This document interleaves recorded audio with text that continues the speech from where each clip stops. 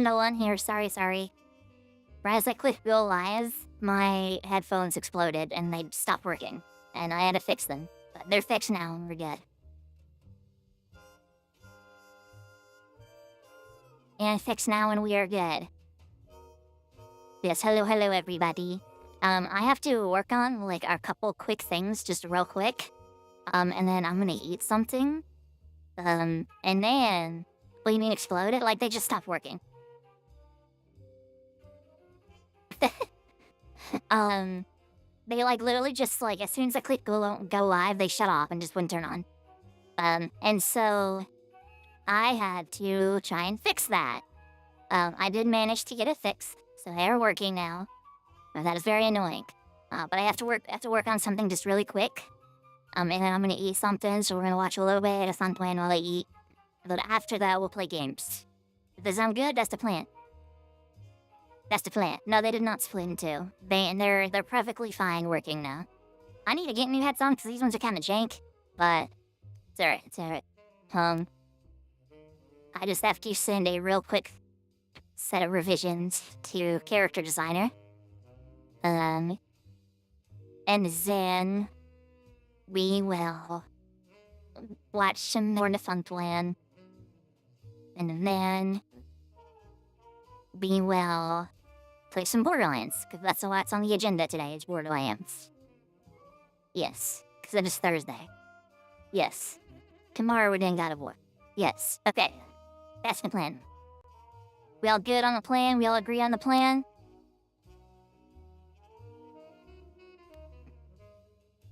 I think we all agree on the plan, right? We all agree? Okay, cool. Cool. Okay, give me just a second here. Let me send this really quick.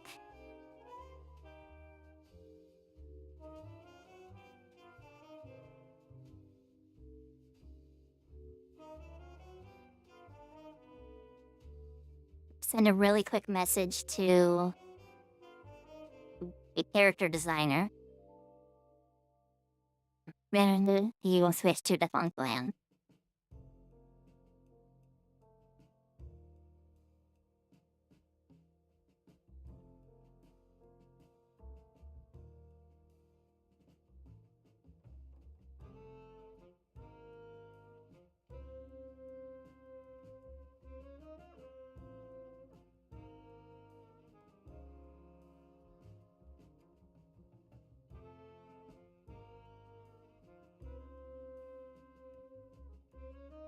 Ooh, just a quick second here.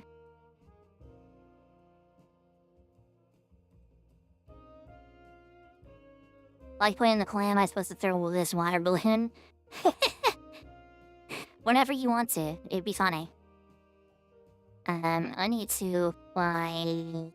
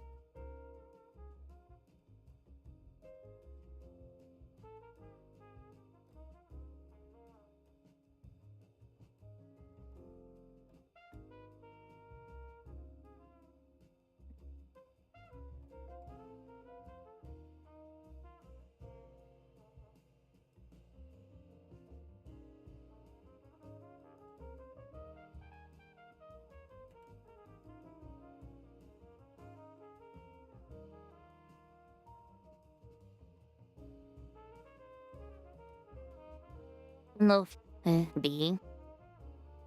I'm sending some revisions to my character designer.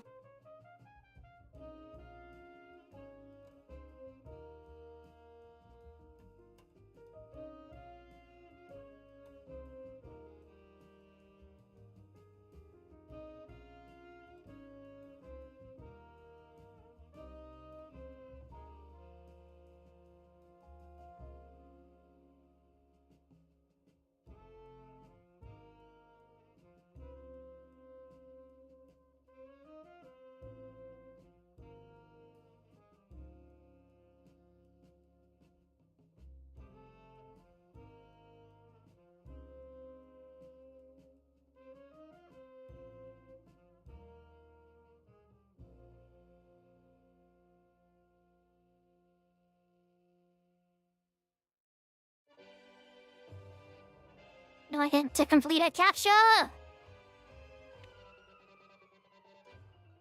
Please try again. What? Not this like crosswalks. There you go.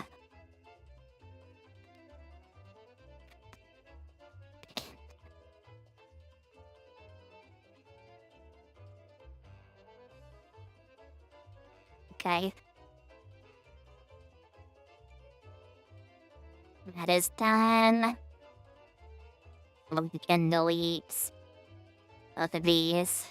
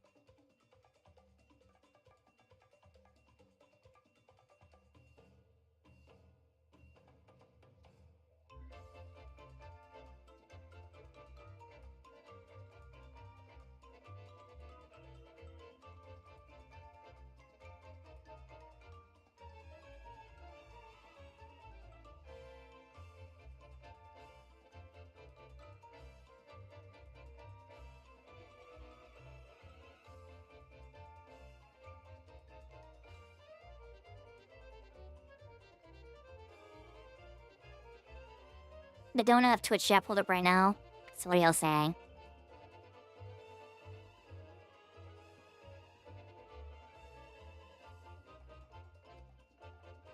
Okay. What is this song we're playing? We want to play Happy Hour Fiesta Time. Let's skip that. Maybe.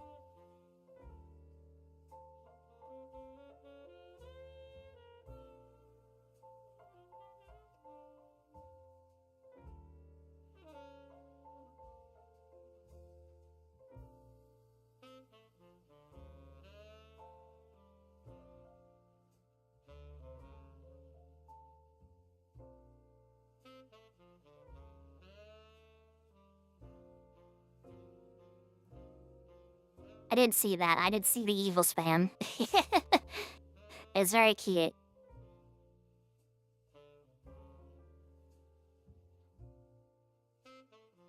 Okay. So now that that is done, I have to do this. Hey, what's going on, everyone? It's me. Don't talk to me. Okay, sorry. Let me move this over here so you guys can't hear it. So it's not as blaring in your ears.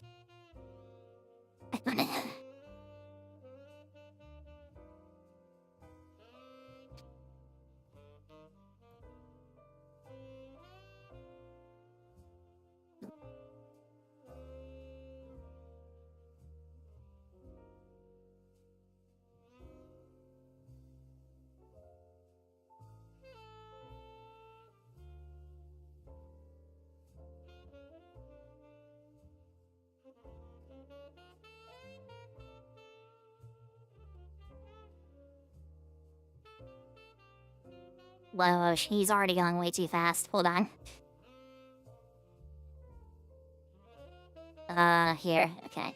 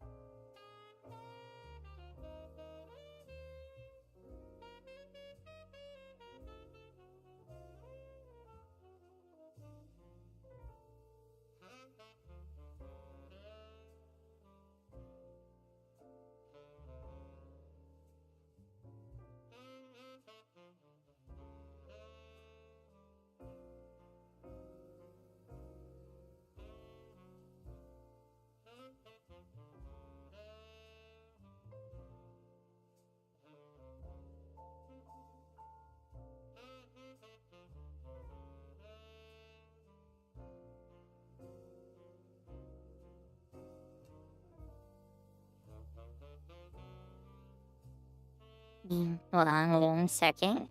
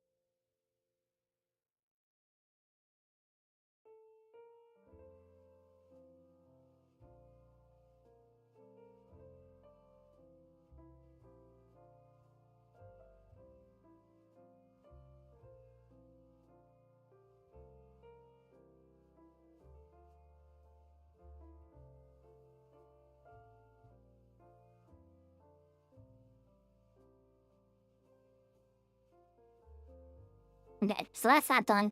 Now we should be able to watch some the Land.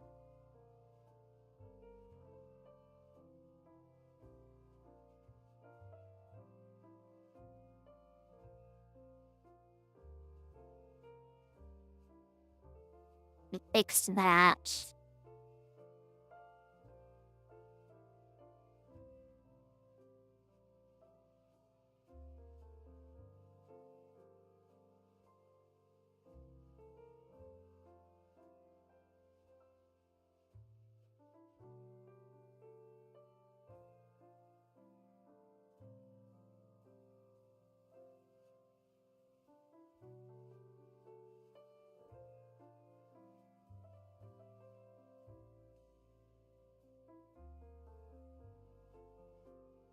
And I was gonna just use some shit.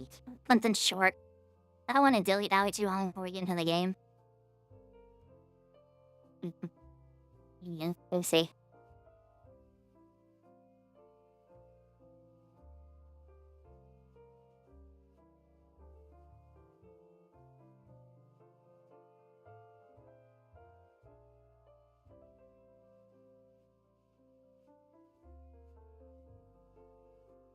Challenge living. He's talking to me. You caused this. Can open up this. God, so you don't know here. I'm here for you.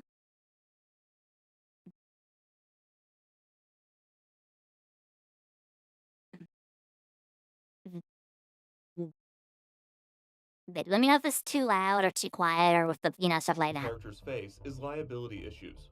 The big dino was deemed far too dangerous for the parks very early on in its development. Lucky mitigated this risk significantly by attaching the animatronic to a vehicle, but there is still a greater risk when interacting with an animatronic than there is in a typical costumed character meet and greet. This is especially true when young guests instinctively want to touch the character. This was the case with Wally. Reportedly, the animatronic Wally was heavy, with some rumors stating that it weighed as much as 700 pounds. While the exact number was never released, Wally does appear to be pretty heavy based on the way this guy has to put everything he's got into dolling him off the showroom floor. Guests were forced to stand on a red circle when taking pictures with Wally, which could have been a way to prevent the animatronic from harming the guests. One of the biggest challenges that living characters face is budgets. This issue is not simply that these experiences cost money. It is specifically about who is paying for them.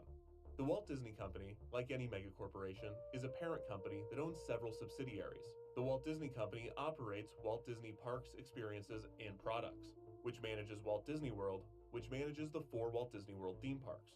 Each park and hotel has its own leadership team and budget, and the goal of this fragmentation is to encourage managers to operate, maintain, and streamline their respective business. Walt Disney Imagineering is a design firm made up primarily of engineers and artists. They almost always want to create the coolest, biggest, and most impressive project that money and the laws of physics will allow. Park operators are much more concerned about logistics, efficiency, and reliability. While Imagineers still want their attractions to work and park operators want their attractions to be cool, both parties have different priorities. When development on a project nears completion, there's a clear handoff period when Imagineering turns the attraction over to park operations, who is then tasked with staffing, operating, and maintaining the ride. So how do living characters fit into this setup? Most of the living character projects started within Imagineering's research and development department and relied on Imagineering budgets for funding. Certain living characters might have received support from elsewhere, such as Wally, who more than likely received funding from Pixar's marketing department. In general, though, the living characters were R&D projects using R&D funding, and even when they ventured into the park for a playtest, these appearances were largely funded by R&D. These limited-run playtests were often as much about gathering information as they were pitching park operations on the concept. Sometimes, the parks felt that R&D had come up with something that was valuable to operations. The virtual puppetry setup helped with capacity, it was cheap to operate, and it did not require frequent or costly maintenance. Lucky the Dinosaur was the opposite. Nah. Step into funk plan. And Rigo summon the funk plan. While the Imagineers attempted to get the operation of Lucky down to 1 puppeteer and 1 handler, several cast members were necessary to create a barrier around the large machine. Factoring in maintenance and operating costs, park operators were not interested in Lucky as a permanent attraction. Operating costs, park operators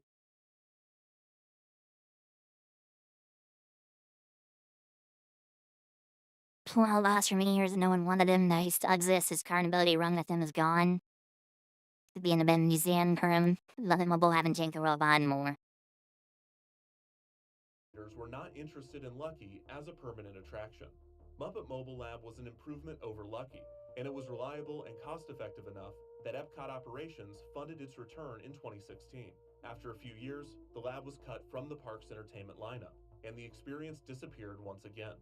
The willingness that Operations has to host a living character is also heavily influenced by staffing requirements. In Disneyland, puppeteers are typically the jurisdiction of the American Guild of Variety Artists, a union that Disney has had multiple disputes with, including a public spat in 2017 that resulted in significant negative publicity for the company. This was one of the rumored reasons that Chapek did not want puppeteered characters or stunt performers in Galaxy's Edge, instead opting to have all of the immersive character work done by regular cast members. These cast members, in addition to doing their actual jobs, were expected to stay in character, using specific vocabulary and maintaining consistency with the land's backstory. And they've all created their own story. They can't have puppets in Galaxy's Edge because of that? That sucks. And stunt performers? Come on, man. Come on, man. Have a little fun, Disney. And goodness. So I think we've got more characters than we ever even dreamed of.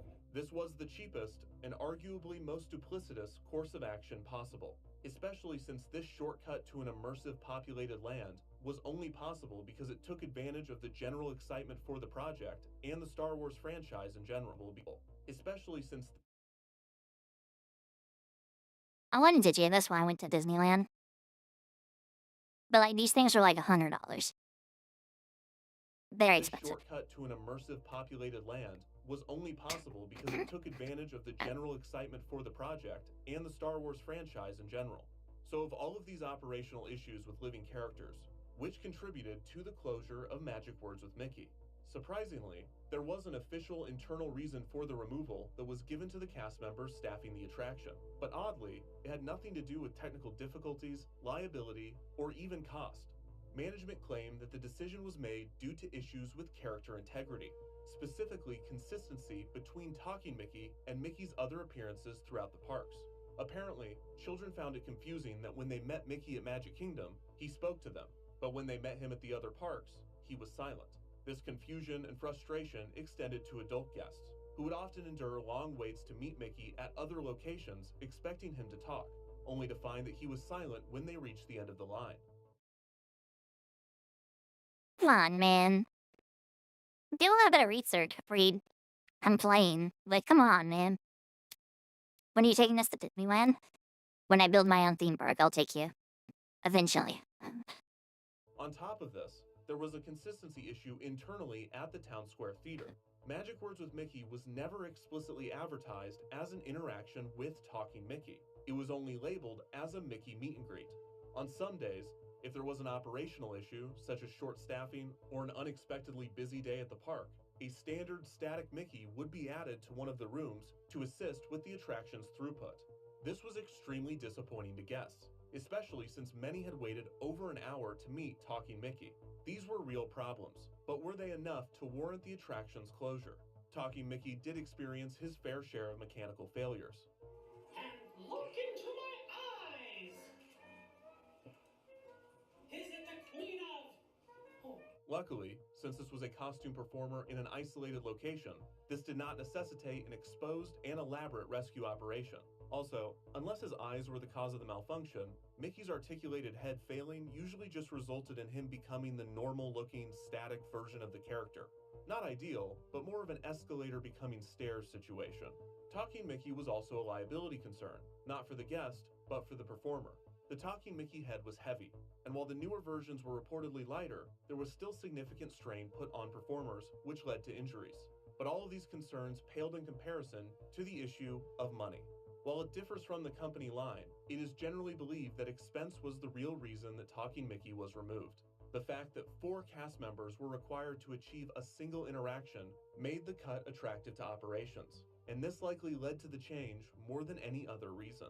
So if the main problems with living characters have been persistent since their inception, how has the Living Character Initiative, or at least the idea of it, survived for so long in such a profit-driven company? Well, this is actually one of the main purposes of R&D, to experiment with new ideas in an environment that is shielded from many of the economic pressures that are placed on other divisions of the company.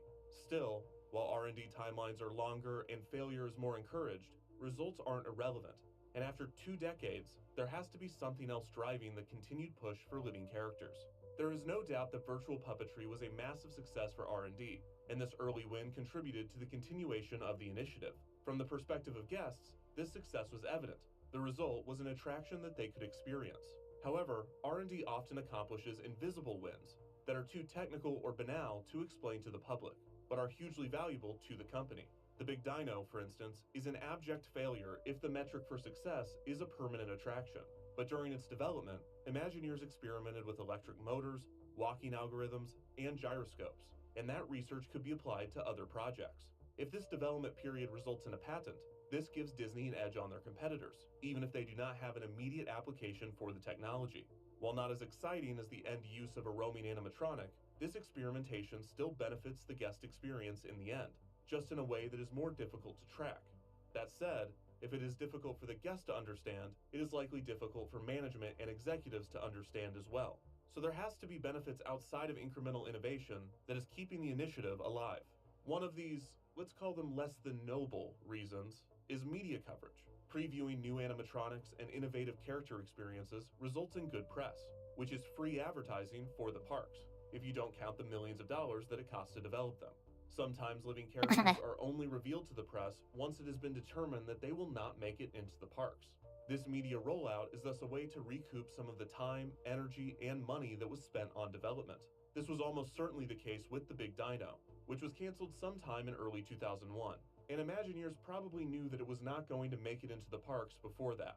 Despite this, it was featured in a Discover magazine article in March of 2001 and a Travel Channel special that aired in 2002.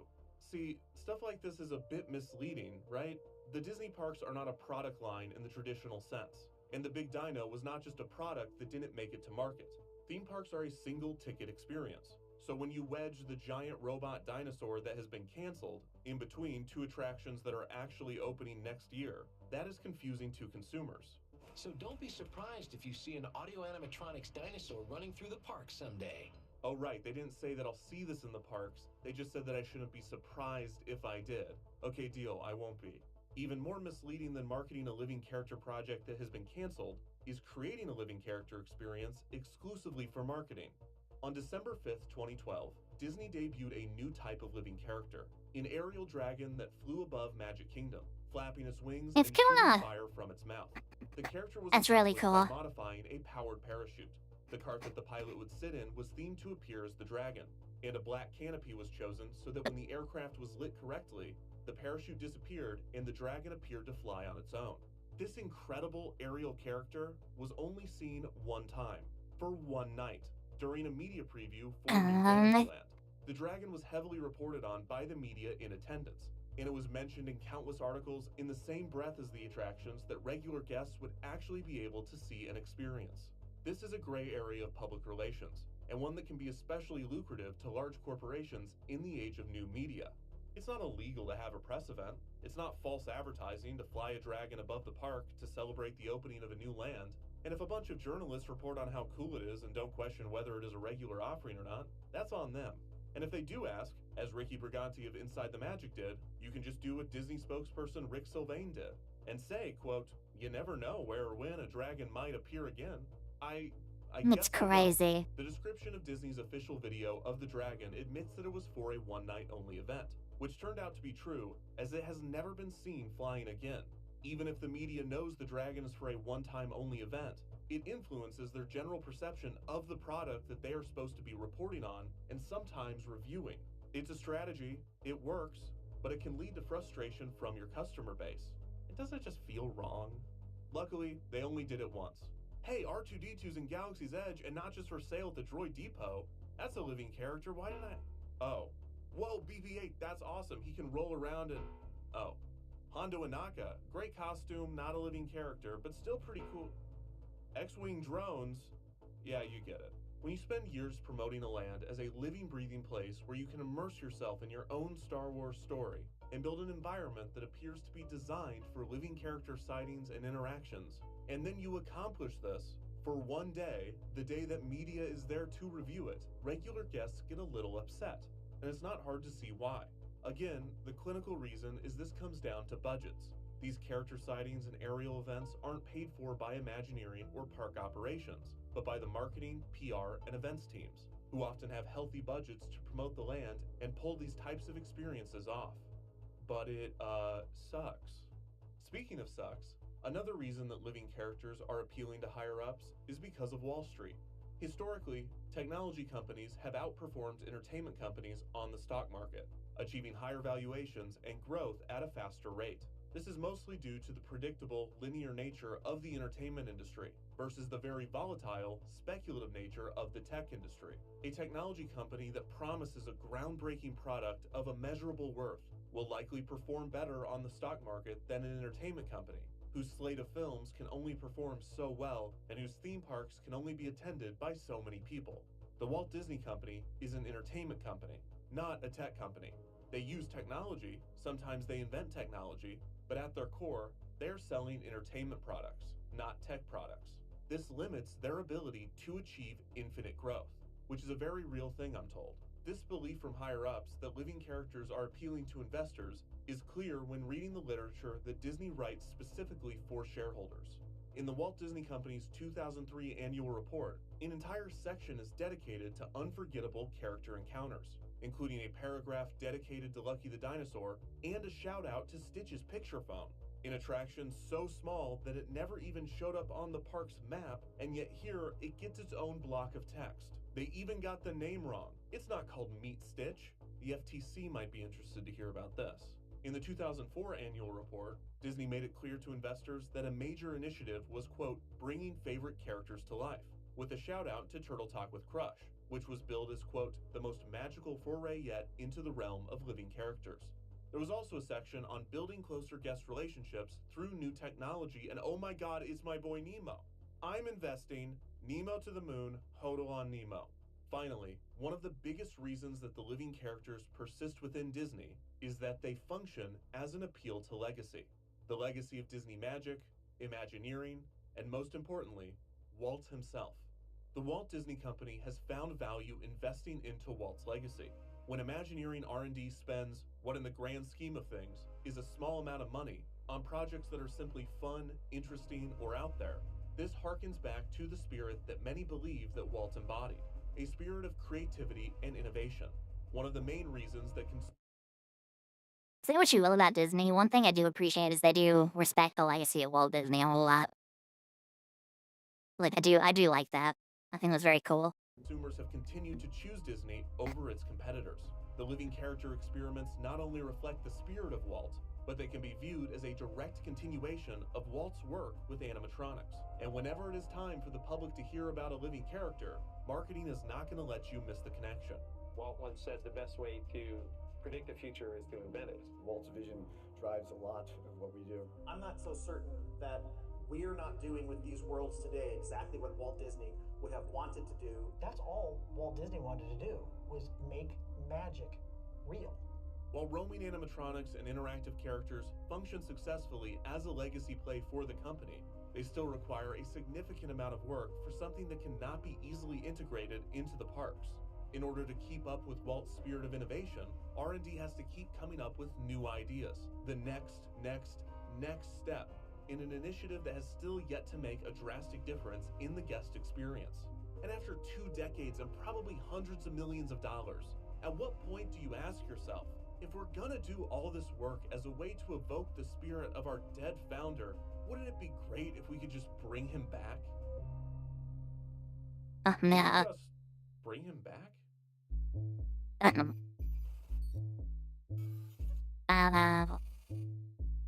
This isn't gonna go well. The final film of Bruce Lee. 4.5 years in production. People always laugh about these shots in the dressing room with the cutout scene in the mirror. Subsequently, they only What used the shots heck? of Bruce taken from his other films, You lose, Carl Miller. or shots of doubles. And so begins the game of death. Here he is, Forrest Gump, right here. Forrest Gump, Howdy. John Lennon. The Dick Cavett show was a little different because it was taken from television. Listen, this is official footage of John Lennon. I was wondering, because I was like, and that hero looks a lot like John Lennon. The set was duplicated to look just like the old Dick Cavett set. His legacy as one of the greatest dancers in the history of film remains untarnished and unmatched. The amazing Dirt Devil Ultra Hand. That sucks. That sucks a whole lot. Oliver had died, how to bring him back by using the shots and writing a scene around it. It was like having several pieces of jigsaw puzzle with several pieces missing. Look at this. Supposed to fill these out. Now look here. Now just stop it. It upsets me. I have a dream. This nation will rise up. Before you can inspire, you must first connect. And the company that connects more of the world is Alcatel. There was something surreal about Maryland. There was a certain lack of reality for me, and it was just unbelievable. Dre brought them one performance that truly blew their minds. An incredibly realistic, computer-generated likeness of Tupac. A new commercial is raising weird. eyebrows online. Hepburn's sons released a statement saying that they're proud of the commercial and that their mother always loved chocolate. We needed to finish this movie to honor Paul's legacy. I remember this. I remember this. This was like a big thing when it happened, where like he died and he still appeared in the movie. I remember that. Some of the objections makes references to the Fred Astaire with the Dirt Devil, Audrey Hepburn selling chocolate. Oh, this one looks awful. References to the Fred Astaire. Tarkin, he looks like a robot in this movie. Audrey Hepburn selling chocolate. I'd like to think that the role that we gave Tarkin in this film is one that Peter Cushing would have been happy to play. We can make it look like anyone is saying anything. This is a dangerous time. This is an example of deep fake, a word that combines the terms deep learning and fake. It's an advanced form of artificial intelligence, making the process of creating fake identities much easier. I watch over you every day, and I'm always with you. Artificial intelligence software that can turn anything you type into text. With just a few... Oh, he said it. He said the A word. I think that we're right on the edge. Technology is a double-edged sword. I'm not saying it's bad. It's just that it's double-edged. Please show the Will Smith eating spaghetti. Please show it. Please. That's the best way I can describe it. It kind of scares me, to be honest. It should scare you. What?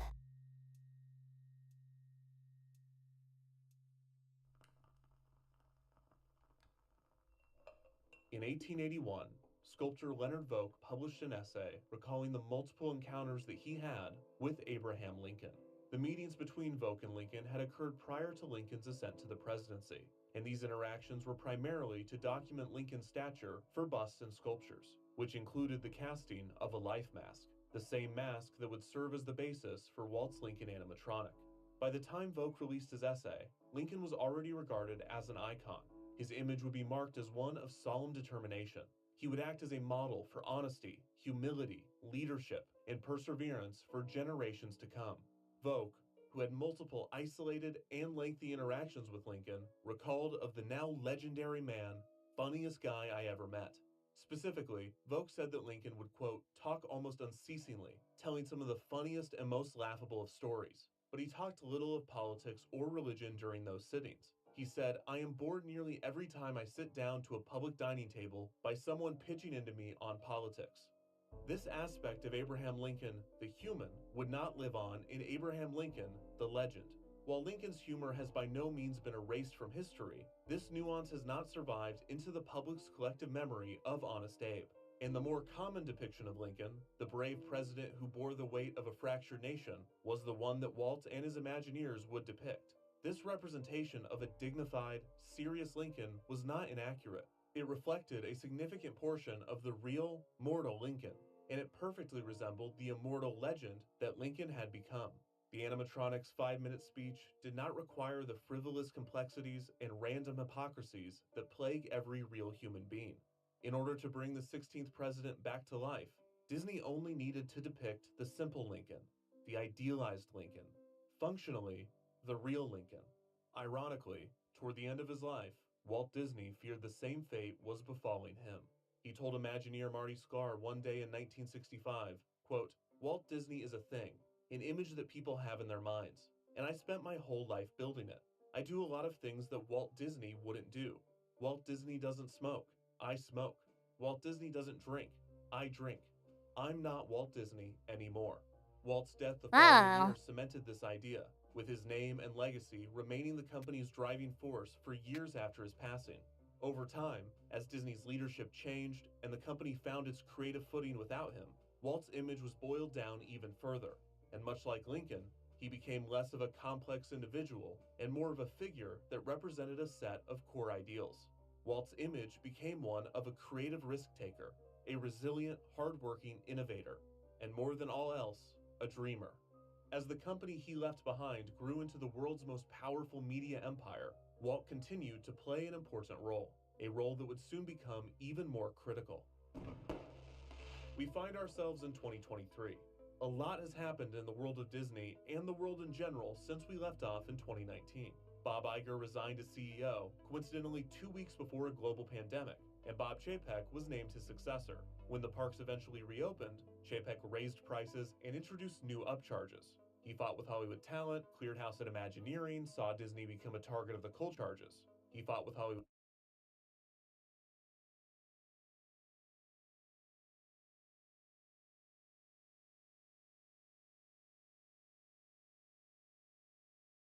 Now, that sucks.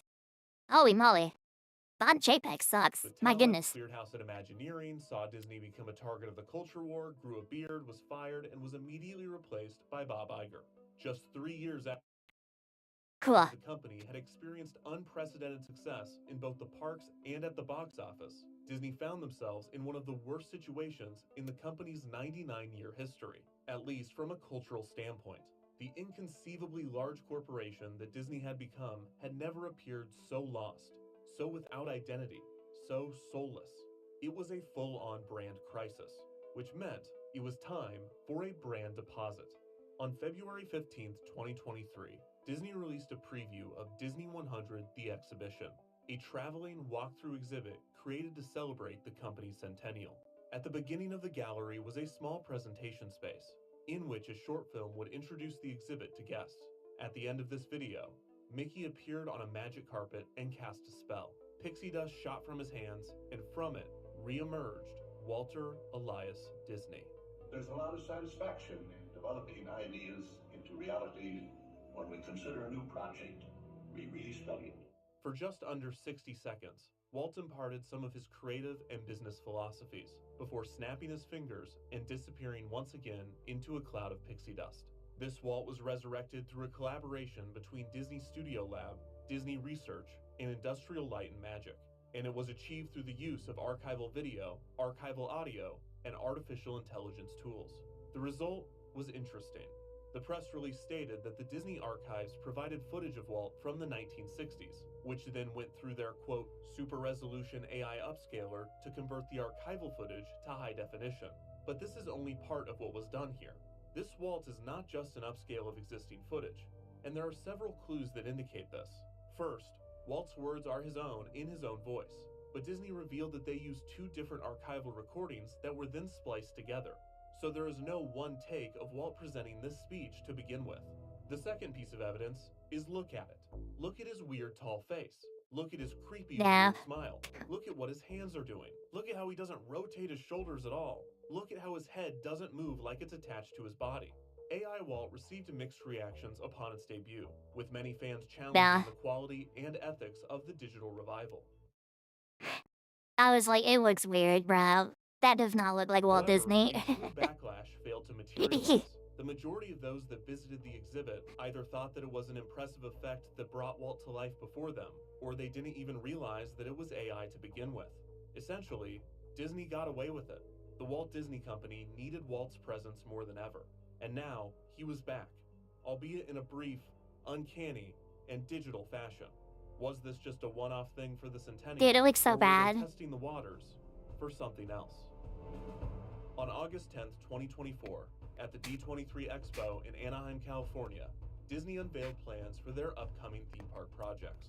While most of the developments that were discussed would take years to complete, one show was announced that would open in the summer of 2025 to coincide with the 70th anniversary of Disneyland. This special attraction was planned for the Main Street Opera House, where Abraham Lincoln had been performing for nearly 60 years. The new show would be in the same vein as Great Moments with Mr. Lincoln, but rather than the 16th president appearing in animatronic form, a new animatronic of Walt Disney would take the stage. Disney Experience's chairman, Josh D'Amaro, who had taken over the role from Chapek when he had been promoted to CEO, explained that a Walt animatronic was an idea that had been, quote, whispered in the hallowed halls of Imagineering for years. Did his wife say no to this? Didn't they say in the video that his wife said no, don't do this? Decades. We just had to wait for innovation to catch up with our dreams. The animatronic and its accompanying set would be built on a rotating stage, and after the first year, Walt and Lincoln would take turns speaking to audiences throughout the day. D'Amaro claimed that he and Imagineering understood how much of a responsibility the figure was, and he explained that members of the Disney family had already been consulted. During the panel, D'Amaro introduced Roy P. Disney, Roy E. Disney's son and Walt's great-nephew, whom D'Amaro claimed was moved during his preview of the animatronic. Imagineer Tom Fitzgerald spelled out the challenges with creating a figure of Walt, including, quote, his expressive face, those eyebrows, and the way he used his hands to punctuate his thoughts and ideas. Fitzgerald said the new figure would, quote, incorporate features and innovations that had never been achieved before. It will be the most lifelike human figure we have ever created. The project was said to include several leaps in animatronic technology, which Imagineering referred to as moonshots. This included new methods for creating realistic human skin and a lean-to-stand motion that would allow Walt to perform one of his iconic desk leans. Imagineers also boasted that they were placing every strand of hair individually onto Walt's scalp, and that they had found a way to achieve the twinkle in Walt's eye. Apparently, those that knew Walt claimed that he had a twinkle in his eye when he spoke, and the Imagineers planned to achieve this glint by creating special eyes with a corneal bulge, which would refract light and result in Walt's eye sparkle. Walt did not ever have a life mask taken of his face, but molds were taken of his hands, which would serve as the basis for the hands of the animatronic.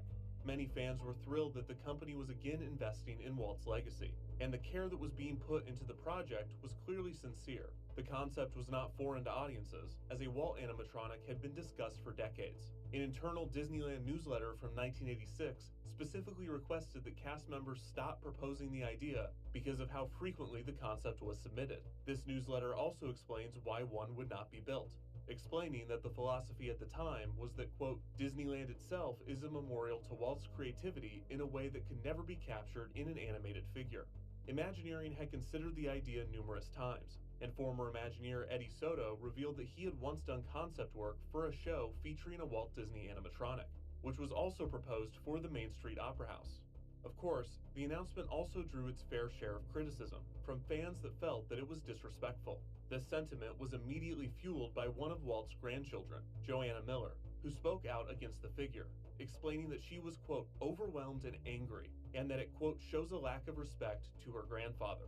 In another post a few months after the announcement, Miller doubled down on her initial position, and additionally claimed that Walt had told those that he worked with that he never wanted to be made into an animatronic.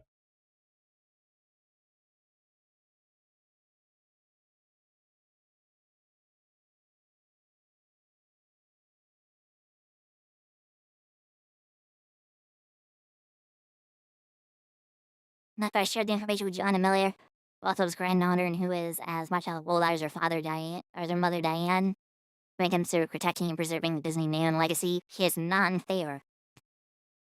I'm overwhelmed and angry. Mom would be ready to fight. I think it shows a lack of respect for Grandpa. What is already branded and used by the company every day, yet that he exists in film that was for its company.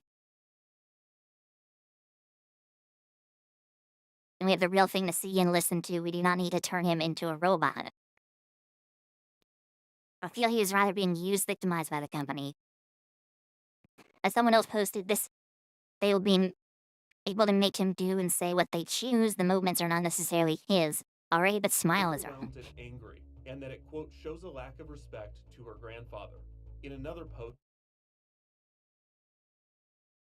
I would appreciate the support to convince the company to abandon the world of Grandpa for these review.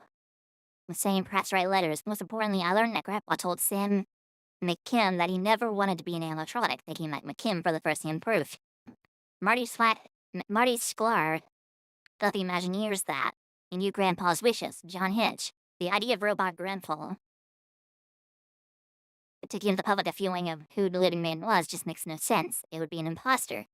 They are dehumanizing him. People are not replaceable. You can never get the casualness of his talking, interacting, the camera, his excitement to show and tell people what is new at the part. You cannot add life to one, empty the soul or essence of the man, knowing that he did not want this heavy apprentice to tell you this was out of bounds. So sad and disappointed. And in my opinion, Disney has more things to complain about than this. If he didn't want to, if there's written proof that he didn't want this to happen, then obviously don't do it, right? But at this point in time, there's so many bigger things to complain about with Disney and how it's run and how big of a company it is and how oppressive it is as a company, that I don't feel like this much of a reaction is warranted. Maybe that's me saying it because it's not my family. Walt Disney wasn't my grandfather, but still. A few months after the announcement, Miller doubled down on her initial position, and additionally claimed that Walt had told those that he worked with that he never wanted to be made into an animatronic. Miller also recalled that her mother, Walt's daughter, Diane Disney Miller, rejected a proposal for a Walt animatronic to be placed in the Walt Disney Family Museum in San Francisco. After speaking out, Miller was invited to Imagineering to see the progress on the animatronic, but she was not swayed. In an interview with the LA Times, she reported, quote, "I think I started crying. It didn't look like him to me." Thus, Miller stuck to her claim that the animatronic was disrespectful and directly against Walt's wishes. All of the accounts that Walt expressly stated that he did not want an animatronic made of him are all second or third hand, and there is no known record of Walt or his colleagues establishing this alleged belief. Walt Disney Imagineering confirmed this, although they clearly have a vested interest in the matter. Imagineer Jeff Shaver-Moskowitz stated, quote, "In all our research, we never found any documentation of Walt saying that. We know that it's anecdotal and we can't speak to what was told to people in private." A little over a week after Joanna's explosive post circulated, other Disney family members voiced their support for the project. The board of the Walt Disney Family Museum, which includes 5 of Walt's grandchildren and 3 of his great-grandchildren, shared a statement expressing enthusiasm for the animatronic, and 2 of Walt's grandchildren, Chris and Tamara Miller, went on the record expressing their support. At the end of the day, though, it doesn't really make a difference what Walt's family thinks. In most cases of simulated resurrection, especially of the digital variety, companies are required to seek approval from the estate of the deceased, as they hold the name and likeness rights to the individual. This was not the case with Walt Disney. This is because, in the early 1950s, Walt assigned his name and likeness rights to a company that he owned, named Walt Disney Inc. He then charged Walt Disney Productions a fee to use his name and likeness in marketing and merchandise. Between 1953 and 1981, Disney paid Walt's company, which he left to his wife and daughters, over $45 million for the use of Walt's name and likeness. In 1982, the Disney family sold Walt's name and likeness, as well as a few other assets, to Walt Disney Productions for $46.2 million. Whenever the Walt Disney Company has wanted to use Walt's likeness for something, such as the partner statue, they only sought permission from Walt's family out of respect and in the hopes of gaining their support. Legally, the company can do whatever it wants, a circumstance that was the direct result of decisions made by Walt, his wife, and his daughters. Discourse continued to surround the animatronic as its debut drew closer. For such a small attraction, the anticipation was immense, and Imagineering kept the figure closely guarded, not allowing any imagery of the animatronic to leak ahead of its reveal.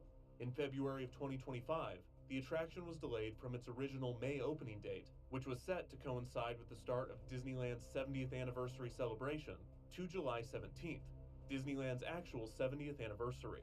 It would not be until July 13th, 2025, that previews were held and the first glimpses at the Walt animatronic were finally released.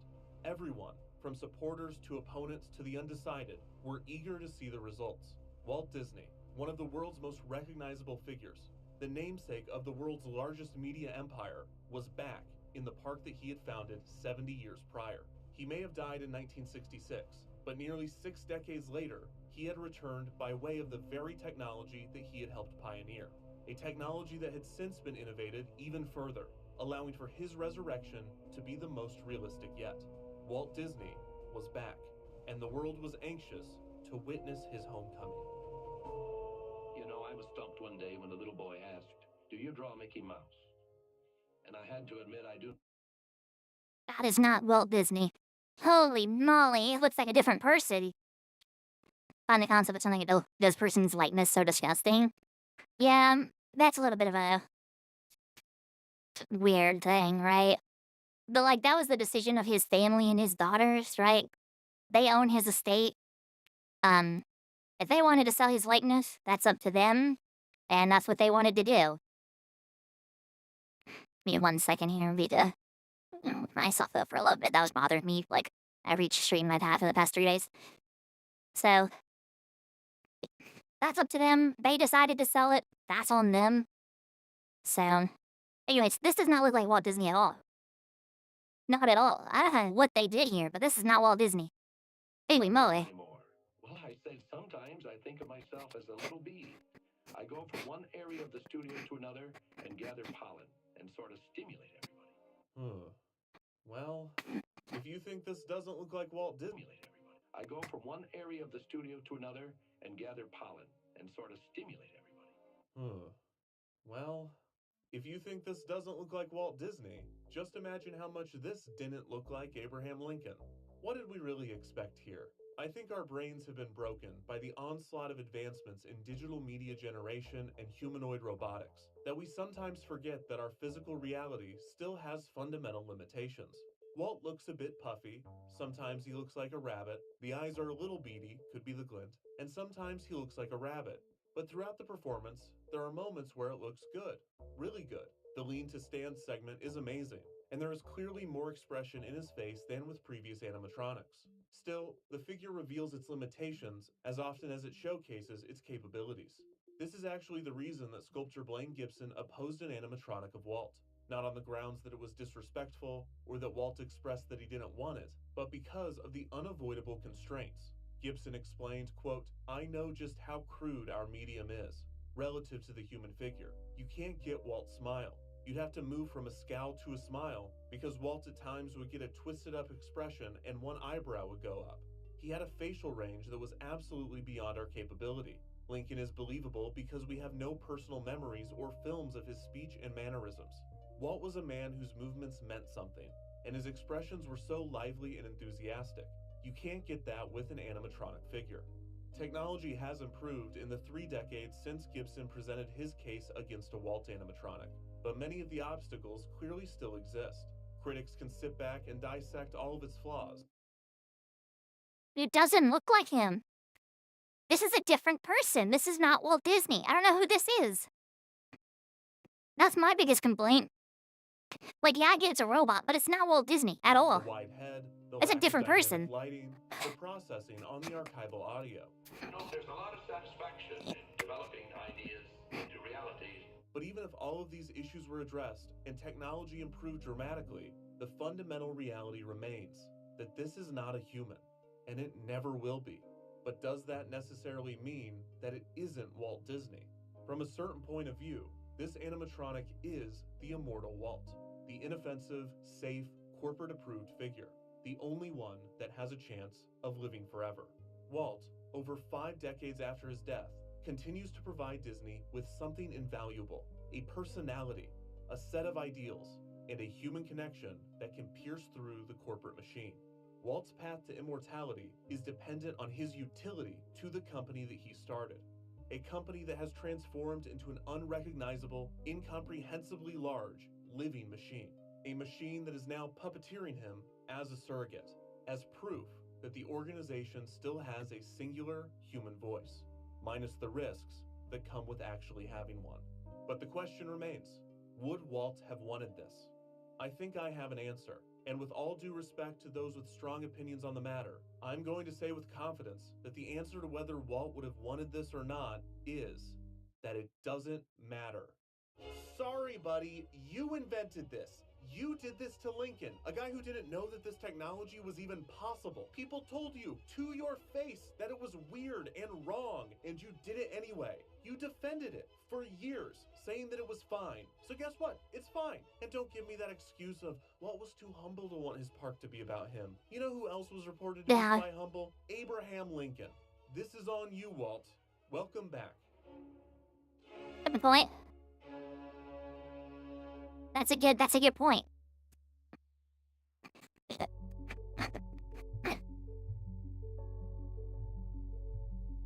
As satisfying as it is from a narrative perspective that Walt's image has been revived and trapped in a prison of his own design, sharing a stage with his first victim, there is still the lingering question. Can the Walt Disney Company pull off a theme park fully populated by living characters? Throughout Disney's struggles during the pandemic, the research group continued to publish work. In October of 2020, Disney Research published their progress on simulating gaze with a robot. And to clarify, that is gaze with a Z. These experiments were part of an effort to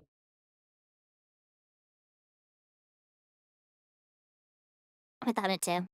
To be so for real, I thought it too. I was like, did he just say that? Anyways, this is terrifying, by the way. social connection between humans and robots, which was not helped by the fact that researchers used the scariest, most murder-eyed robot I've ever seen in my life. In April 2021, Disney Research unveiled a project that had been at least 3 years in the making. And oh my god, is that the Fantasyland dragon? They've just got it hanging up there? Are they... And it's really funny. Codenamed Project Kiwi, researchers had developed an incredible bipedal walking animatronic of the Guardians of the Galaxy character, Groot. This Groot was maybe the most impressive animatronic that Disney had ever created. He was capable of smiling, blinking, walking without assistance, standing on one leg, throwing punches, and even dancing. The reactions to Groot were overwhelmingly positive, and guests could not wait to see him in action in the park. However, the description to the video clarified that there were, quote, no immediate plans for use in Disney theme parks. In June of 2023, Disney released another video of the animatronic, this time integrated into a stage show. While not as cool as the prospect of getting to interact with him up close, fans were excited to see the roaming Groot again, and the show setting indicated that Disney had no immediate plans for use in Disney theme parks. On March 10, 2023, Disney Parks held a panel at South by Southwest in Austin, Texas. During the panel, Tomorrow introduced several new prototype characters, including a Tinkerbell meet and greet in which a face actor in a remote location could be projected to appear as though they were the canonical size of the fairy. More impressively, Imagineers unveiled a roller skating Judy Hopps animatronic that had the ability to recover after a fall, all on its own. This was a new category of animatronic named Indestructibles, and fans speculated that the roller skating Judy Hopps would first be seen in Shanghai Disneyland's new Zootopia expansion, which was set to open later that year. 9 months later, during the grand opening presentation for the land, Tomorrow debuted another roaming animatronic, this time of the character Duke Weaselton. This animatronic was made to appear to push a cart, and after moving to the center of the stage, he was lifted vertically by a cord. The animatronic was then able to plant his feet on the surface of the kiosk and continue his That's a puppet. performance. Both the Judy Hopps and Duke Weaselton animatronics fascinated audiences, and both were reported on extensively. However, when the Zootopia expansion opened, neither were seen in the land. By this point, even casual fans of the Disney parks had begun to notice the pattern. An impressive demonstration, a huge media push boasting the new technology, and then nothing. So many of the new touted projects disappeared, likely due to many of the same operational realities the previous living characters faced. But as Disney's projects kept getting more intriguing, and the broader robotics field presented equally interesting demonstrations, the lack of any meaningful implementation was becoming more and more apparent. There has to be a way for these characters to find a sense of permanency in the parks. So how do you do it? If the goal is to improve the value proposition to operations so that they will actually support these experiences, one way to do that is to tie the living character to a revenue generator. Universal has been doing this for years. Both Hogsmeade and Diagon Alley are packed with moving elements and short character encounters, and the upkeep on these effects has been stellar. This is likely due, in part, to the integration of the interactive wand Yeah. experience, I'm gonna say the wands. You can buy the wands. in which guests can purchase a wand, which allows them to trigger effects throughout the land. These moving I tried this when I went to Universal, didn't work. Like I tried to do the wand movements thing, like got all at one of the experiences, it didn't work. I was like, what? Why isn't it working? And my cousin was like, I don't know why it's not working. Try again. Try again, it didn't work. So we moved on to something else. It's interesting. elements make the land feel alive for all guests, but they are subsidized by the guests that chose to participate in the upcharge activity. Universal has used a similar strategy with their Super Nintendo worlds, in which guests can purchase a power-up band, which activates effects throughout the land. This might be why the Remy animatronic lasted for so long. On top of him being smaller and more manageable to maintain, Remy was integrated into a restaurant, forcing guests to spend money in order to encounter him. If the revenue generation model isn't cynical enough, another method to make the value proposition better for operations is decreasing the operating cost via automation. A fear of automation has been tied to mechanical beings for centuries, and even Walt admitted that the original animatronics had the benefit of not needing to pay actors. When the Imagineers were experimenting with autonomatronics, they were questioned on whether the technology was intended to replace human performers.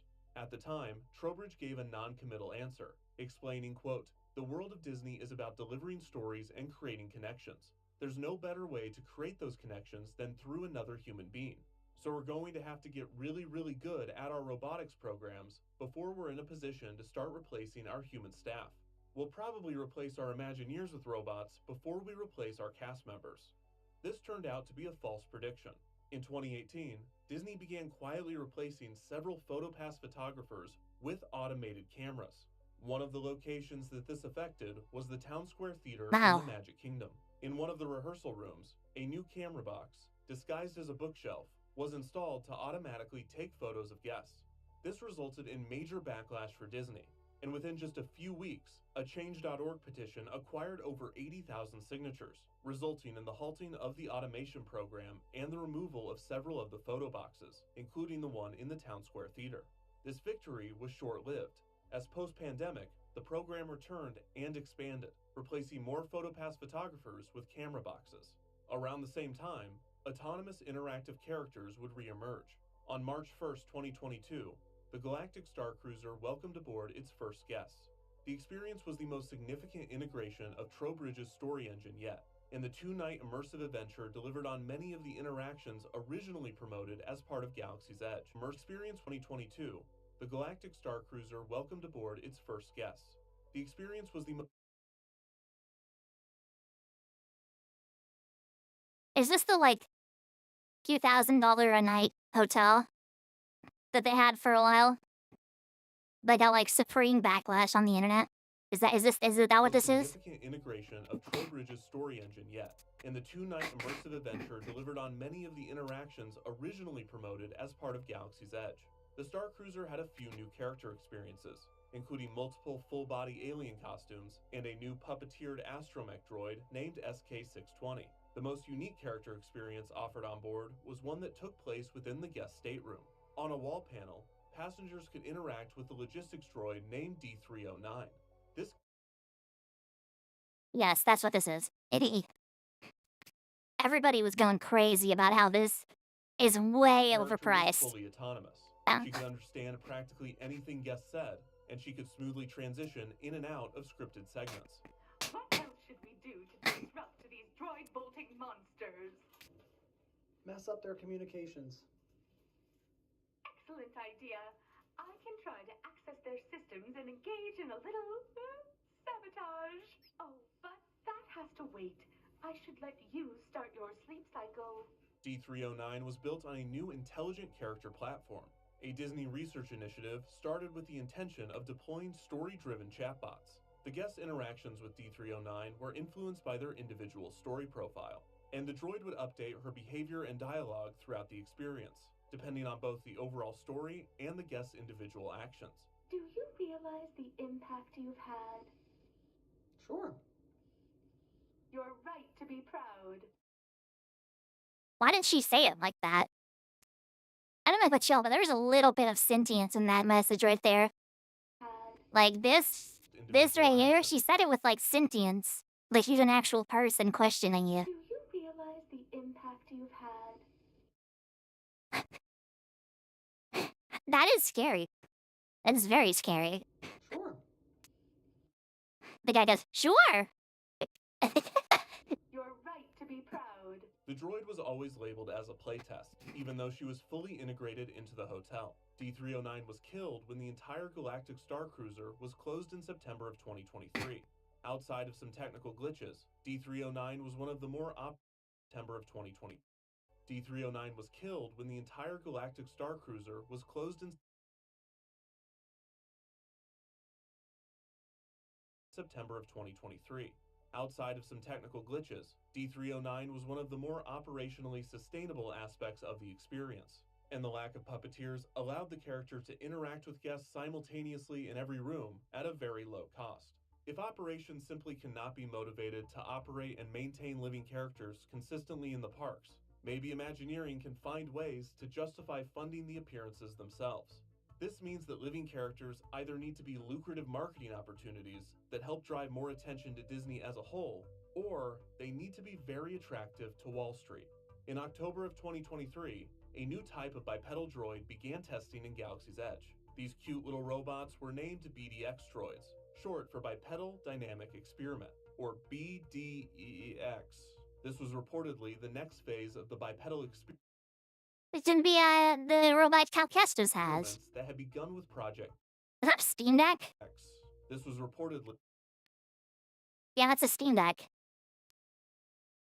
Yeah. The next phase of the bipedal experiments that had begun with Project Kiwi. The BDX droids were a combination of puppetry and autonomous behaviors. Each was given its own personality, and the units were decked out with plenty of tricks and sound effects that convincingly brought the robots to life. The BDX droids were the first significant non-humanoid character encounter in Galaxy's Edge since its opening, and they built upon the knowledge that the Imagineers had gained during the height of the Living Character Initiative. The BDX droids were canonically robots, so they required fewer mechanisms and did not need artificial skin. They were small, so if they did break down, they could be carried away by a person. They were easily He's going to replicable, jail. and multiple could be operated simultaneously, Cola. allowing for more interactions and bringing more life to the area that they inhabited. While their appearances were limited to Imagineering playtests, their practicality allowed them to travel easily. The droids have been spotted at Disneyland, on Disney Cruise Line, in Disneyland Paris, and finally, in July of 2025, they appeared at Disney's Hollywood Studios. It would be amazing if the BDX droids, through the incremental improvements that they showcase, had crossed some sort of threshold that made them attractive to operations. But the reason for their proliferation seems to have less to do with their appeal to Which video come out? Months ago, in November. I went to Disneyland in May of 2025. So this is right before I went funky. operations and their appeal to park guests, and more to do with their appeal to Wall Street. On March 18, 2024, NVIDIA held GTC, a technology conference that has a heavy focus on artificial intelligence development. NVIDIA has been the biggest winner of the early 2020s AI boom, becoming the first company in history to surpass a market capitalization of $4 trillion. No, so that wasn't because that wasn't because of the AI and advancements. That's because they restructured their company and how their assets are held. They redid how their company is structured and how the assets are broken up and stuff like that. And so everybody's share is increased because of that. It wasn't exactly because of the AI stuff.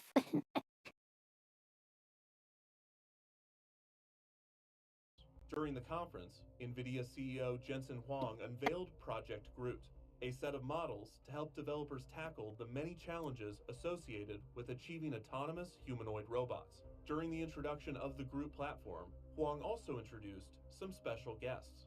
Turns out, the BDX droids were powered by NVIDIA Jetson computers and trained in NVIDIA Isaac Sim, a simulation platform that allows robots to train in a virtual environment.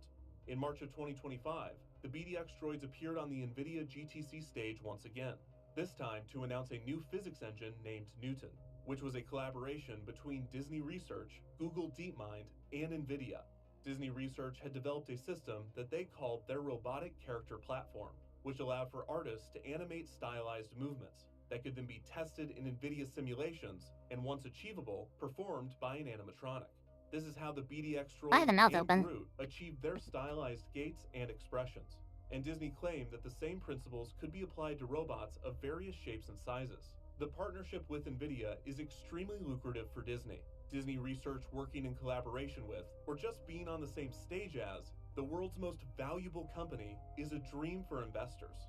This was further proved during the Walt Disney Company's 2025 annual meeting of shareholders, where Bob Iger gave the BDX droids a dedicated 2-minute segment at the top of the broadcast.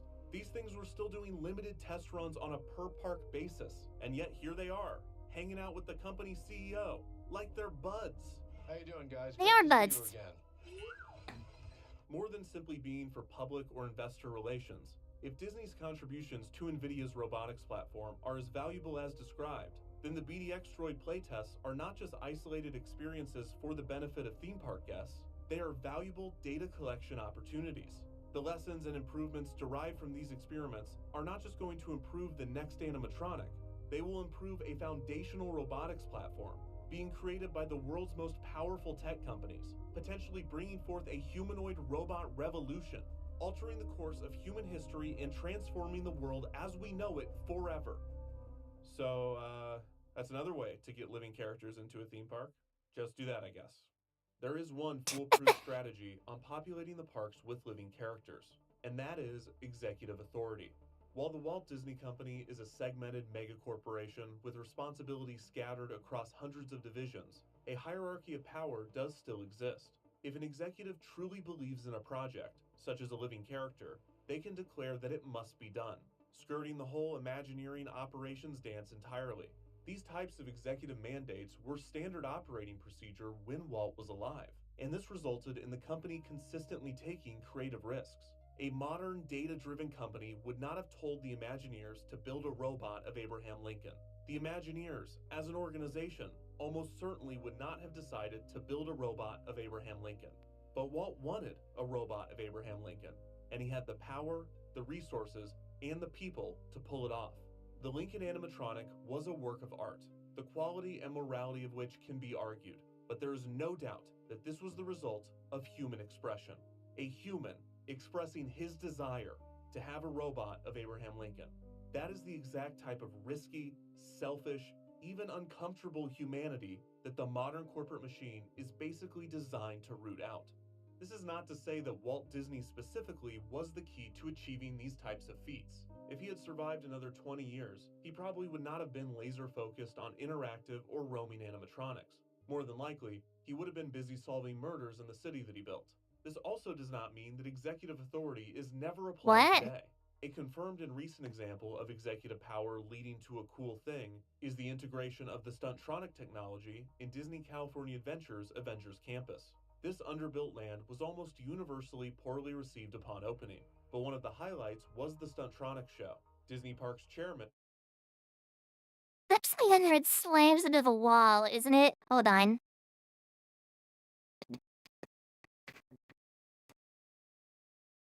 I'm just gonna look this up right here. Hold on.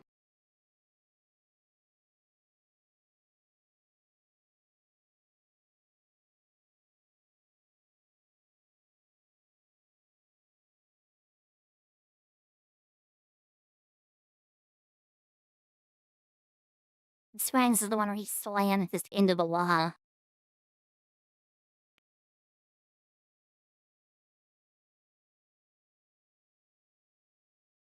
Let's see. Here goes This play.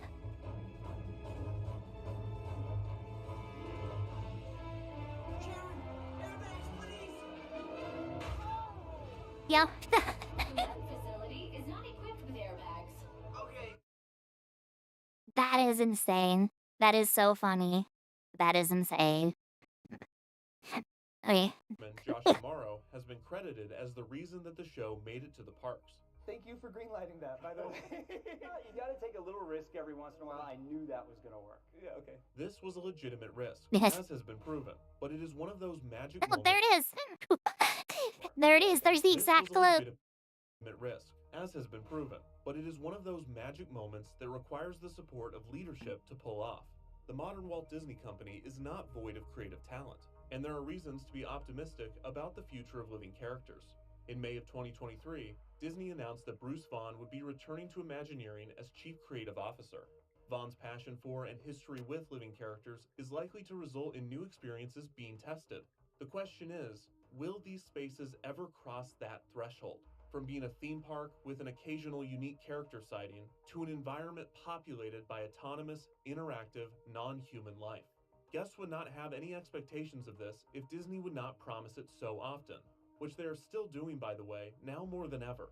Maybe this is the same speculative, future hyping that has been going on for the past 30 years. Or maybe they feel that they have broken a key technological barrier with their recent projects. But even if Imagineers had all of the executive and operational support possible, even if the technology was perfected and cost was made irrelevant, there is still a key obstacle standing between the parks as we know them and a fully immersive.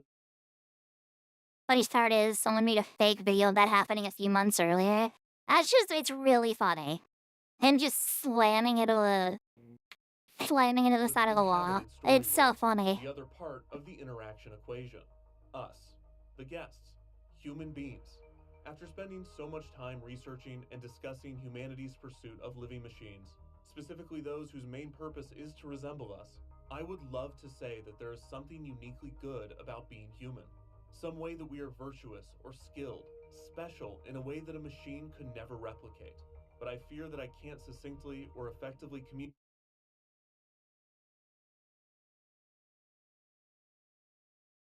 Hey, Rez, thank you for the sub. Welcome to the battalion. Communicate that in a way that doesn't sound desperately hopeful. But what I am confident in is that if humans cannot distinguish ourselves by the ways in which we are great, we will always stand apart in all of the ways that we suck.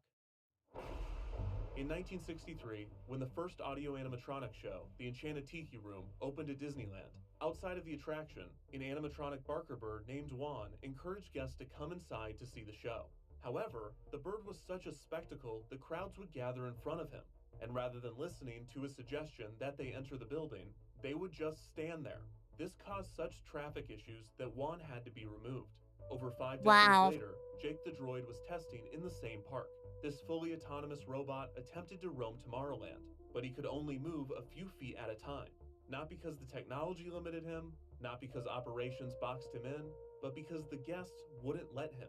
People walked in front of him, kids hit him, and kicked him, and climbed on him, and once adults realized that he would stop if they stood in front of him, they would purposefully block his path to allow their family time to gather in order to take a photo. For Come on, man. Come on, man.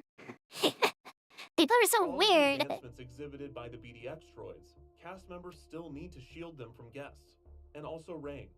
Even if Mickey Mouse could be a fully autonomous bipedal animatronic with voice recognition, a character-specific language learning model, and perfect speech synthesis, that Mickey could not shake your hand when you enter the park and walk with you to get an ice cream, because the costumed Mickey can't do that. He would be mobbed. Walt Disney World had to severely limit their roaming costumed characters years ago, mostly because of crowds and guest behavior. This was a core component of the parks for decades, an aspect that actually made them feel inhabited and alive. And now, it's a rarity. Companies other than Disney have found success populating their parks while recognizing these limitations. On May 22nd, 2025, Universal Epic Universe became the third theme park to open at Universal Orlando Resort. The new park featured several unique character interactions. This is the one I went to, I think. Maybe not. I went to the one that had like the Avengers and then Dr. Seuss land. At Universal Orlando Resort. The new park featured several unique character interactions, but no land felt as alive as How to Train Your Dragon, Isle of Berk. This land is filled with dragons. There are multiple animatronics throughout the land's exterior, and there is a dedicated toothless meet and greet space. There are also costume dragons, as well as simple mechanical ones brought to life through limited rudimentary movement. The most advanced character encounters in the land are a set of free-roaming baby dragons, which many believe are themed Boston Dynamics robots. All of the mechanical dragons use canned animations and/or puppeteered movements, and most are out of the reach of guests. Any limitations that the Isle of Berk dragons may have individually is offset by the sheer volume of characters present in the land. The combination of moving elements make Isle of Berk feel truly populated by non-human life, even though none of the techniques used are particularly groundbreaking. This is not to say that Universal has figured it out. They've experienced difficulties trying to get the promised dragon drones to work. All of the animatronics, particularly the baby dragons, are prone to breakdowns, and it is still too early to tell how well these elements will be maintained. But if there is something to take away from the land, it is that achieving the illusion of life does not necessarily require fully autonomous, free-roaming, self-directed character agents, and you can create something that feels free-roaming, self-directed character agent. I know they can't cut off like an actor's leg for the costume, but come on, man. Come on, man. And you can create something that feels immersive and alive without expecting guests to shift their behavior in a major way.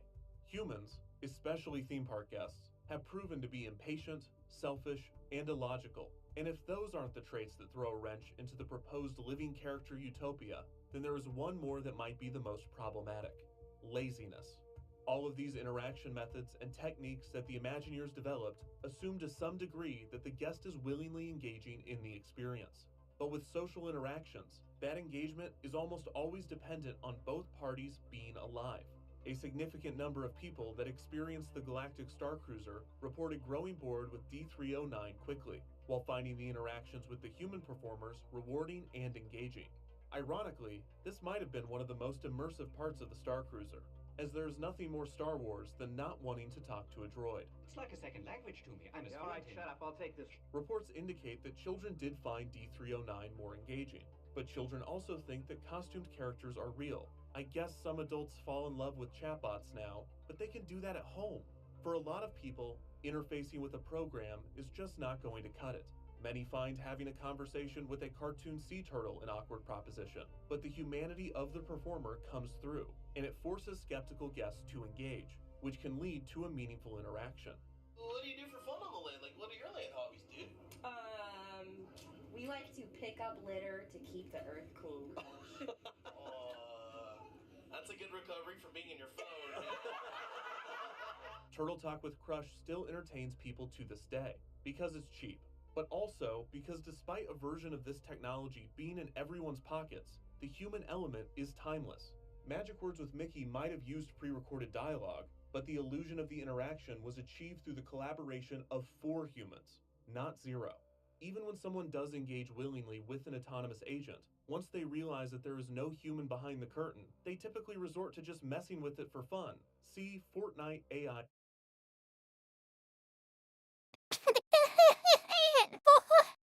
I was just about to bring this up. Holy moly. So, Skibbity Riz is now the key to unlocking the galaxy, defunct land, you say? Your fascination with obsolete theme parks perplexes me. Maybe the real world will soon be populated by so many That's so autonomous funny. agents and free-roaming robots that the public's behavior toward them will completely change. But is it not just as likely that if they were to become ubiquitous, we would cease to view them as attractions, therefore defeating the point? I don't know. In reality, even without the promise of living characters being fulfilled, theme parks are as popular as ever. For decades, there was a consistent fear that theme parks were on the brink of irrelevancy, soon to be made obsolete by the internet or video games or virtual reality or whatever. And this did not come to pass. This could be because of the efforts the industry made to implement new technology, but it is just as likely that the emergence of these new mediums made theme parks all the more attractive. Bran Farron predicted this all the way back in 1998. Even while working on the forward-thinking and ambitious Big Dino, Farron believed that the parks would retain their specialness, as they were already a type of virtual world built, quote, at a higher resolution with bricks and mortar than we can do using bits today. People are now bombarded with an unending stream of digital media slop, AI-generated content, scams, 4 Come on, man. Come on, man. Not a shot. We got SpongeBob doing a hit and run in the video. Come on, dude. Scams, 4-hour video essays about theme parks, the limitless nature of which leads many to crave something physical, something with constraints. That detail, that texture that theme parks have is as much the result of the materials as it is the people. Because the truth is that these places are already inhabited by life. The people that design them, the people that operate them, and the people that visit them. So, what's at the end of the line? I hope it's us. Because in the realm of art, and especially theme parks, the spectacle is often the attempt. The attempt to build an environment, to pull off an illusion, and most of all, to create a connection. And as long as we are at the helm, the result will be a display of personality, of passion, of imperfection, of ego, of that thing inside of us, our humanity. Like, come on, man. It doesn't look like him at all. Of that thing. Like, look at this face right here. Look at this face. That is not the same person. That is not even close. They're 2 completely different people, bro. Our humanity. That is the attraction. It's the whole point.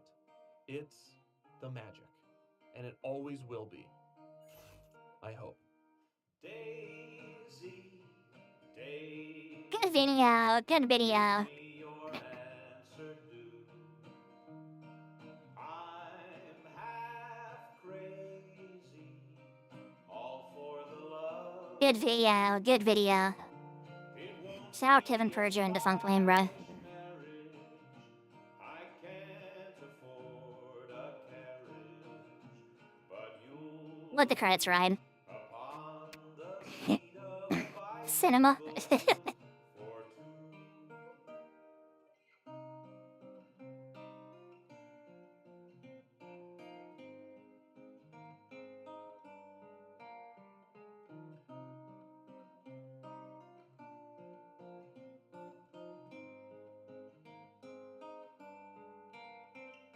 Yes, good video. Good video.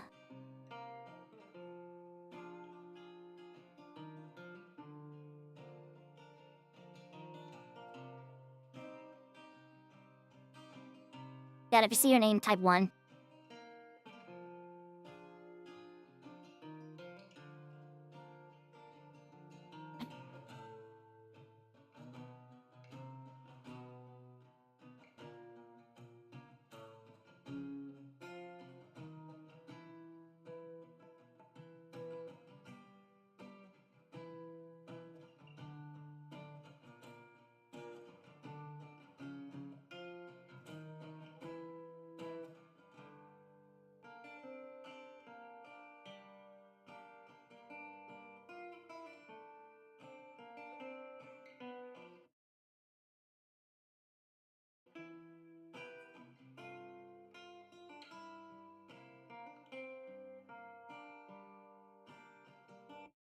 Hey, that's what I use right there.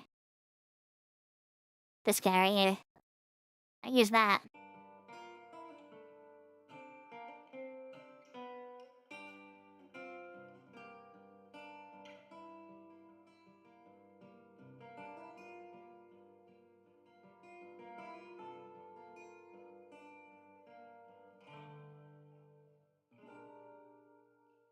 And here? Just put and here. Oh. Regardless of what anyone says, that's not law. I'm law.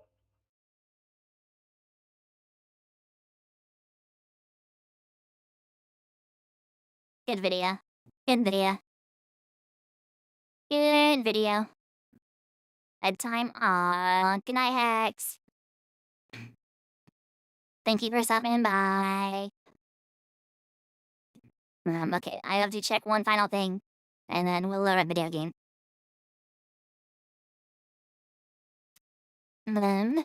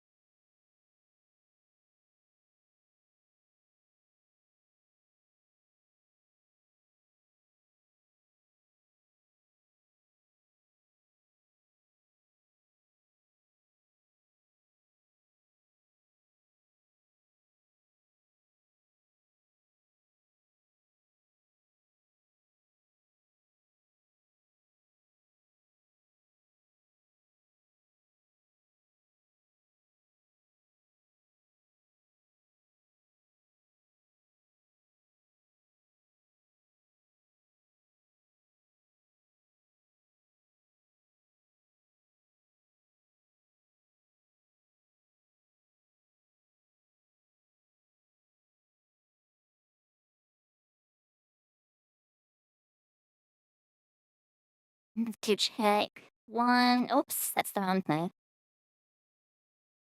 Okay.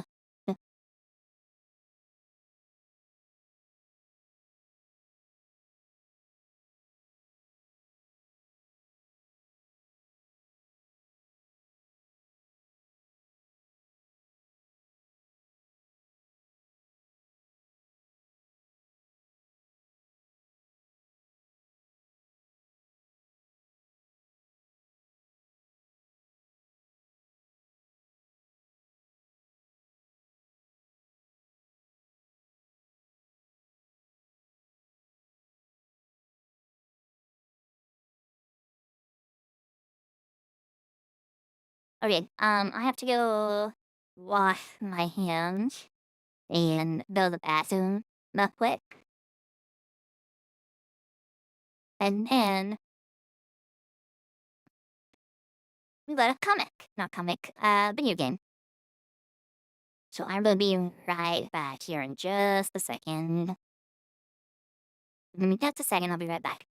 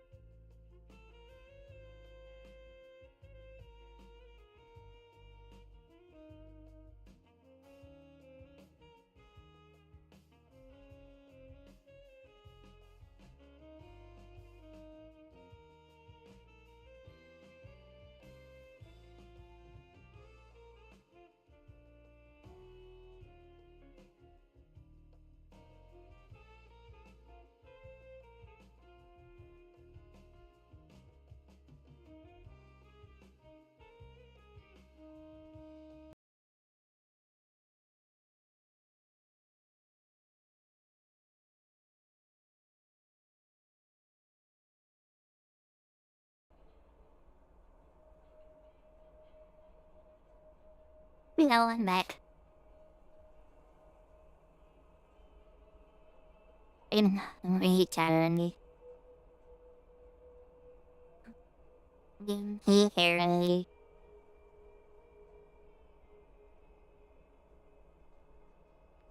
Returns. Where I play video games. One quick update.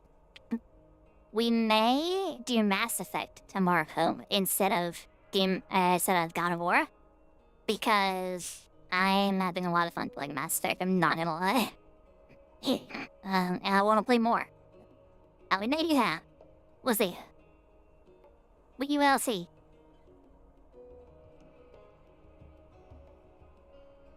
But for now, it's Borderlands time. Now, where do we leave off? I need to go do something real quick. Let me know if the game's too loud, too quiet, stuff like that.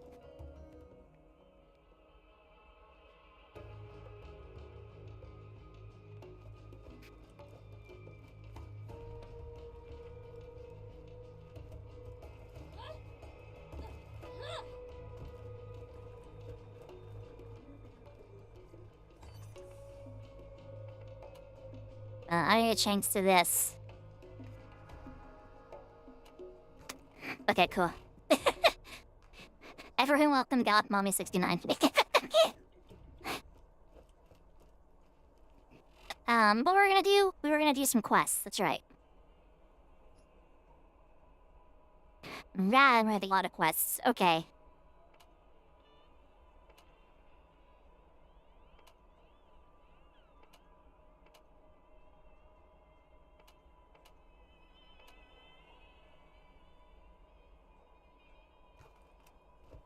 Alright, we can go do that now. We can finalize journal. Let's go do that.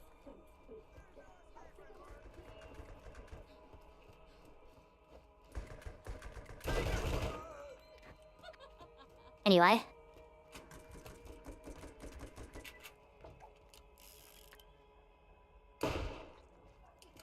Anyway. Let's get some meals.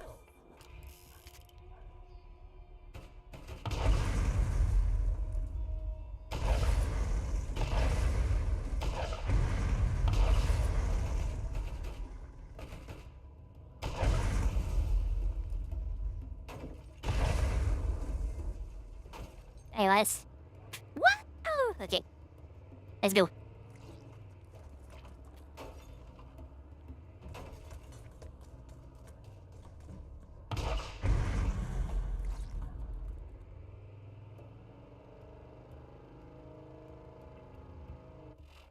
I need to change the category. I didn't realize I forgot about that.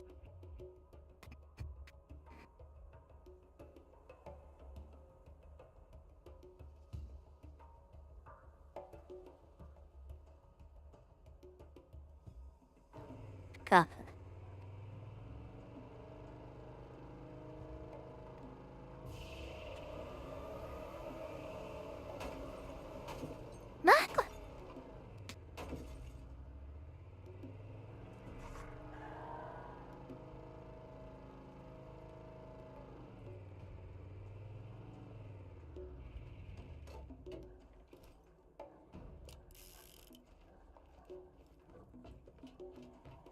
What's up, gang? I'm here to fight.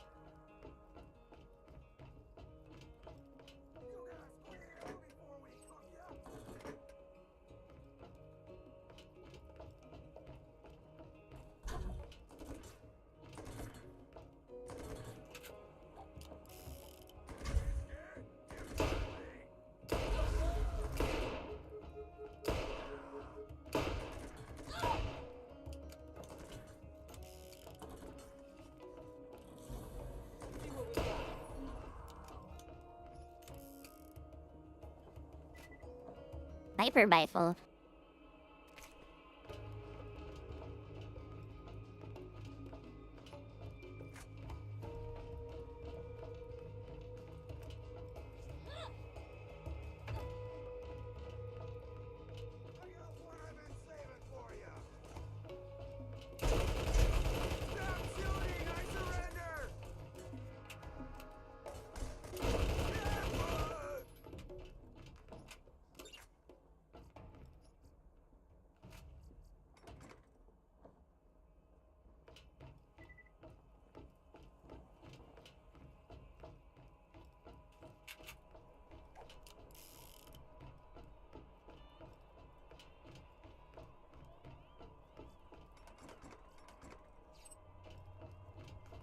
Money, money, money, money, money.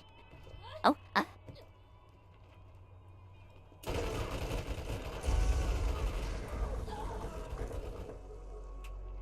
you doing? Hey.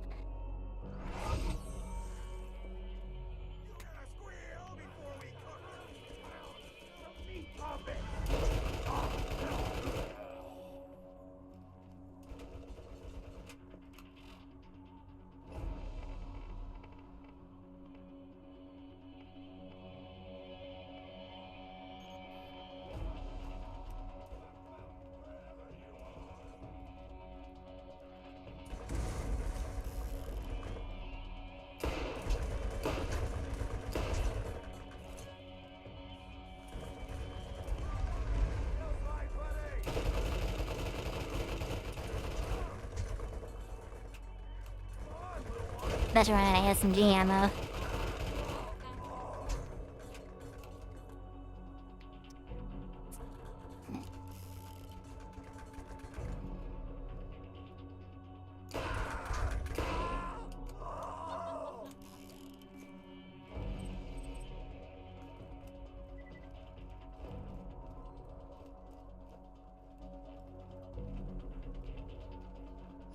Day 172.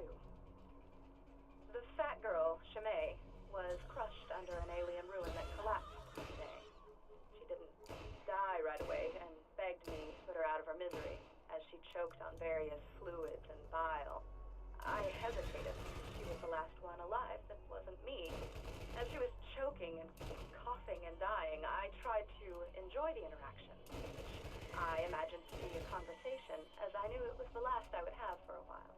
I finally got around to smothering her so that I could continue my research. I could tell that she regretted the decision. The Skags have been waiting for this meal for a while. They will not go hungry tonight. Daisy. Where are you?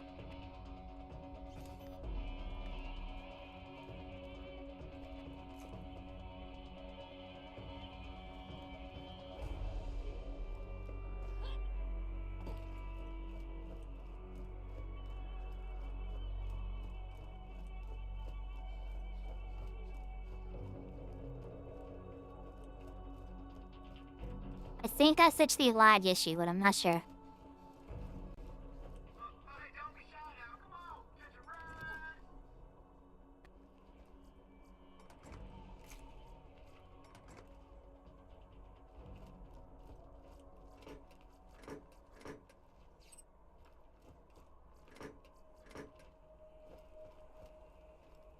Money, money, money, money, money, money. Enough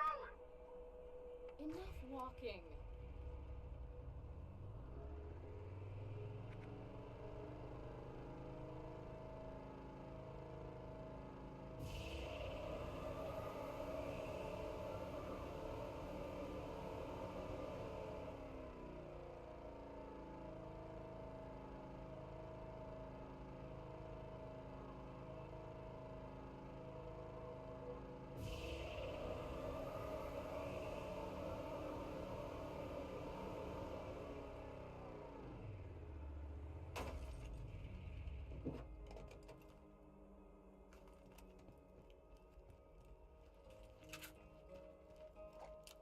Oh yeah. It's video game time.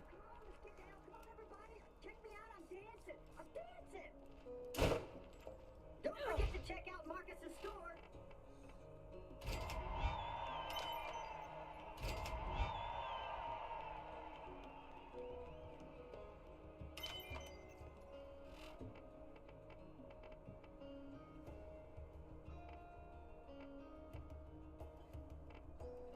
Okay, am I level? I'm not level 15. I need like one more thing and I'll be level 15.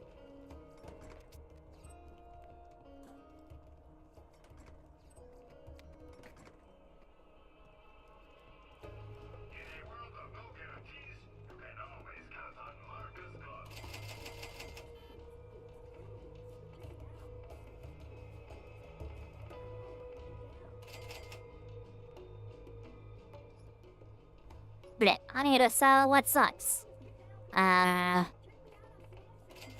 You suck. Might keep you. 16? Not too low. 16? Ready you. Ooh, you're a sire sniper rifle. 257 on 10. You're ready you. 40? Oh, well, this dull one's better, so get rid of you. Get rid of that. Get rid of that. Okay. The rest of this we should be able to keep. Oh, I do need health. No?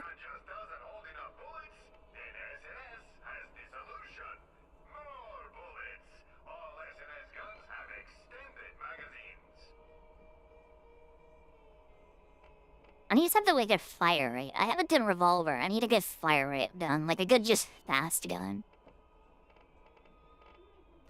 None of these are fast guns. Okay, so I can throw you. You do 257. This is 100. Toss you there. Oh, did I sell my explosive gun? I think I did. That's okay.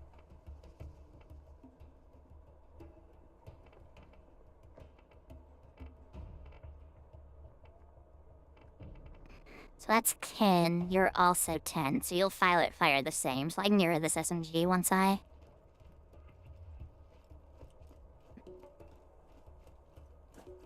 I might not have a med school degree, but when you Ooh. Yeah, give me that. I'm here.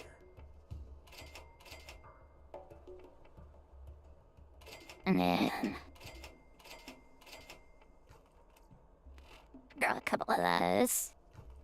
Is there something you need to keep the medical equipment working? More or less.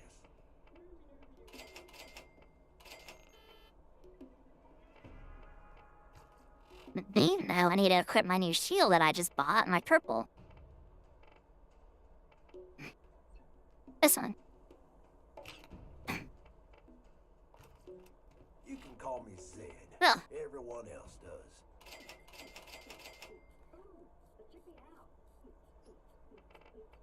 I can sell the salt shield. Hey. I think we're done. My fire gun and then my sniper. Okay. What do you need? Ah.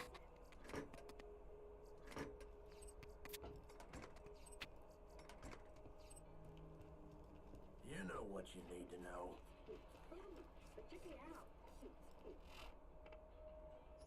Okay, so I have the tennis one done. Normal, you're normal. So I can do this guy. Let's go meet this guy.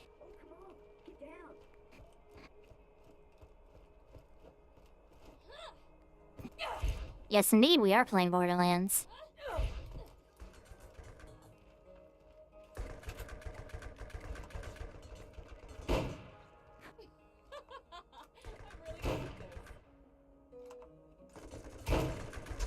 I missed.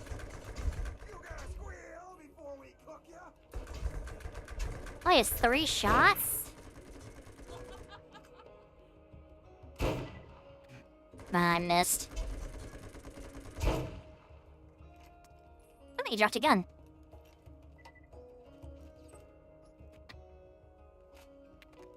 Cool.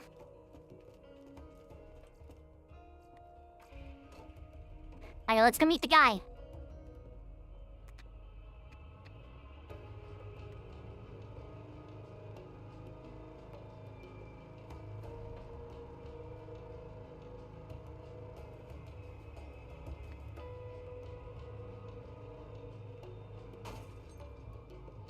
No.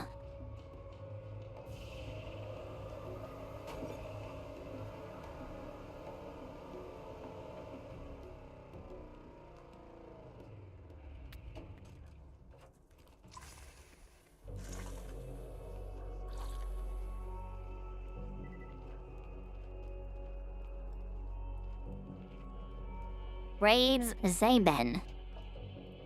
What, like Raid Shadow Legends? Or like what's going on here?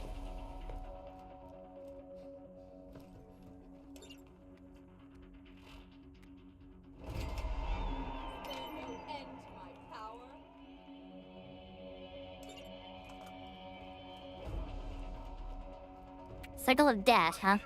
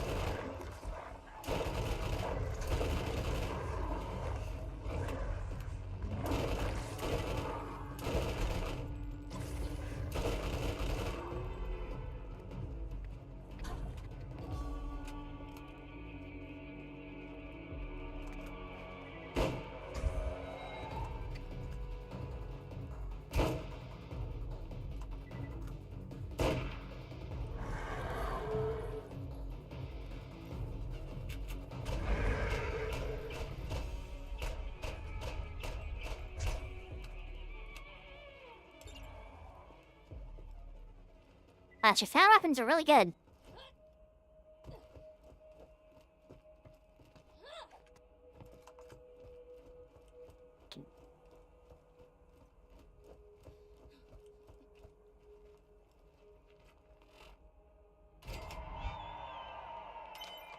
And shield sights.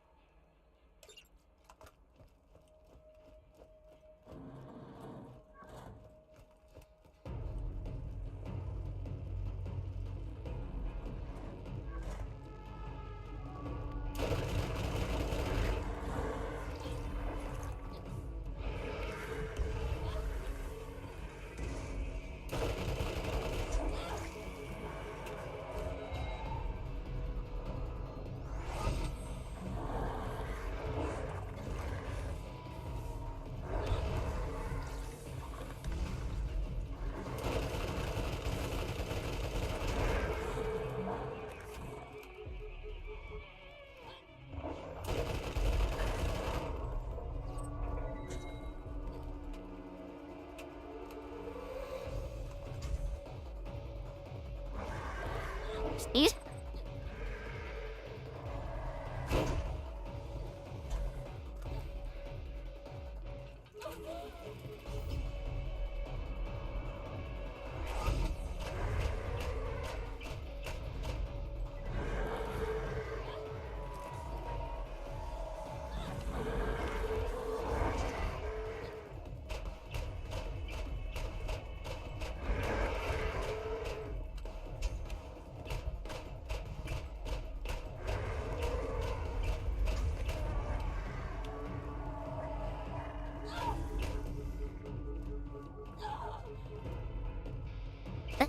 Damage to me.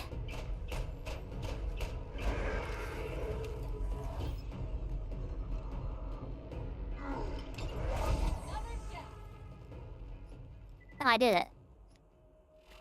Oh. I'm full? That was because of these.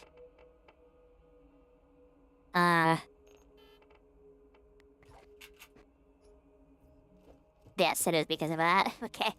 I didn't realize you can only hold a limited number of those.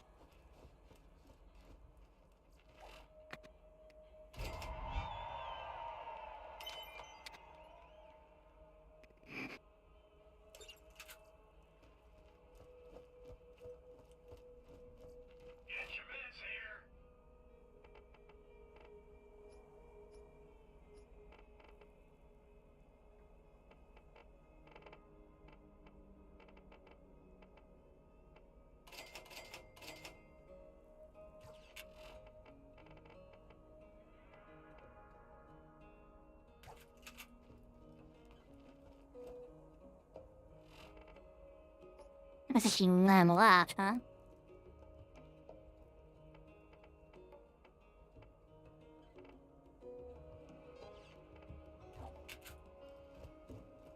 Work fit damage would be nice, yeah. Oh, I forgot to buy ammo. Oh, this may be rough. Okay, figure it out.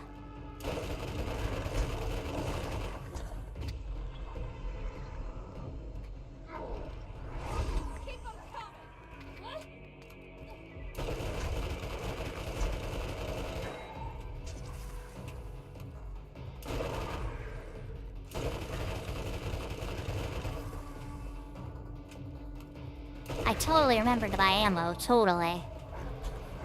Totally did.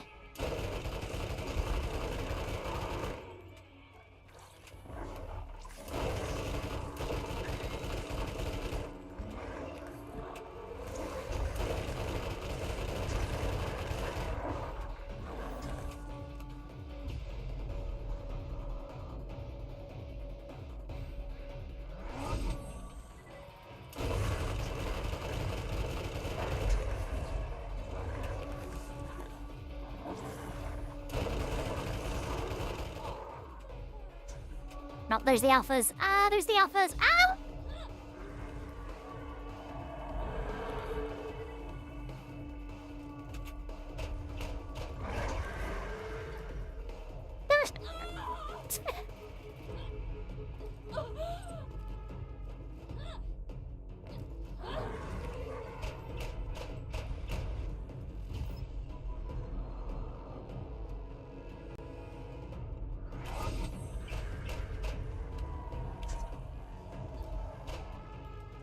There's one.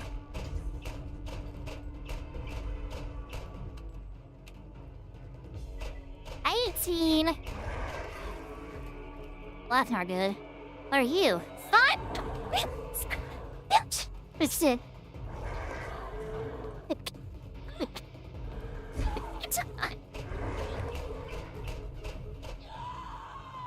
Yeah, well, this might be GG.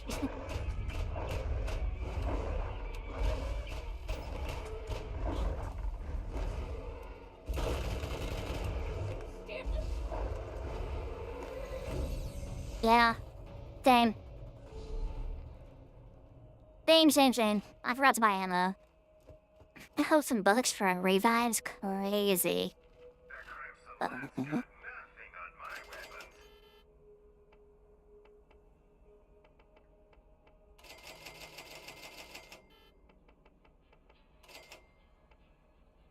should buy more of these SMG ammo.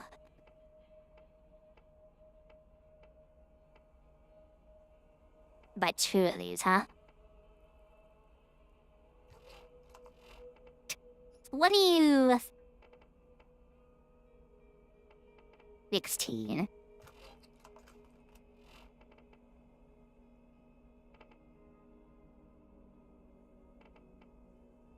Wow, that's a major improvement. Holy.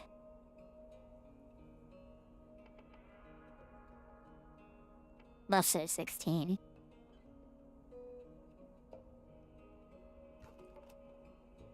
I don't know, I feel like the sniper for this isn't as good, so to switch that out. I do need to get more grenades. Well, fine. I have grenades.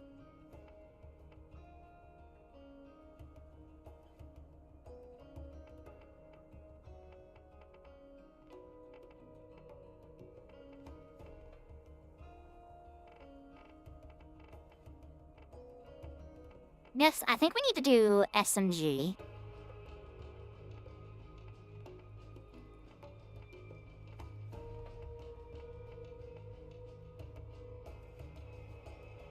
We need to do that one. That's next on the list.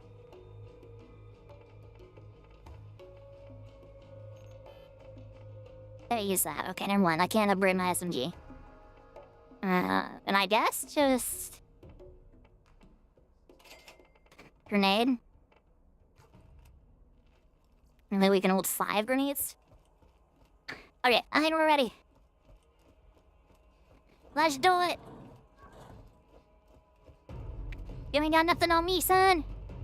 Look at all the dead skags.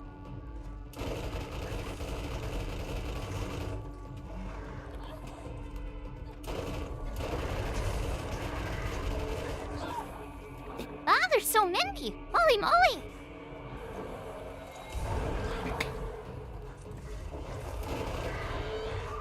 Ah, see what the heck? Okay, heal, heal, heal, heal. They just walk in, heal. What's that, Krona?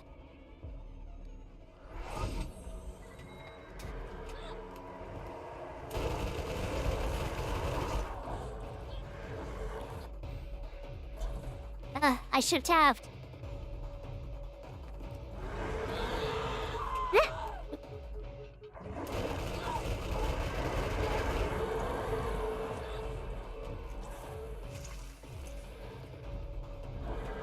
Reload!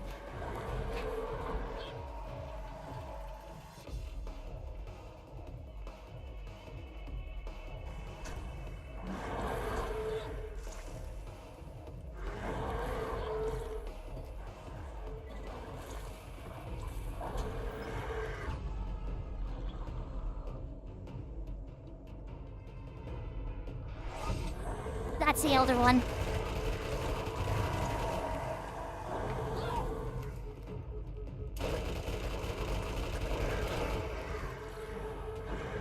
I am doing no damage to them. This is insane.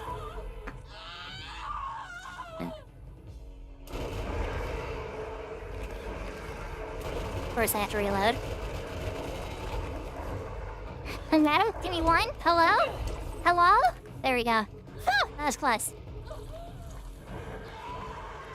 Come on, shield, come on!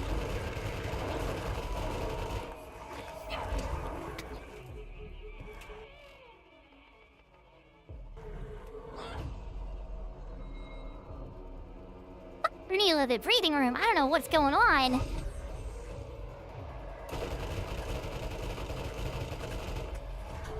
Okay, there's one. Yeah.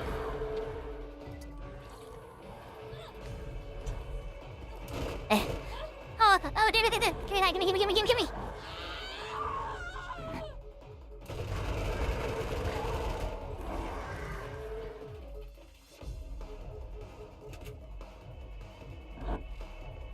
Dude, shift tab is gonna be the death of me, I swear. Yep.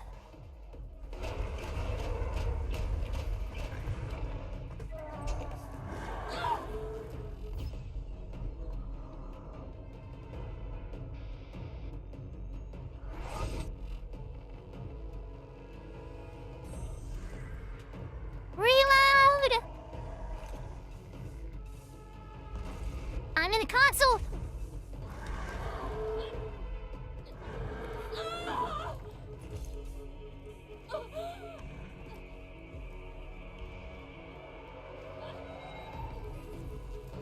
I'm gonna die. I'm gonna die. No!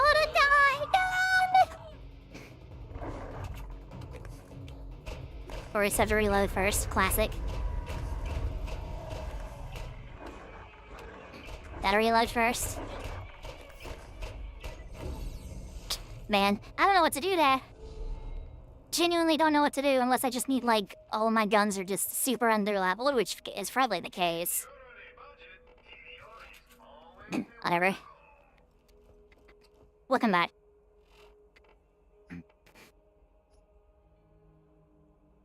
I see, like, all of my quests are tough, bruh.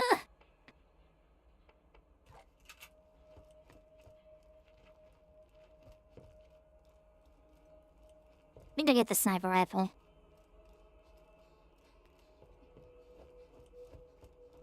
And a second one even work? If you go down, you can kill somebody and get a second try. Before you die, you go down, and if you kill somebody before you officially die, you get back up at low health. Achievement!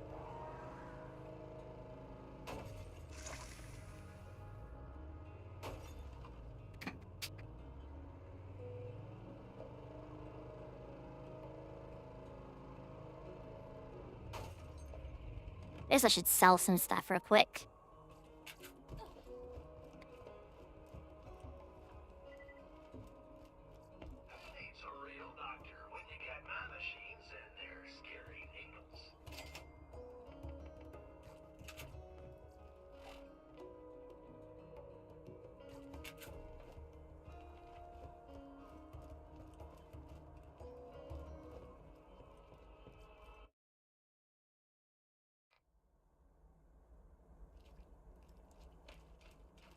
Dicka?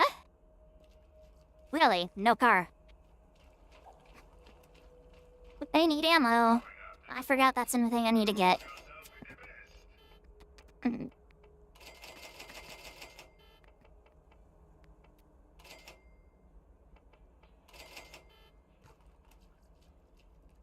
Yo. But I need better guns. All the guns I have are just super bad right now.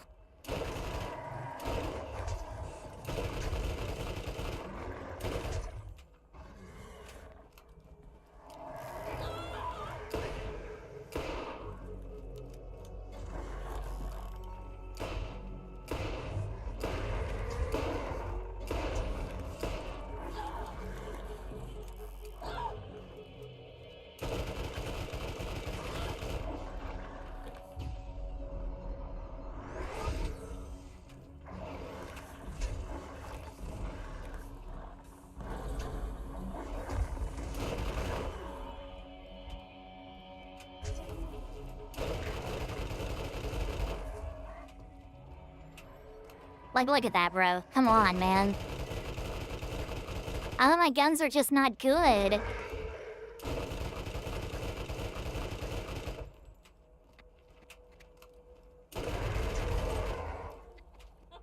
Good news is I'm very, very close to leveling up, so once I level up, I'll be able to get some good guns.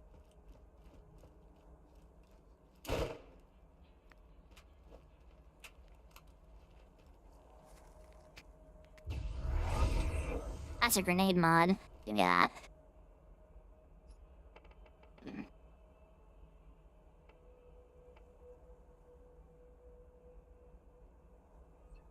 Oh, that's good. Give me that, yeah.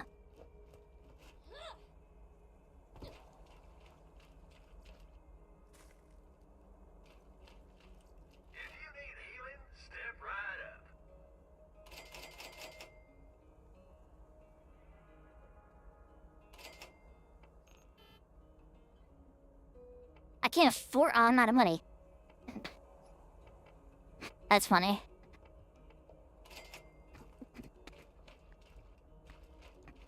You took all my money.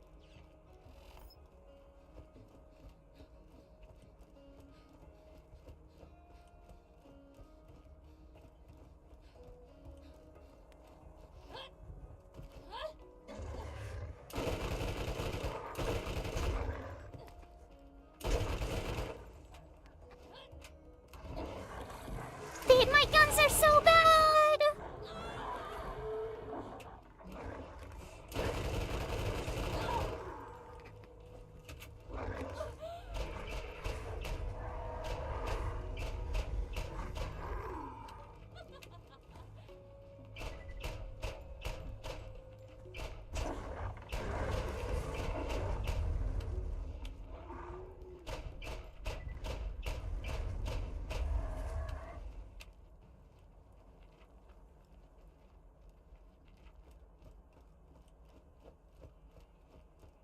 My guns are so bad, bro.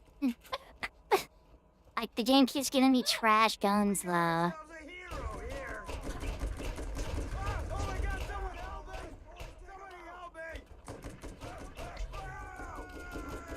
This one doesn't seem to be bad. What if I switch this out for this?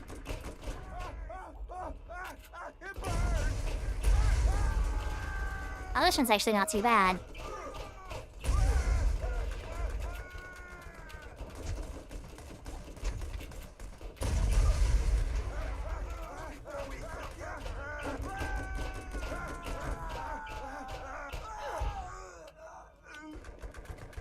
Yeah, see, like, if these, like, had actual, like, good fire rate, these would be so good, but they fire so slow.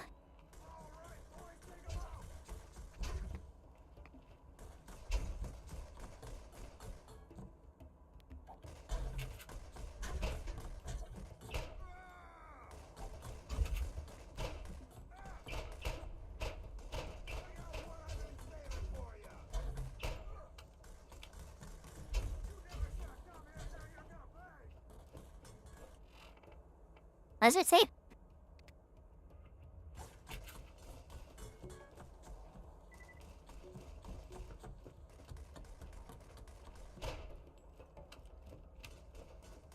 can't be bothered. Whatever.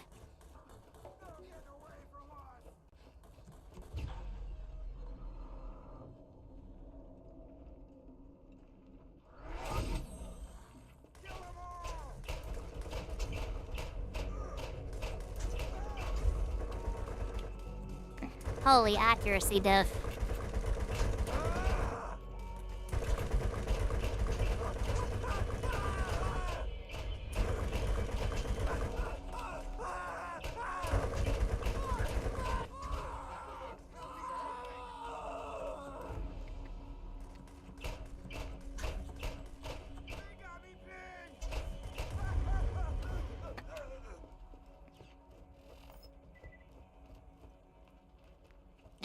Hi, guys.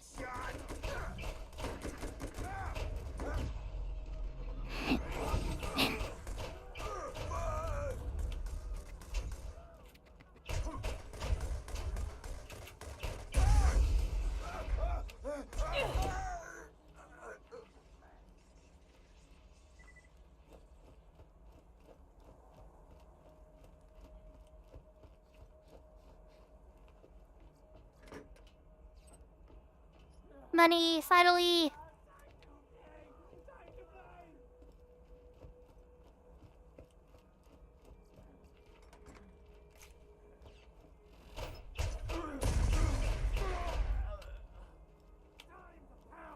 Some meat puppets!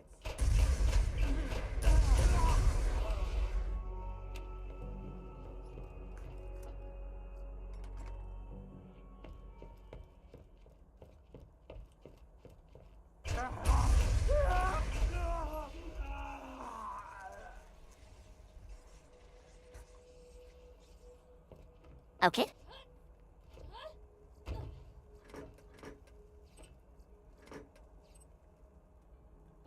A lot of guns are hit and miss. Haha, I know what you did there.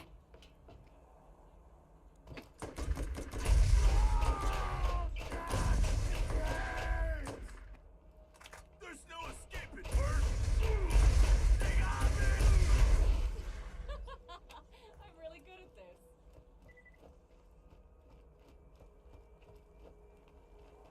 Ooh, Ken, I need one more. I need the stock.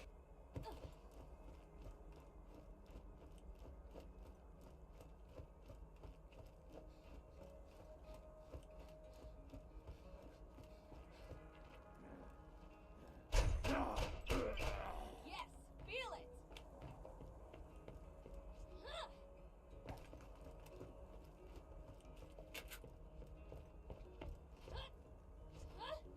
Ah, there it is.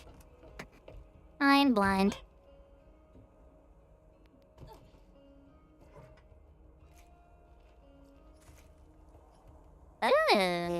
It sucks.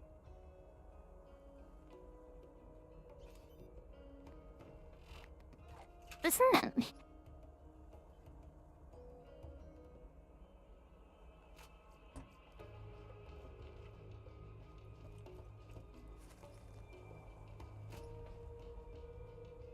Hello! Are you better than this? You are. Finally.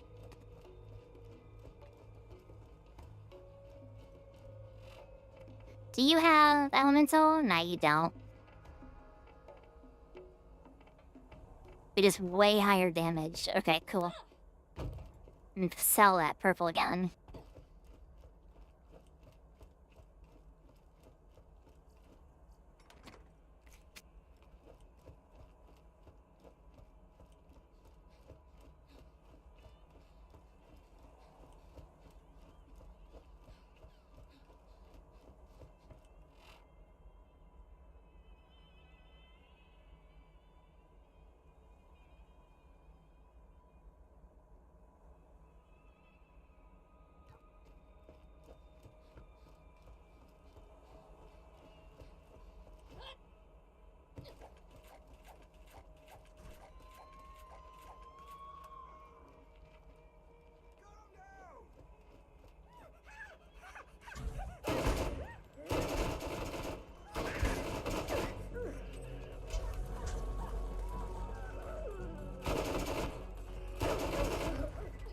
Holy recoil.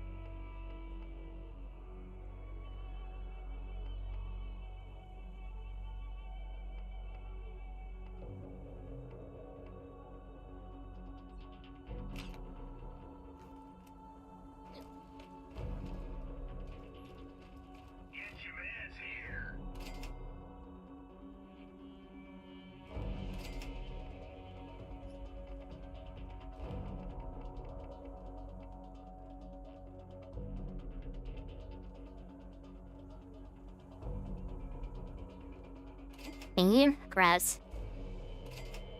Gross. Gross. Gross.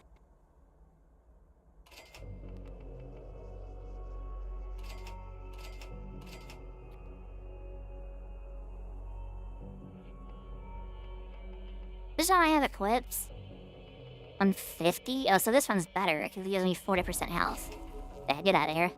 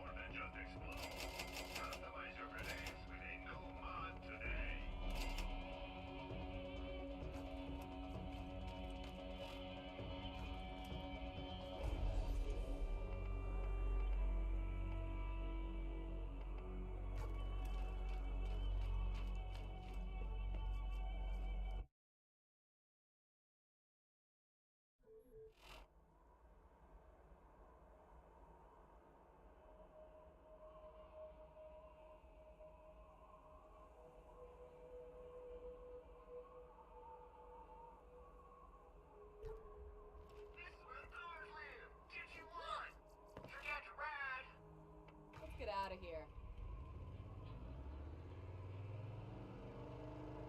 Whee! Time to go build a mid-sniper rifle that I'm not gonna use. Ah!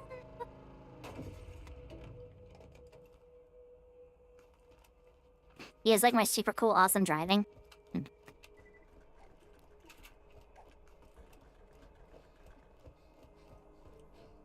Wow, you're not dead? I just keep getting better. Fire! It only has 3 shots though.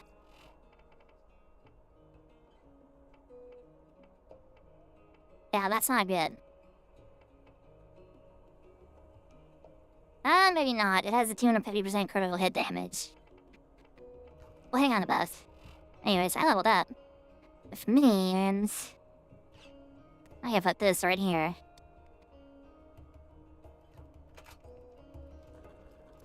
Finally, bro.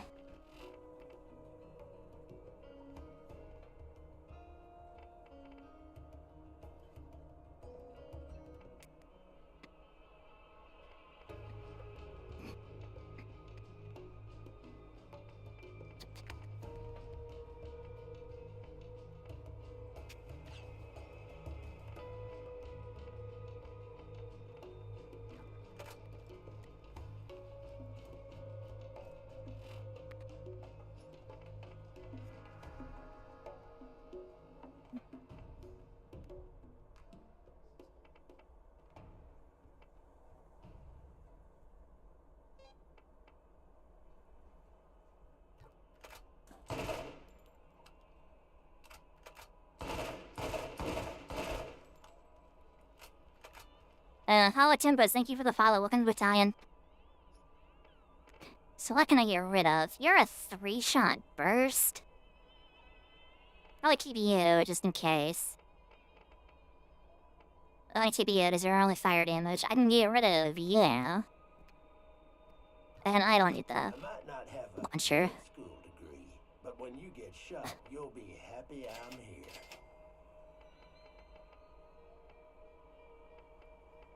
I think everything else I can keep. Oh wait, I have 2 snipers. Oh, because you're gonna see which one's better. That's right.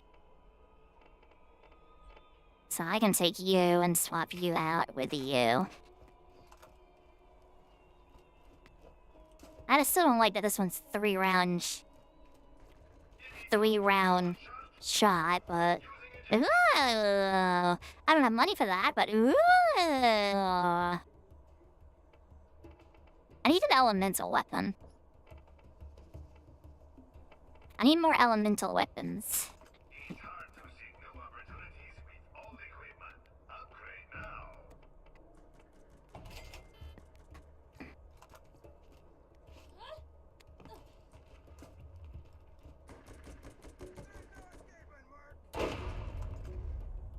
Ah.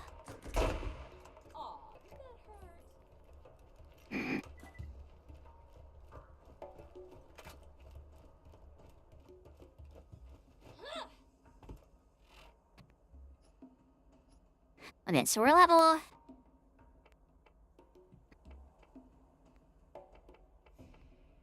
16.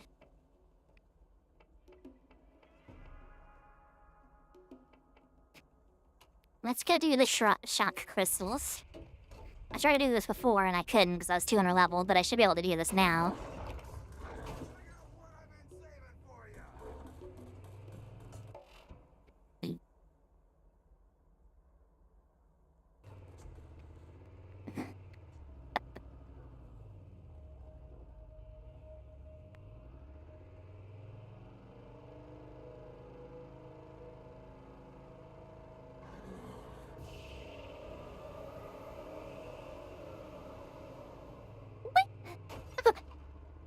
This thing have seatbelts? Probably not. I imagine it doesn't.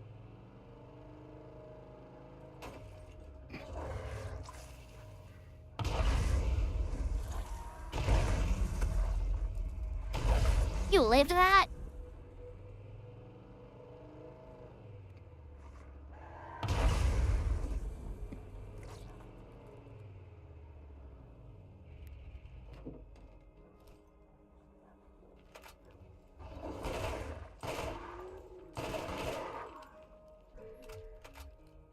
Gosh, this thing's ammo capacity also isn't really good. Alright, let's see the Lost Caves of Gathorits. We had these little crab things before. There they are.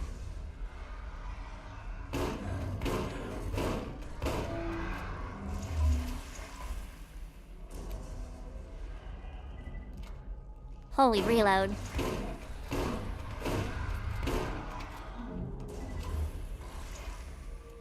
Holy slow reload. Pick it up, man. Come on. I'm assuming their eye is their crit point.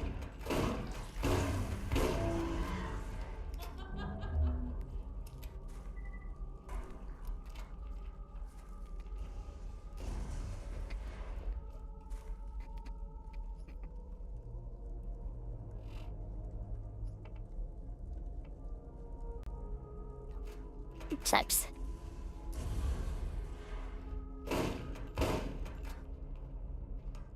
Hey, land crystals, that's why.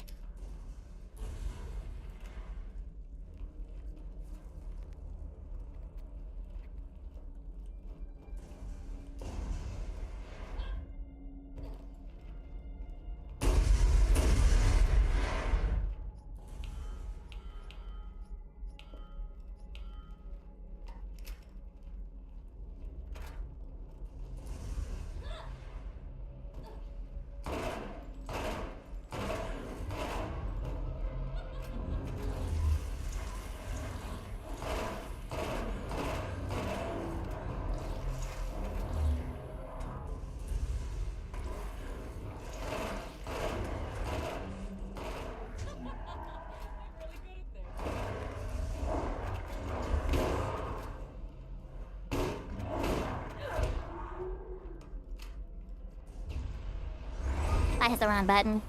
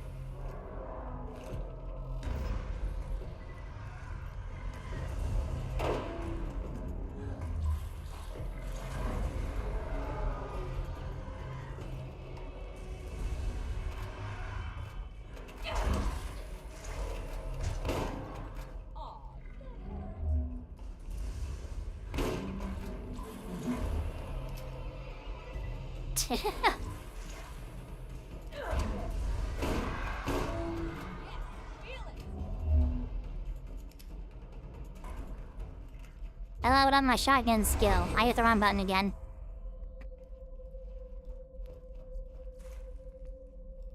I keep going to push E and I push F by accident.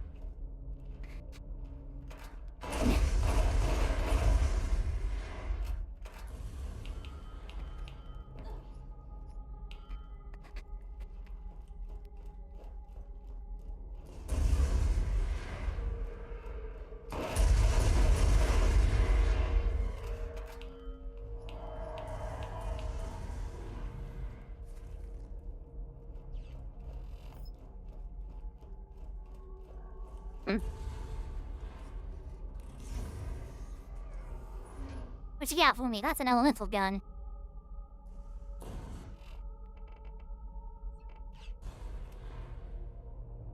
Accuracy's better.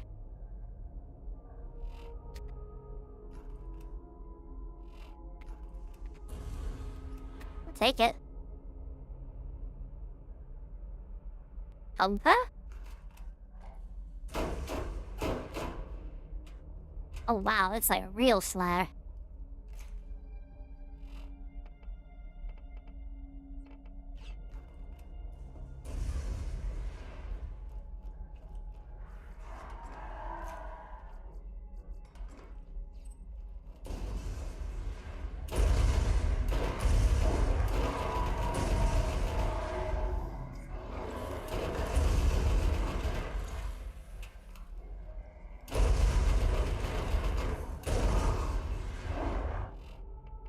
Okay, now let's try this one.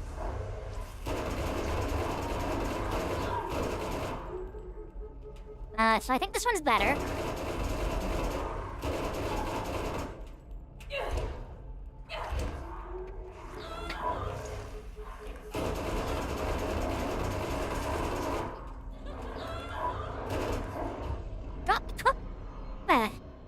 Tweet. I'm gonna lay it all over here, my goodness.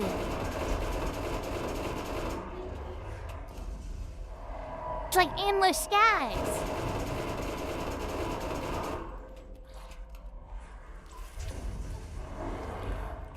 Dude, why are there so many skies?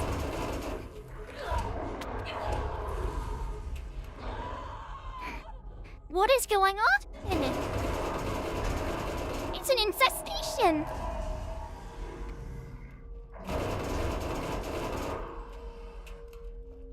Pretty gnarly, dude. I hit the wrong button again.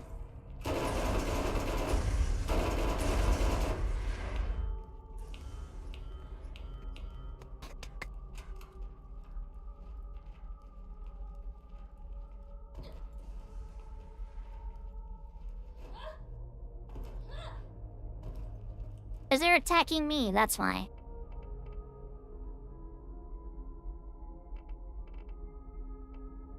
Ugh. Under.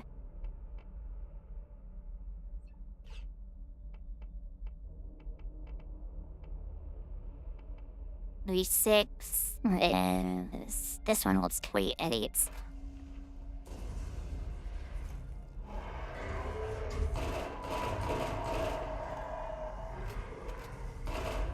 Only 12 rounds in a 3-round burst is pretty brutal.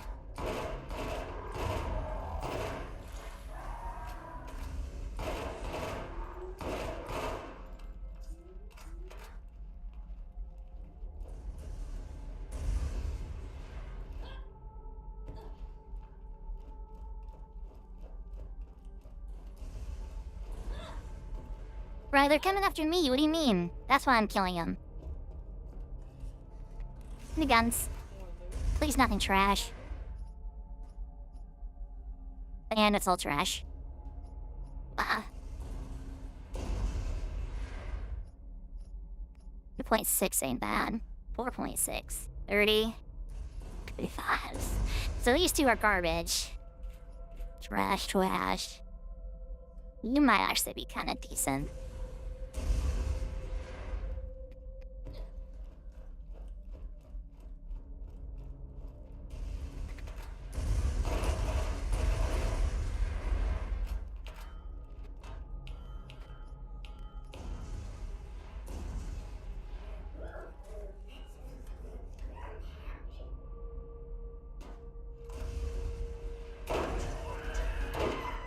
How did I miss?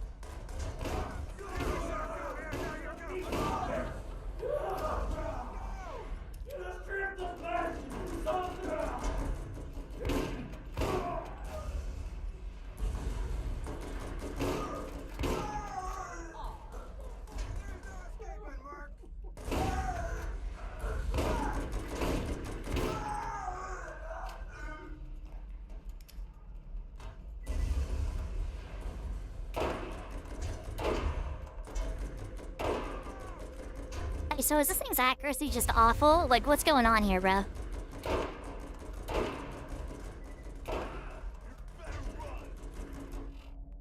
Okay, this sniper rifle sucks. Holy moly.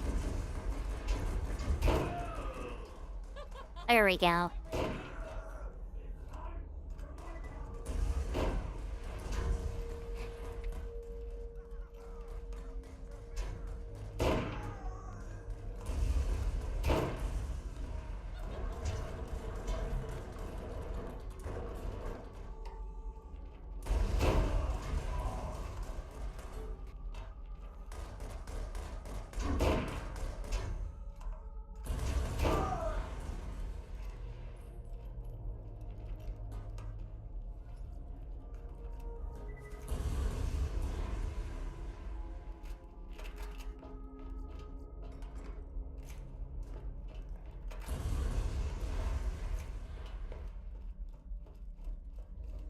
Good news is there's rifle ammo everywhere.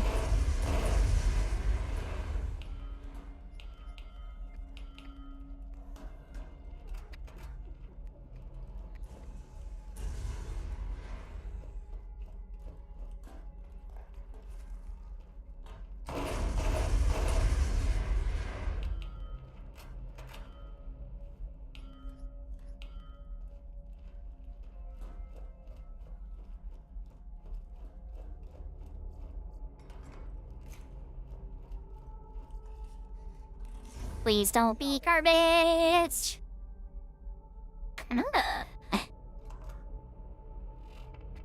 What is yours? 257. Oh. There's my old one at least.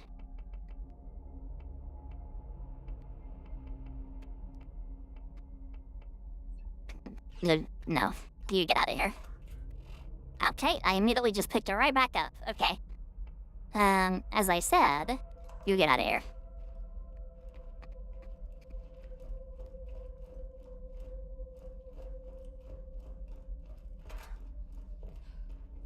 They hired you to Rewecrian. Which one has the most realistic ammo recharge? Which one has the most realistic? I don't know. I haven't the faintest clue. Before we continue, I do want to go sell my stuff in my inventory, because there is another chest right there.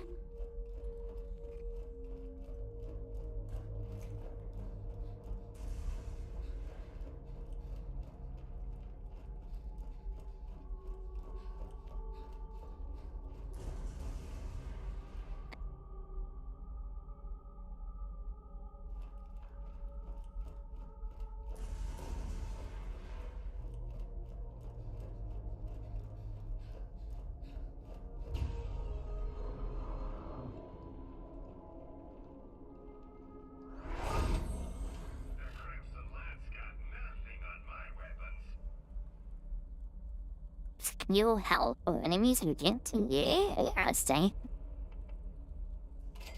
You need to go.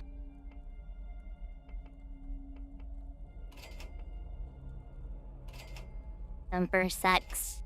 You're trash.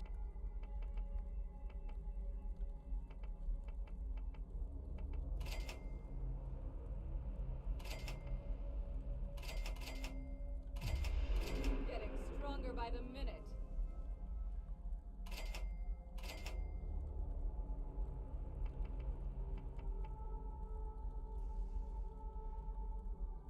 Never been by far, but we'll see with each out sometime when you play it. What do you mean by weapon recharge? What are you talking about?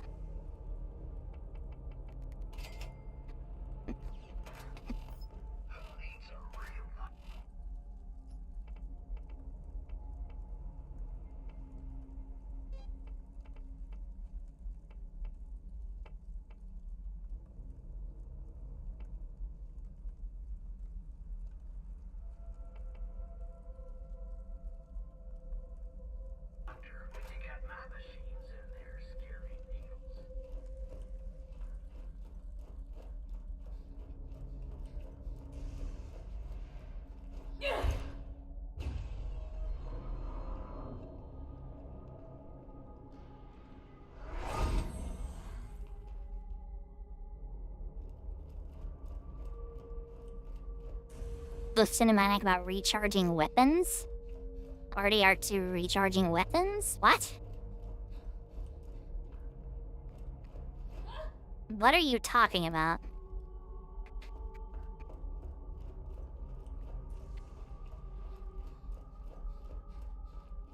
What, reloading? Are you talking like reloading weapons?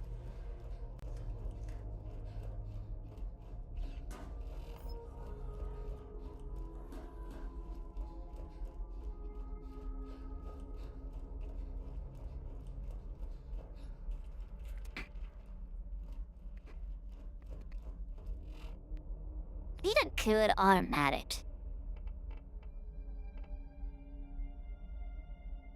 Are you talking like reloading? Like this. That's a reload.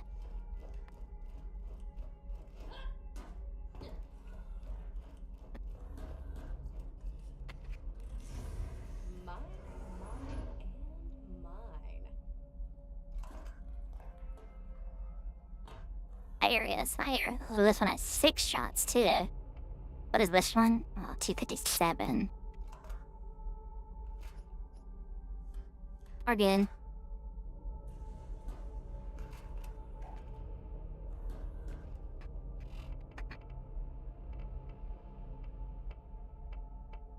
Rate 2 is a lot. Don't you? Do you have...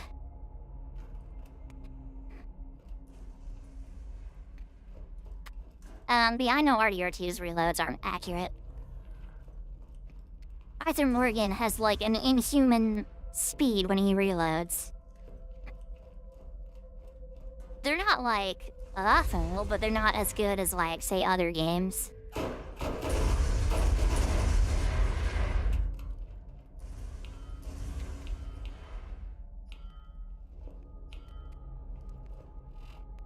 many crystals do I get? 40, so 2 more.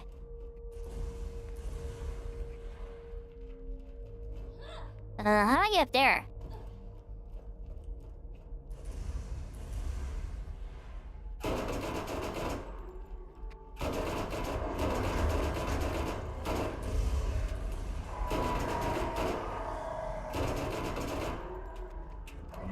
Finally, I have some good guns.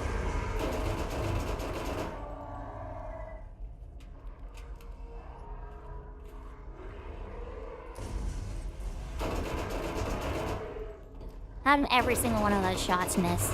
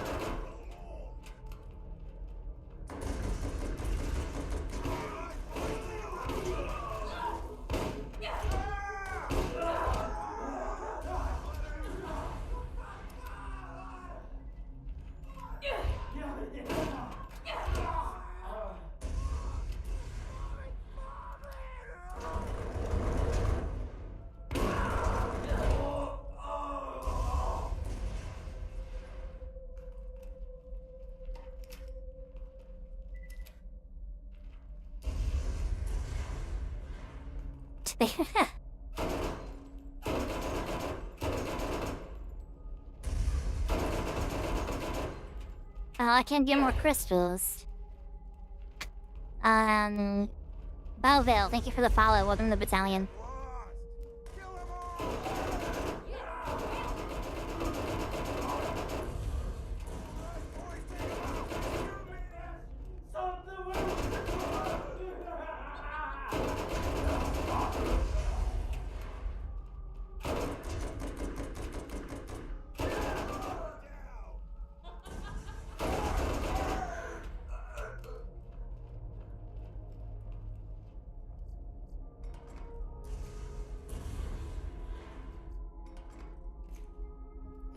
Oh, game, why do you give me ammo that I do not need?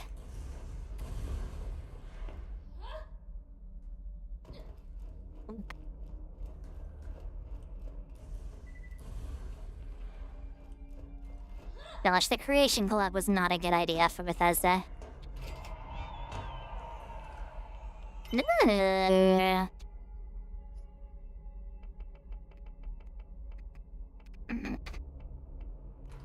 Same. Okay, more.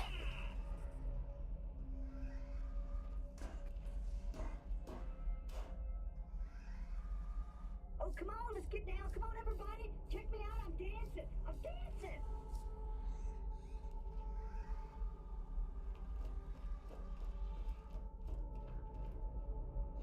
Oh, yeah? Well,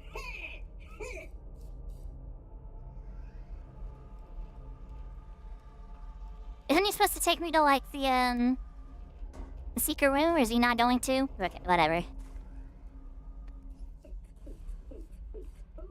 but check me out.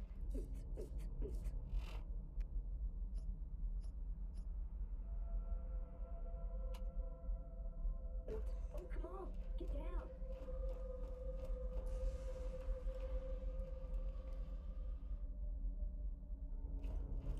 Oh, yeah? Well,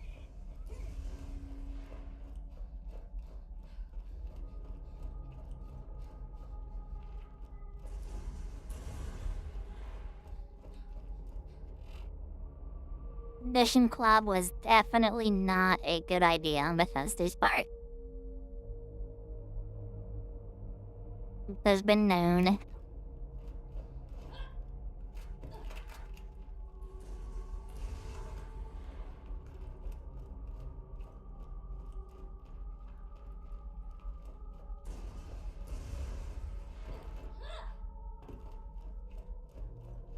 Why would you, as like a bandit camp out in a mine? That seems like a bad idea.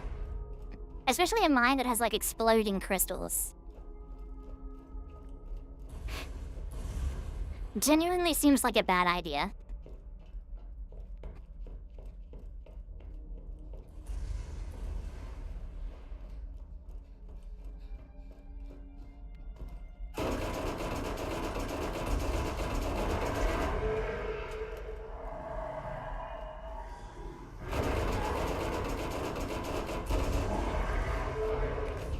Get me out of that corner!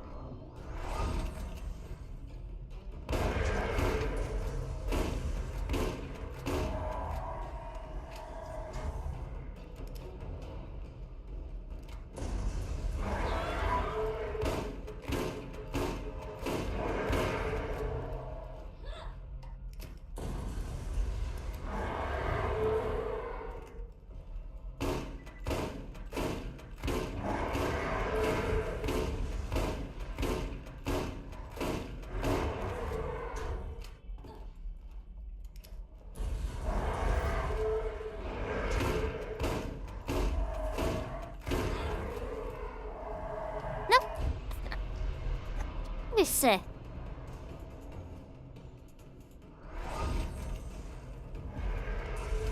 just gonna spawn 700 alpha skags here, just because it's funny.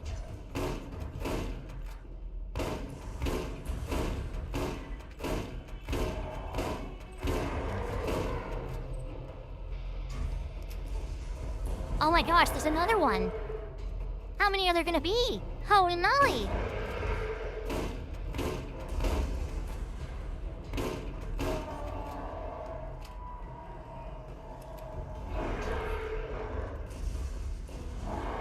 They will not stop spawning.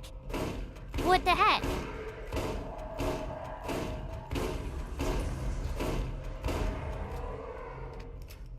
Yes, let's put infinite alpha skags in this one area. Why? Why? Why are there so many?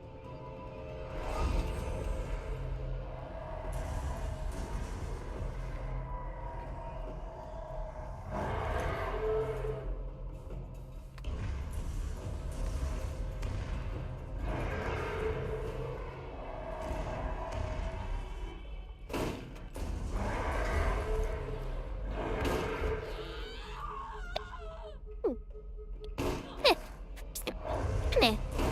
I can't shoot.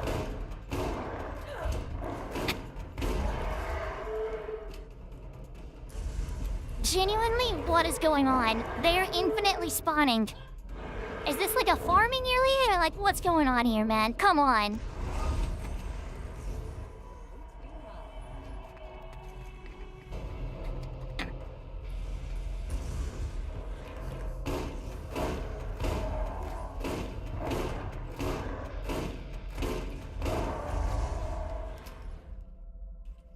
Holy moly, dude.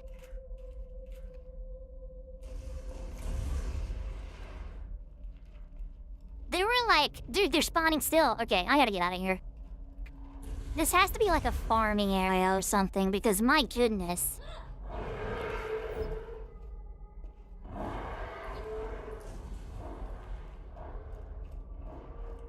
Literally infinitely spawning enemies.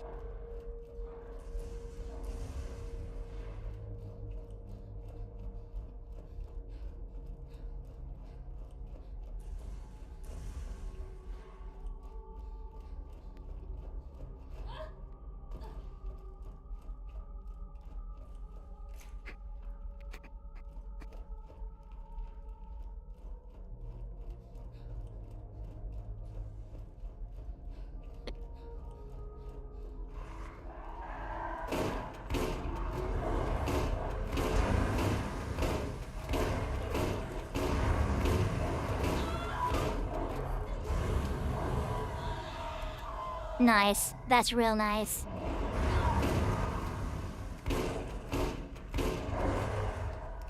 Hey, that was supposed to hit. Why didn't that hit?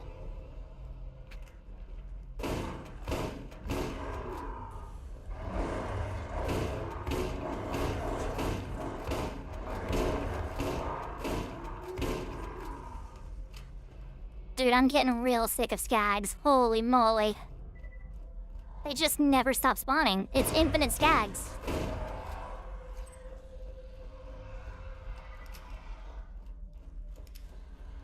Get me out of this cave, bro. Holy moly.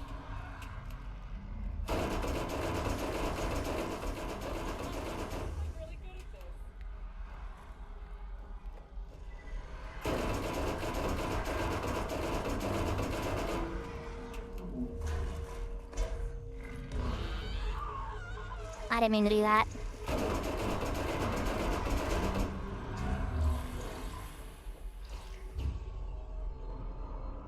I literally just went out of the cave, bro.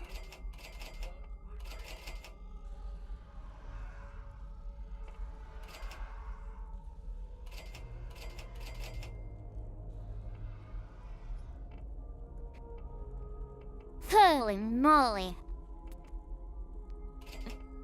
Sell that. Keep that.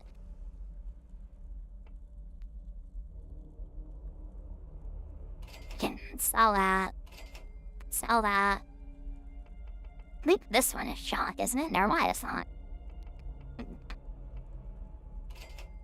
Sell that. We can... E4.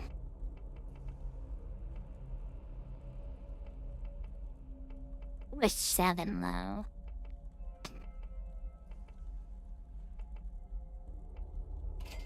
Eat it.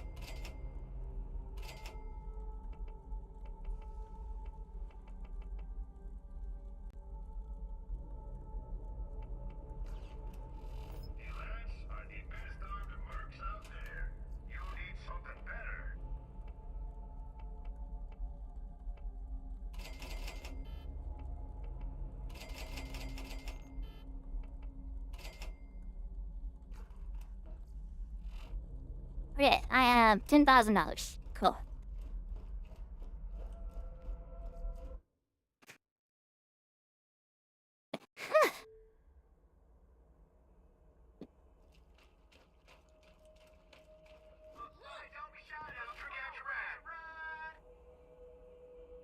Let's get out of here. Very much I can do against infinitely spawning enemies, so...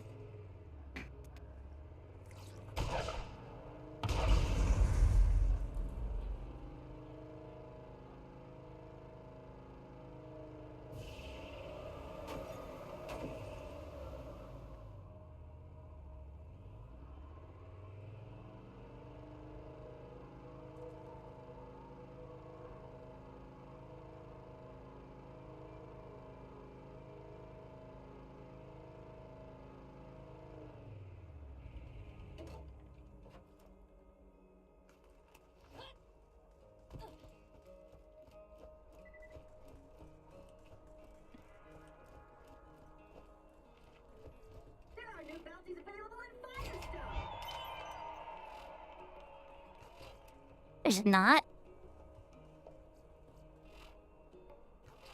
Am I an elemental artifact?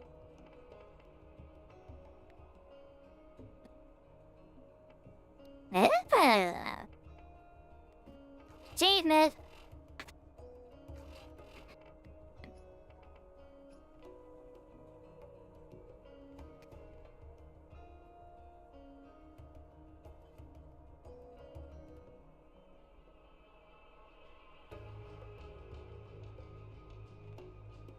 I took on my shield, my thingies, my sleeves.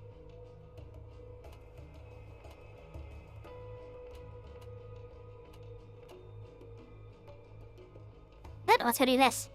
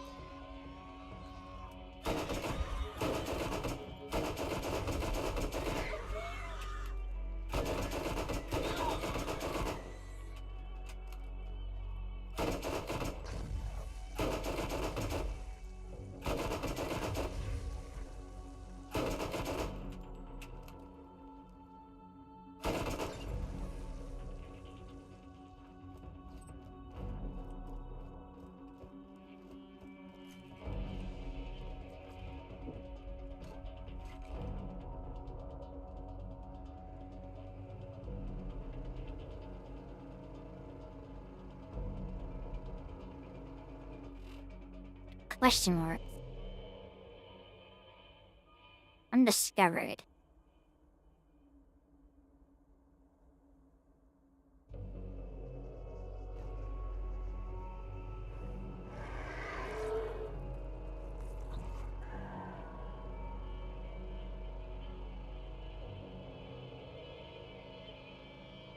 This is a very quiet game. There's not a lot of talking or anything like that in this game. It's very quiet. As compared to Red Dead, it's very different.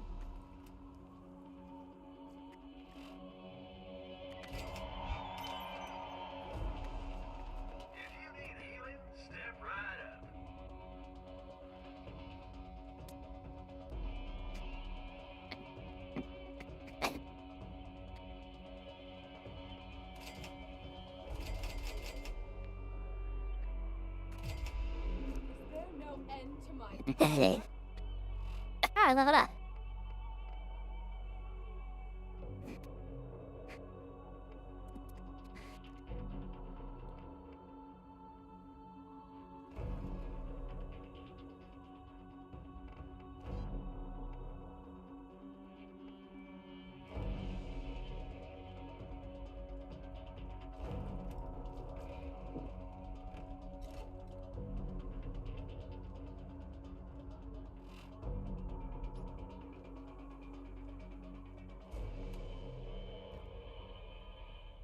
Let's go kill Mo and Marley.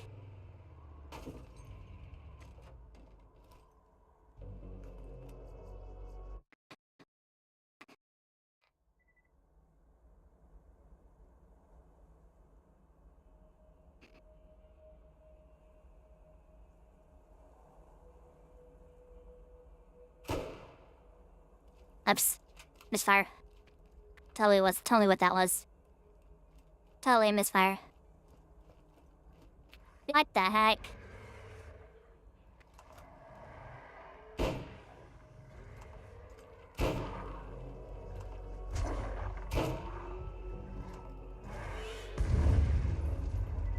What the heck? You breathe fire? They breathe fire now. They fly now. They fly now.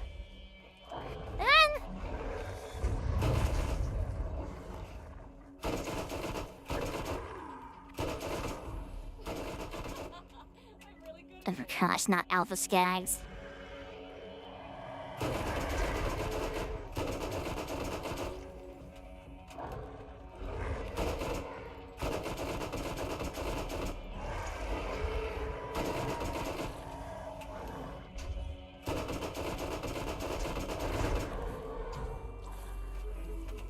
They fly now, they fly now.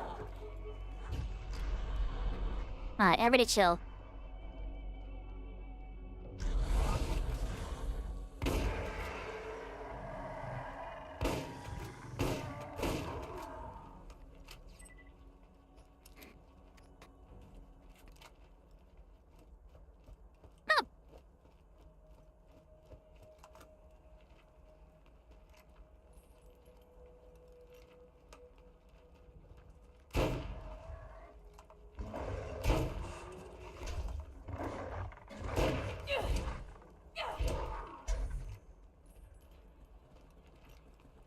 Oh, these French snipers are so bad.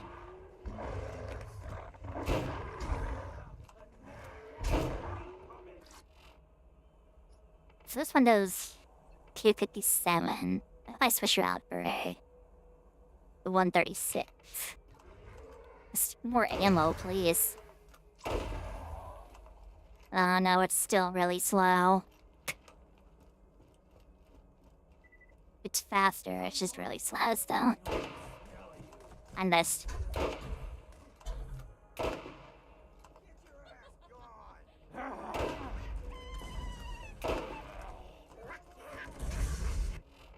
Alright, yeah, this one's better. It's slower, but it's better.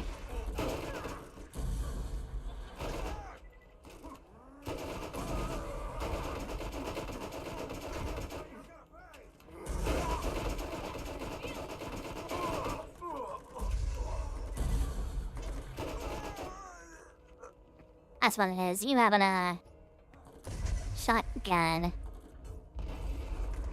13? My goodness, man. Why are you getting, like, garbage guns?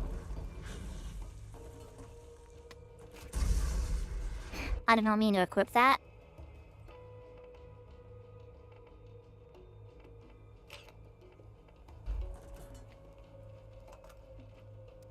I'm really good at this.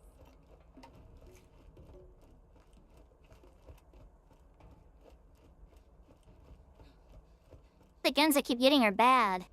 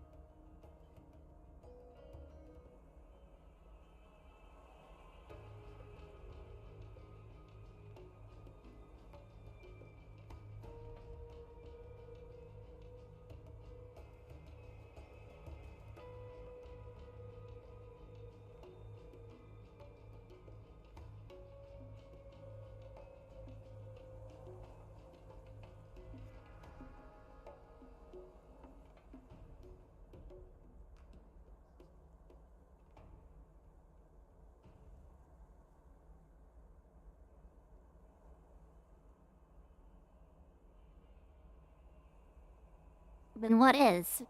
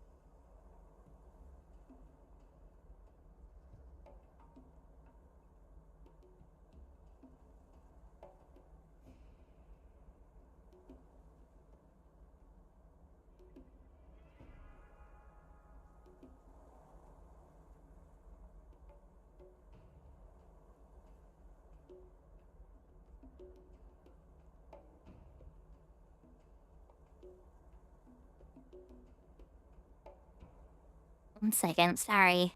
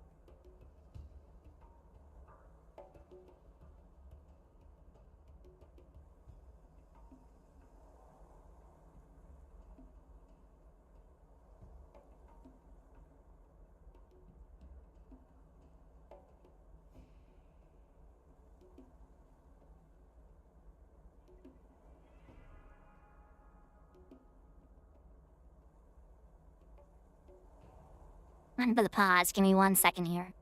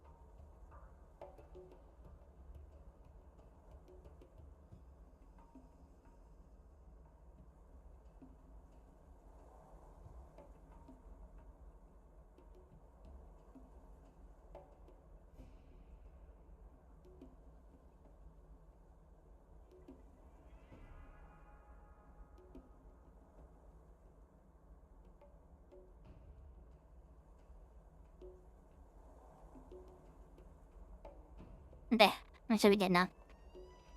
Sorry.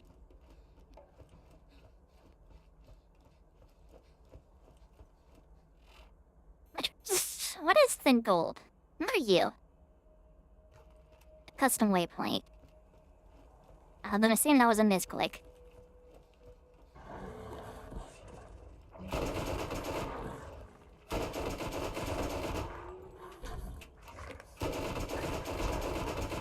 Dude, the alpha skags, I swear.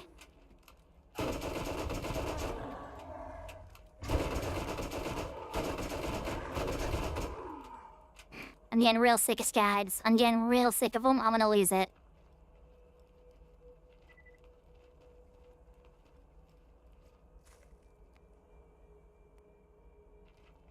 Okay, on here.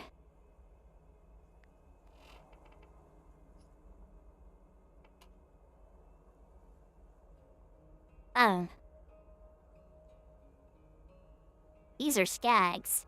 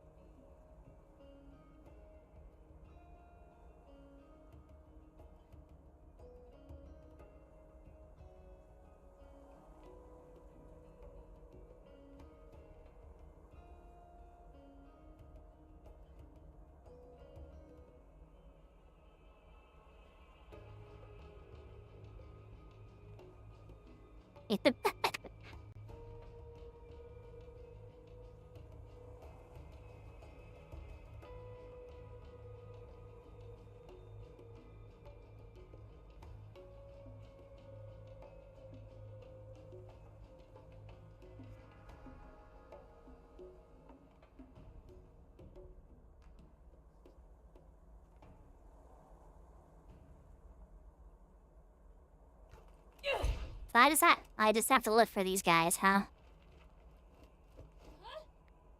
Huh.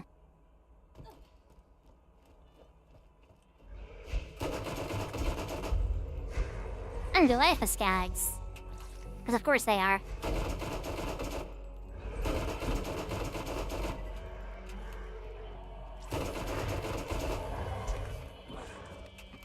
Dude, there's so many skags.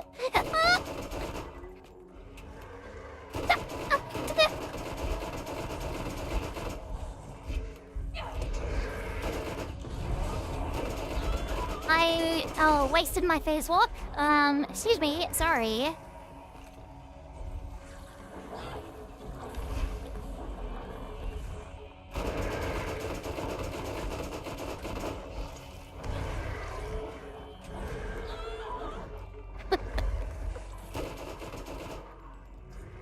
Gun.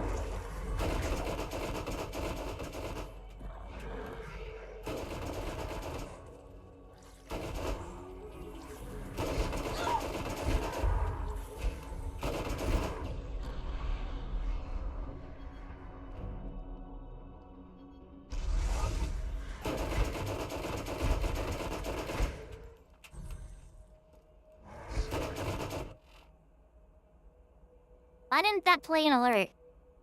And the hazard, thank you for the $6.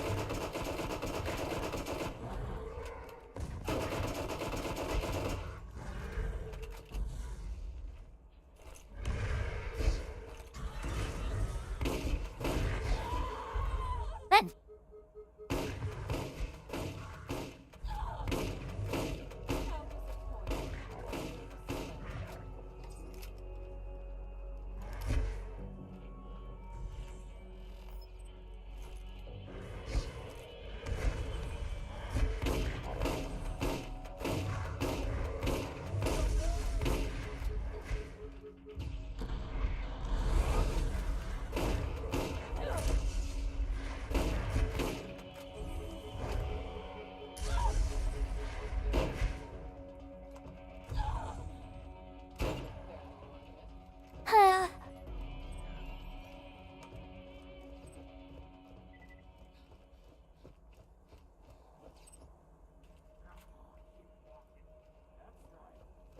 There's a purple gun over here.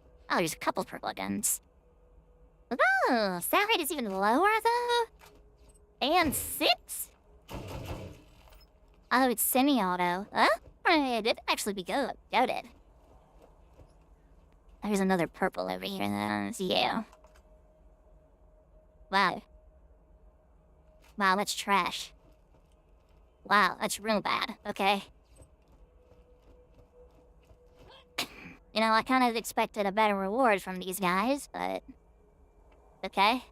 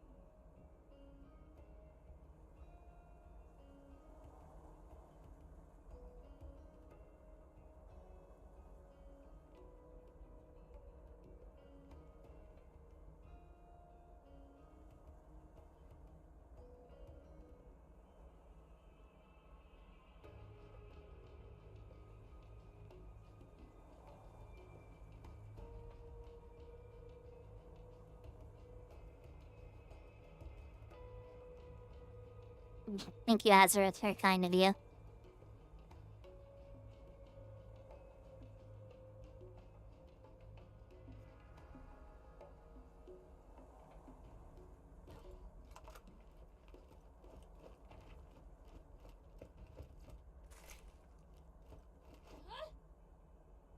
Anyways, I killed the super strong skags. They dead now. They dead now. They dead now.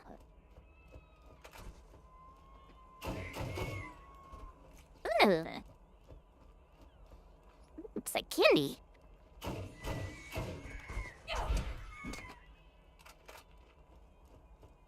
Tali too strong. That's my nickname. They call me Tali too strong.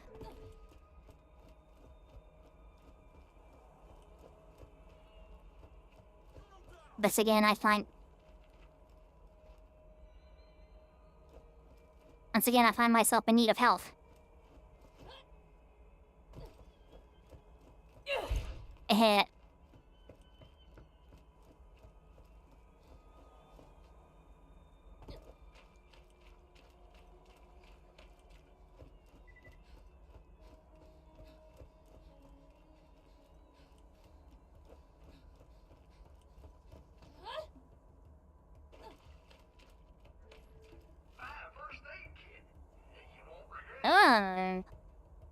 How will I Sanji?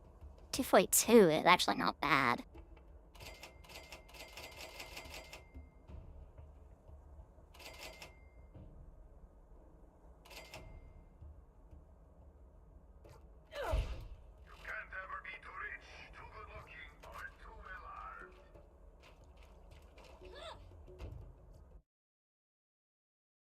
That's true.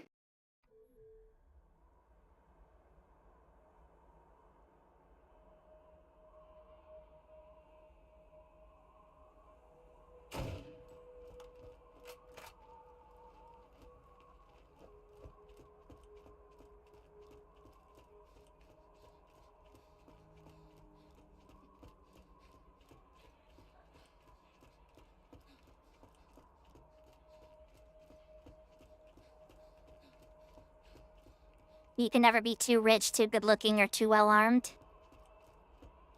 Is that true? That the 3 twos of the village? Too rich, too good looking, too well armed?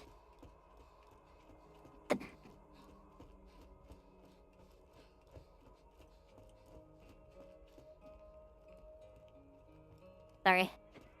I was stinning. Sorry. That happens sometimes.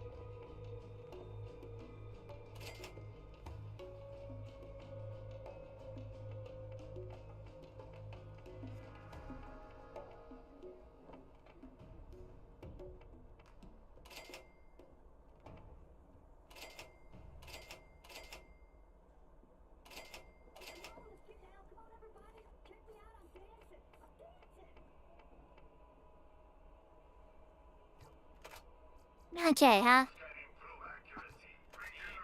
Wait, can these reset? They're talking at the same time. Get me out of here. I could buy just more I keep the medical equipment. ammo upgrades.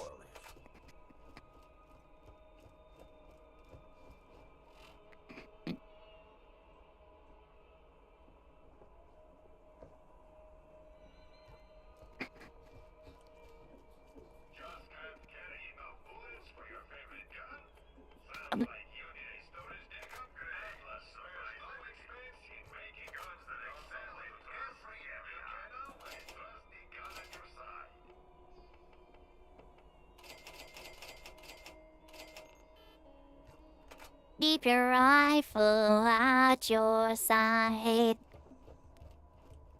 I have 4 katanas. Ezra, I think you're a little bit delayed.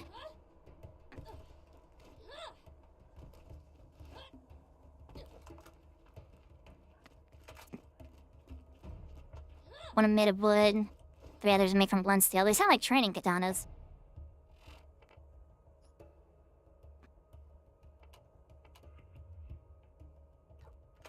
Okay, let's go do this last quest.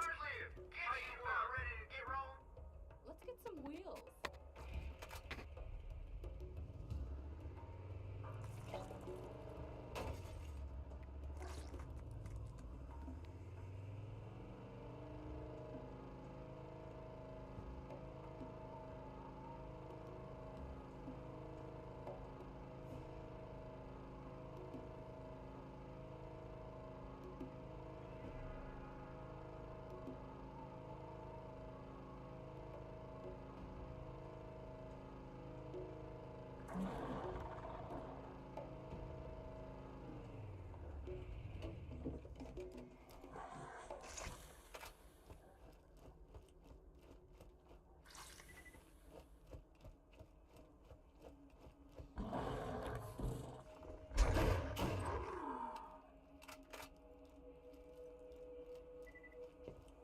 Another big bonus of this gun is the reload is really, really fast.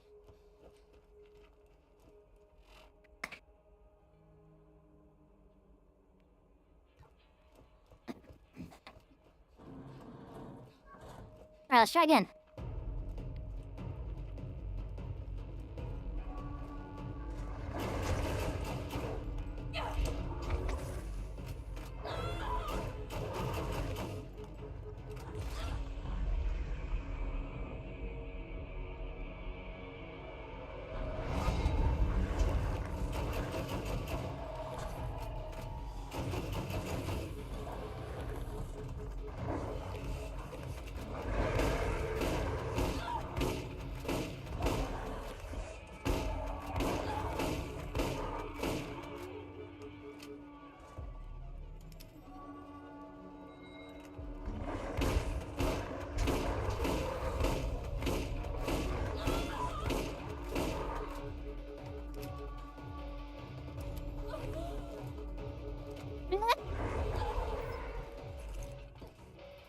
I missed. I missed my grenade throw.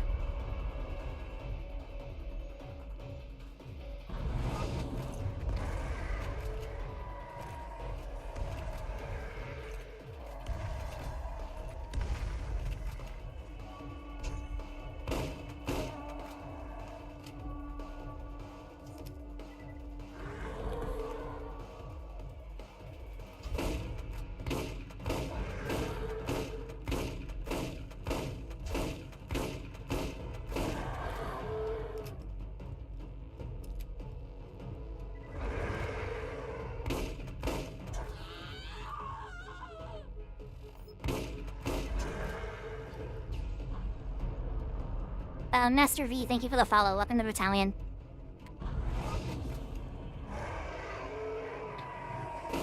I can't shoot.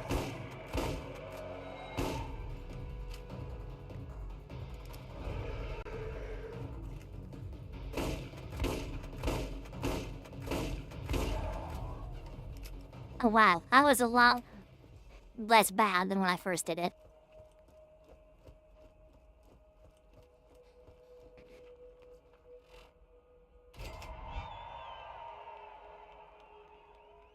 times 2, huh?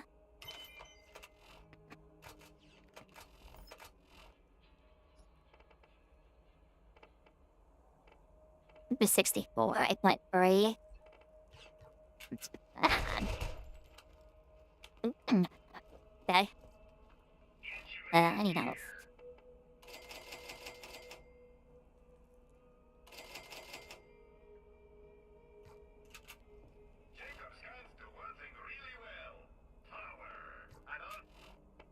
Well, hey.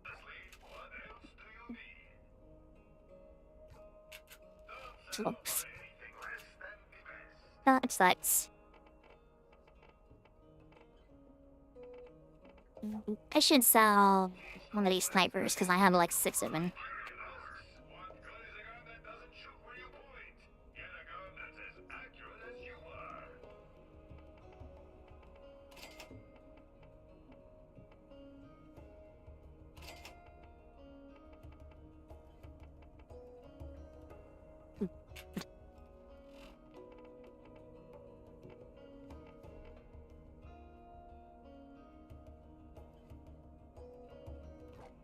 So in theory, this should be really, really good.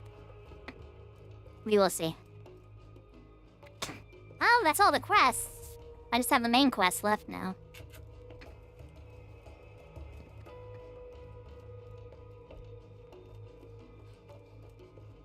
We might be super overlapping for this, but we will see.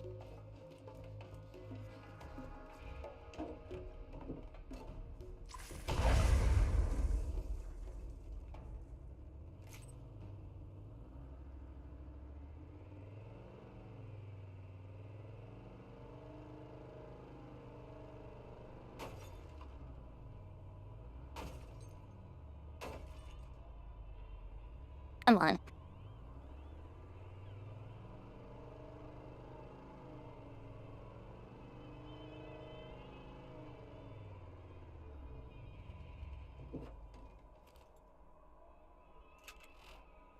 See, because we are recommended level 17 on level 18, so we're not super overlappy, but we haven't been overlapping.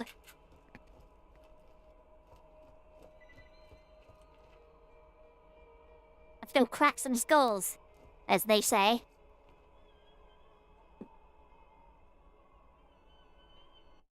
Break some heads, as they say, as they do. Damn it.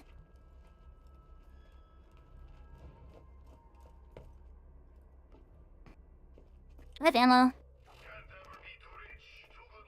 Oh, need... Shotgun would be nice.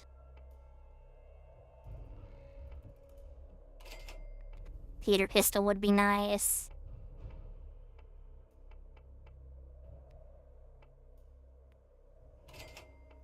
Sniper would be nice. You lose your revolver too.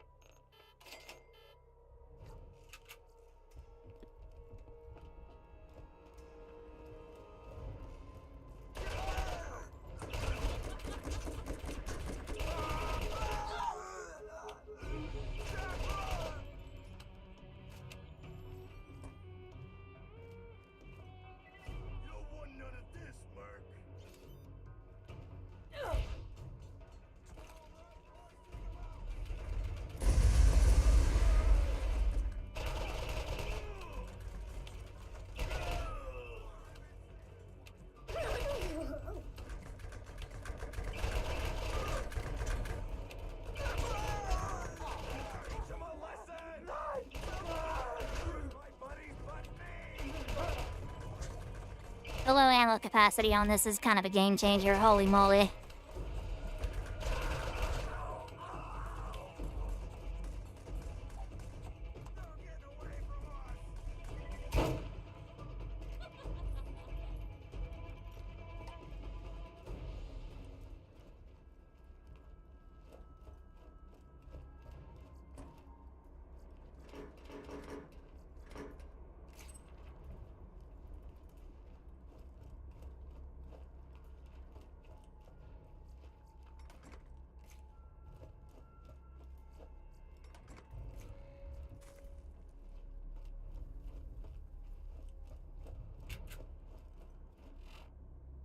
Let me switch out the sniper with this. Go ahead and just be like this. Swatting them all in my name. Become my champion.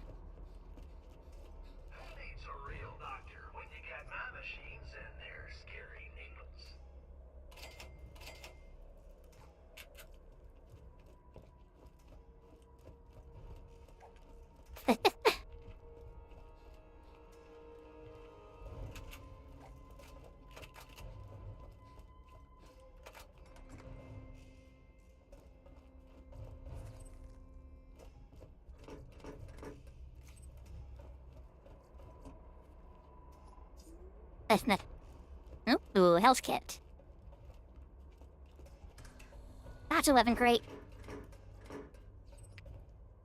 That's a shield.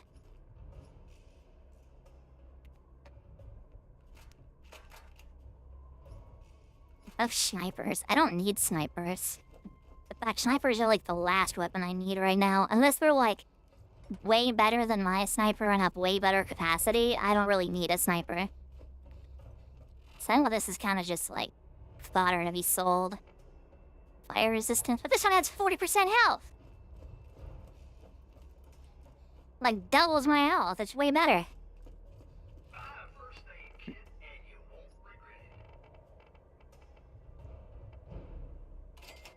Do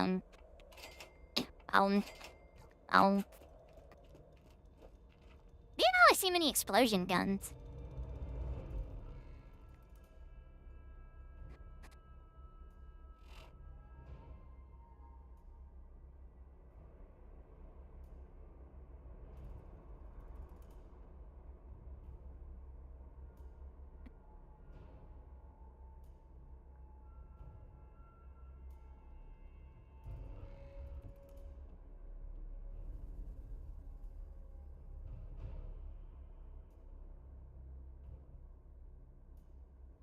Wait 1 second.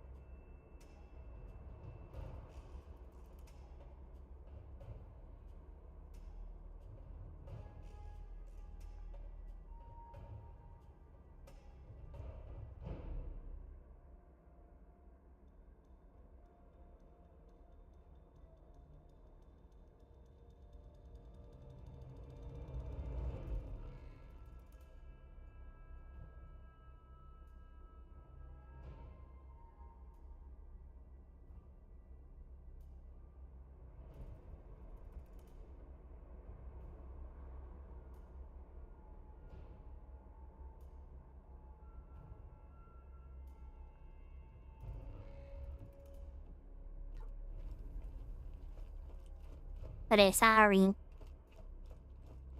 I just sent a couple DMs.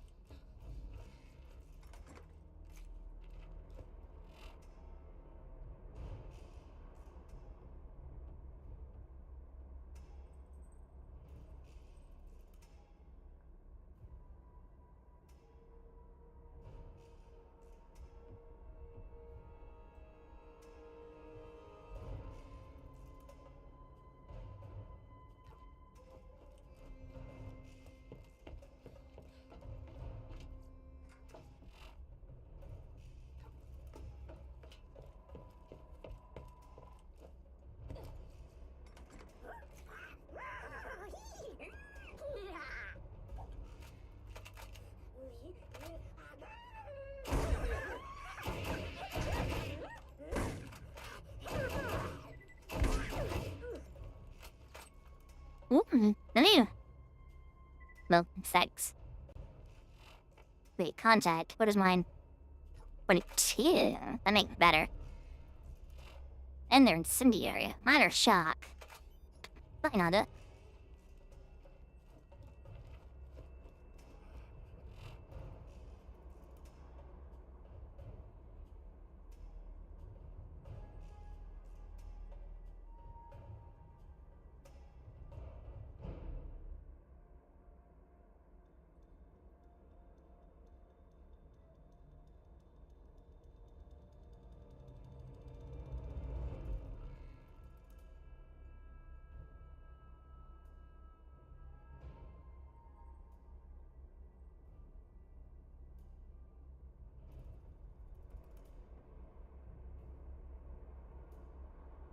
And my kids too.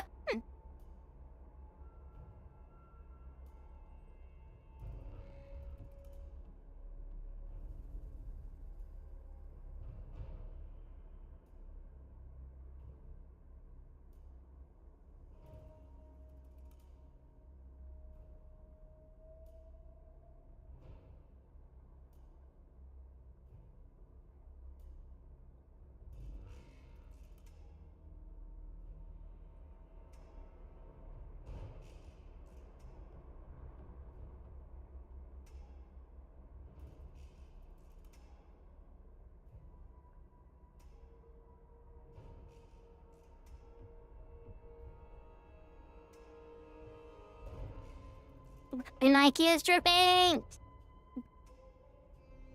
Wait, that's probably better. Hello? You see me? Can you see me good? Can you see me good?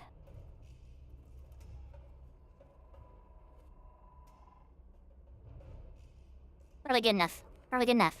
Let's go.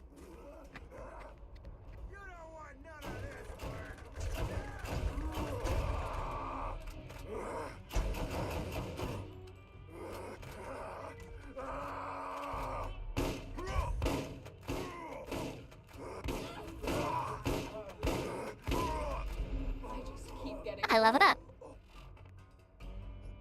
Level it up. Level it up. Oh, rain for this would be really good.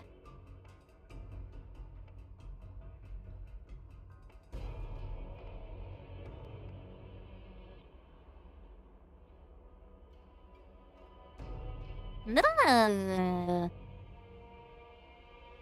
Increases bullet and... Ooh, that was in velocity. That's pretty good.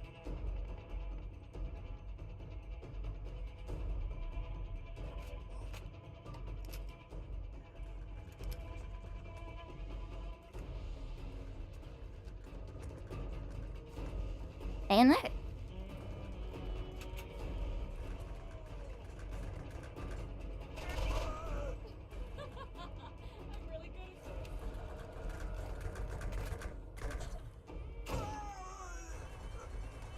Blood.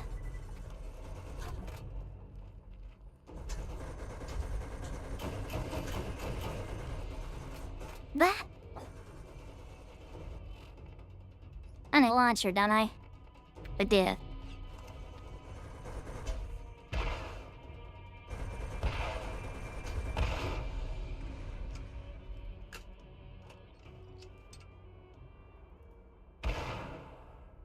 Well, I killed him.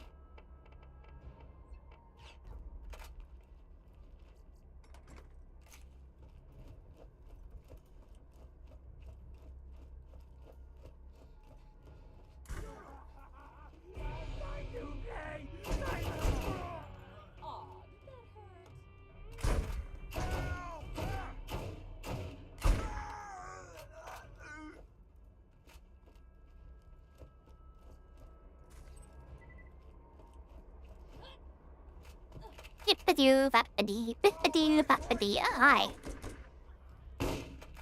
I can't shoot.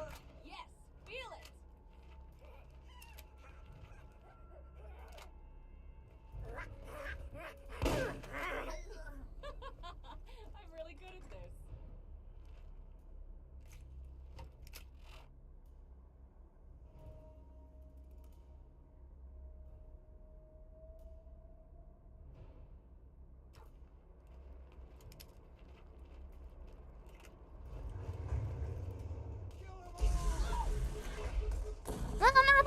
No. What the heck?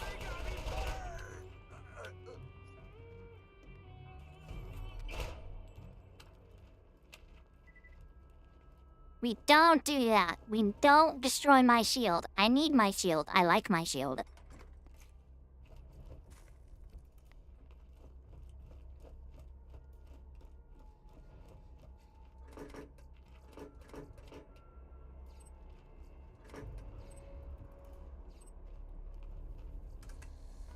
Yes! Something good, something good. They're snipers.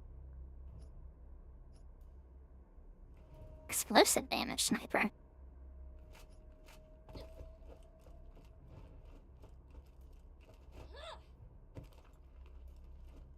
There's another one up there.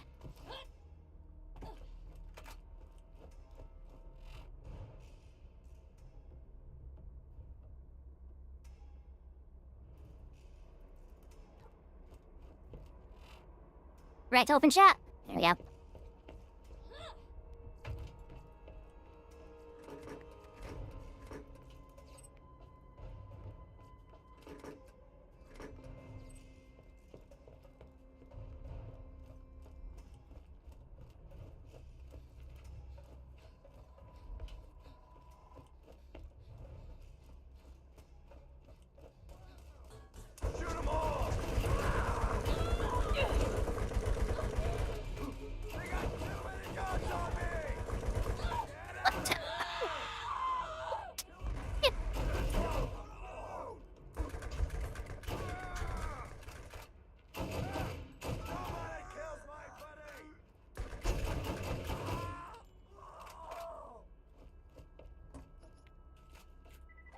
Oops, I need to do that.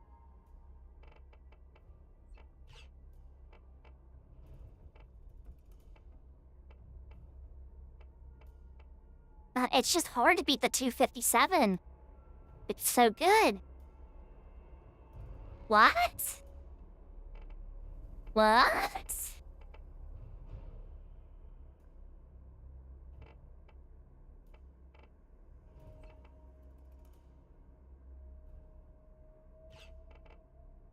What? I'm curious.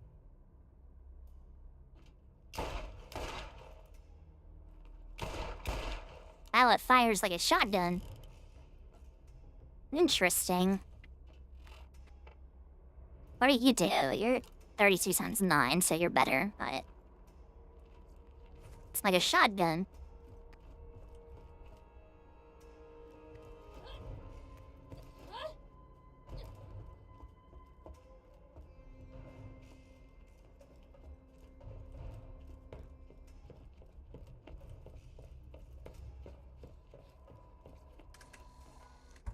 Treasure!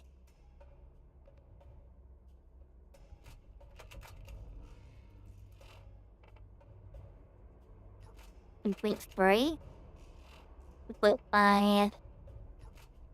Wow, the accuracy on that is way better.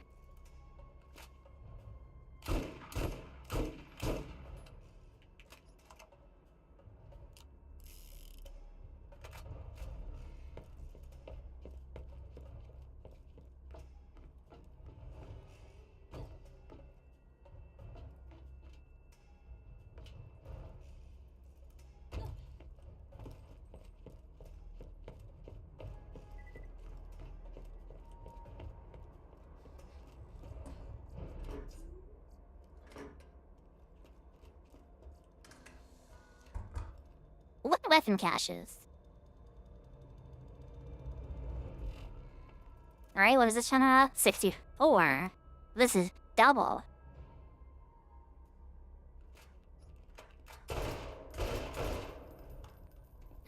It's one of those 3-round bursts, though.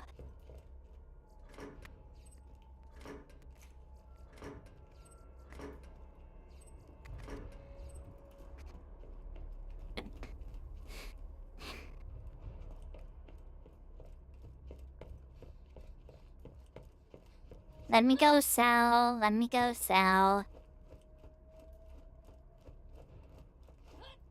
I just need to get health.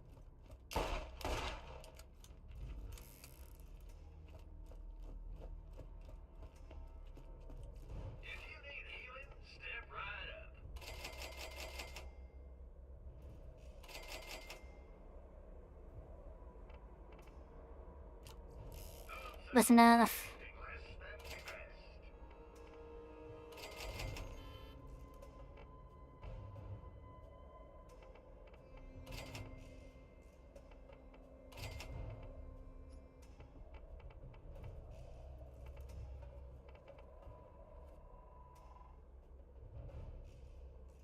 Needs to cause explosion. 200% crit damage?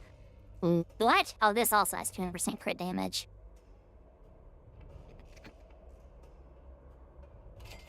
There you. There you. I think the black here has electric damage, doesn't it?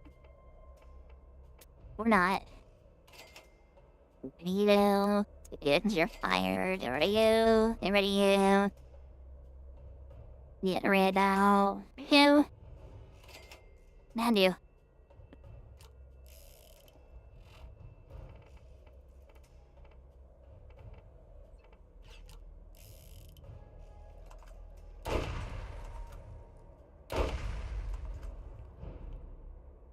Ooh. How I can slow the snipers off? Like, I get their snipers. Come on, man. 79. I might just sell this gun.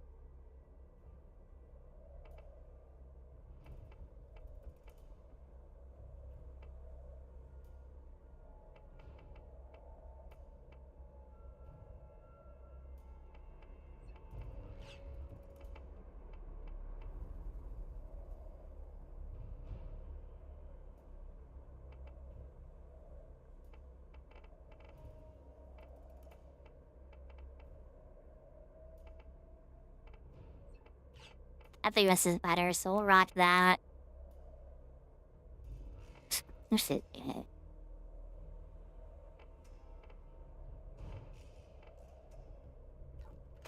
Let me also just sell that gun.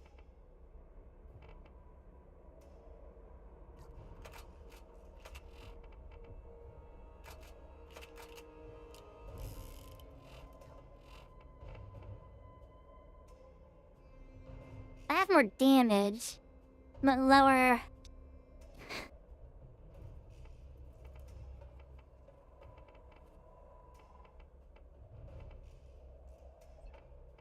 Let's try it. We'll try this new loadout and see how it works. This could just be garbage awful.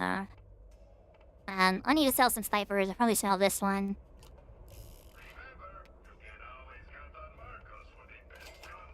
So that. Okay. That. Rest this for the keep. So that we don't need. Oh, those are the contact grenades. I'm going to equip this. Because these are fire contact grenades. And I like contact grenades because they work. Whereas the bouncing Betty ones don't really. Okay, this is fine. Let's try it.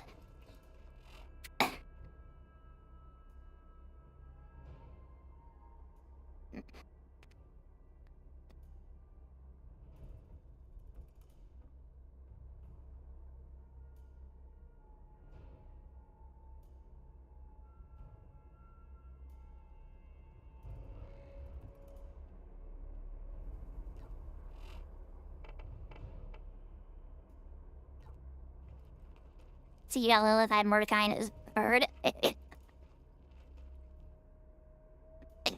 I chose Lilith because Lilith is far and away the best moveset in this game. Like, her AoE ability and just proficiency are just way above the entire rest of the cast. It's just, the way she, like, works in this game, she's way overpowered compared to everybody else. And the other keys, it doesn't really matter who you pick, and this one it absolutely does, because Lilith is just so much stronger than everybody else. That's why I chose her.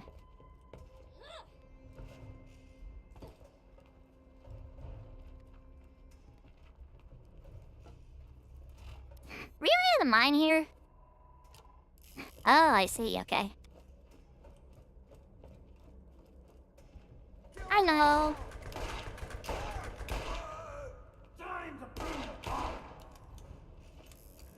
Okay, so this revolver is absolutely worse. Throw that in there.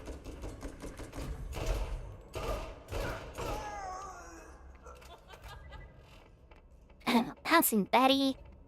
This is also worse. I'm gonna assume it's the same thing. All of them are gonna be worse compared to the actual guns they had. No, it'd be Azra. What? Oh, I see what you're talking about. I'm stupid.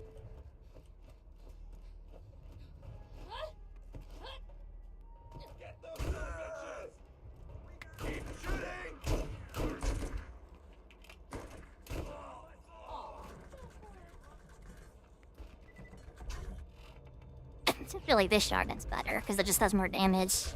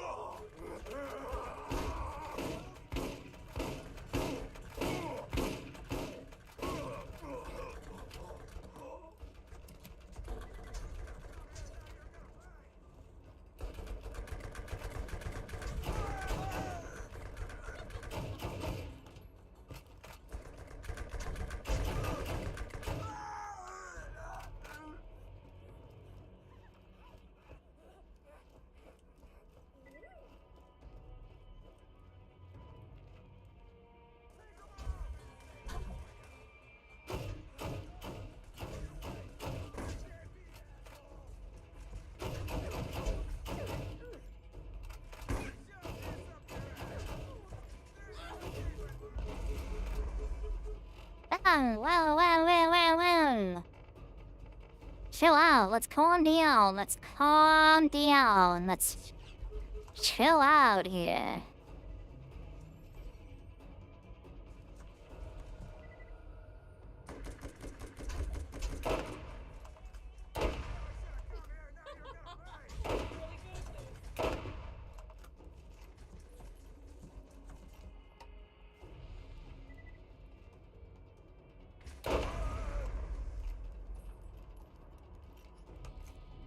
About 2 guns.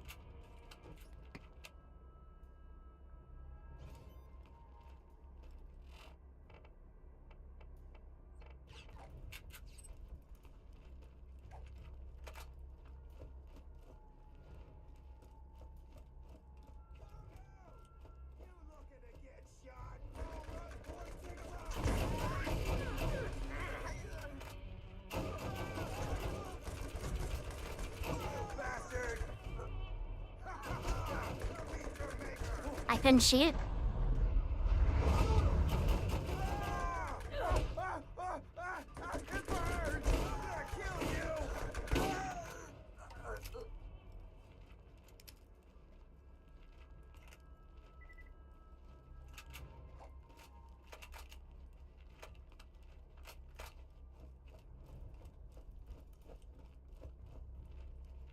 That had to be Mordecai.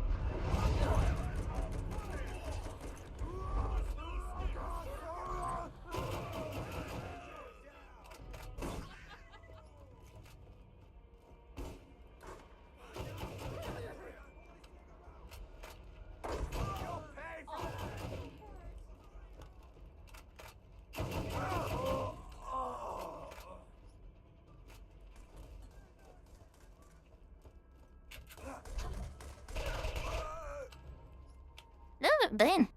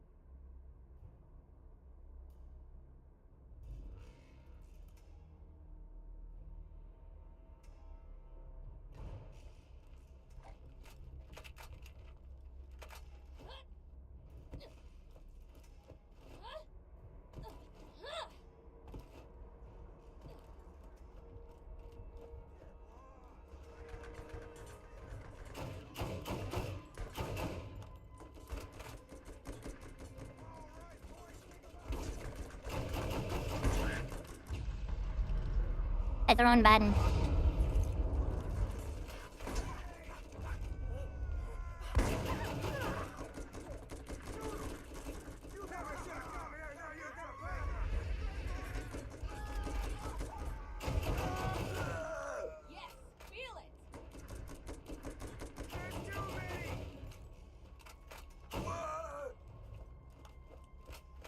Oh, comedic, that's okay.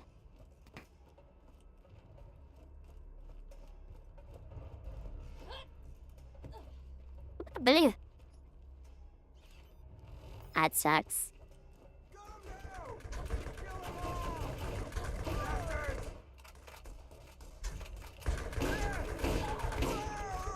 You land?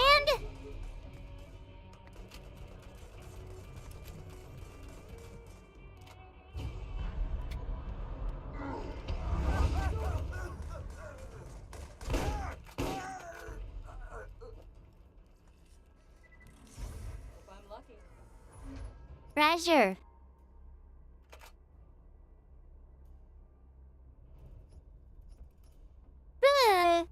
Come on, man.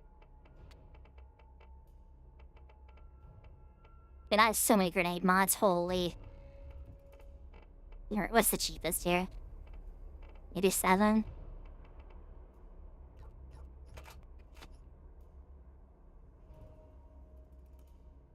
Hey, bud. Button.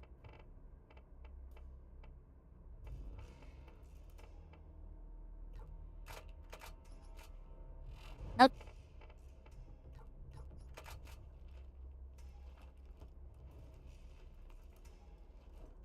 Any more treasure?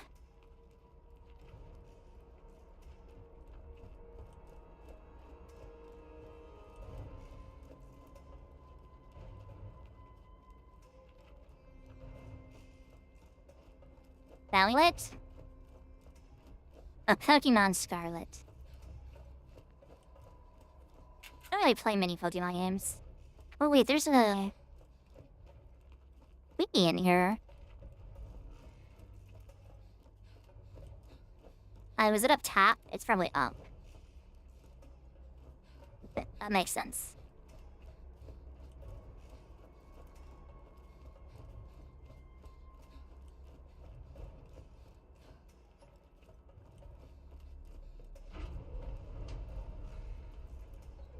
Makes sense if it's up here, yeah.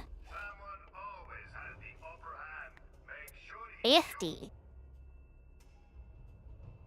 Many mines. I don't have money for it, but... Okay, let's go on a selling spree. Don't need you. Don't need you. Don't need you. Don't need you. Don't need you. I do want to hang on to you. Don't need you. 60.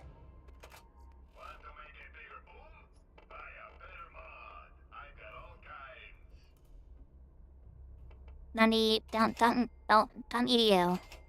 Don't need you. Don't need you. Don't need you. Don't need you. Need you. This will keep.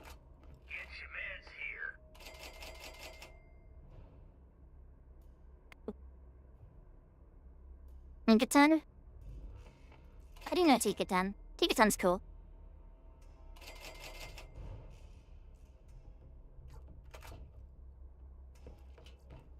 I'm step back down, because there's these other 2 guns down here that I want to pick up and sell.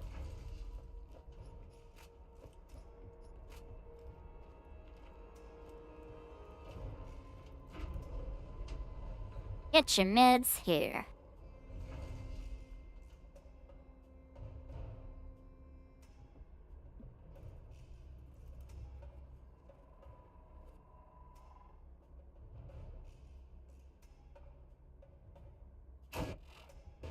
Oops. Sorry, misfire.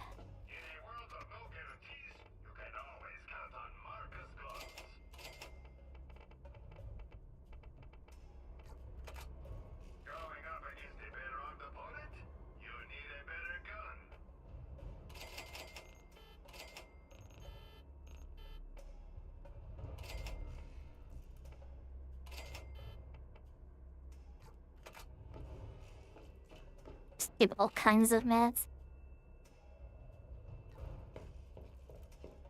Alright, let's go do the boss. Boss time. This one is a brute, and he has a powerful shield you will need to whittle down before you can hurt him. Don't let him touch you. Switch to that. Either or. Right is always right. Left is always left. Now, say he's just a drama queen.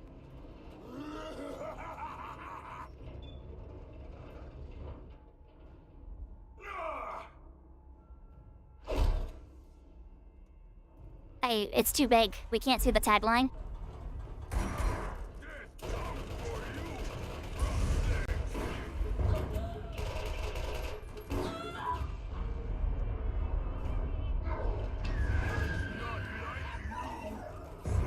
I missed.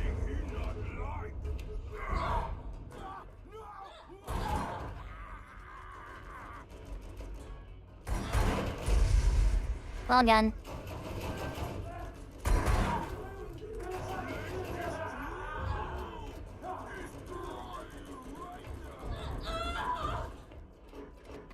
Health, hey. Health, please. Please, health. Since his shield's gone, we can toss this back on. Never mind, his shield is back. Okay. Put this back here.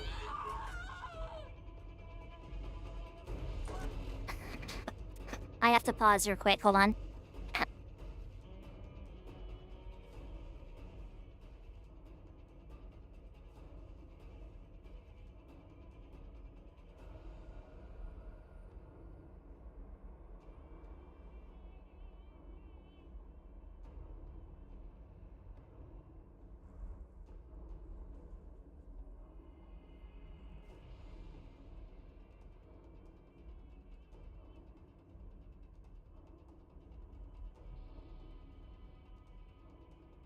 I have to be right back. Give me just a second, okay?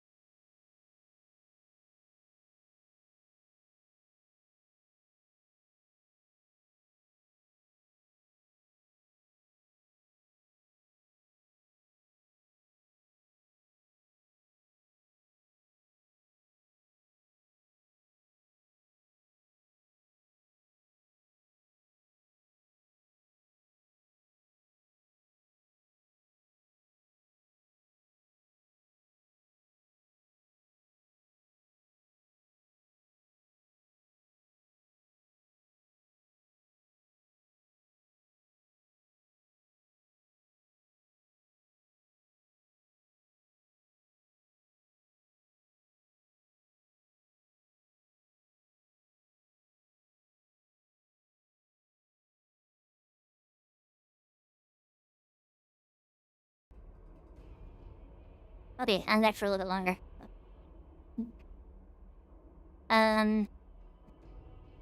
We're all in a rough spot right now. I don't know. I gotta figure out how to get out of this mess. This thing I call the best, you know? How do I get out of this? You know? Uh-oh.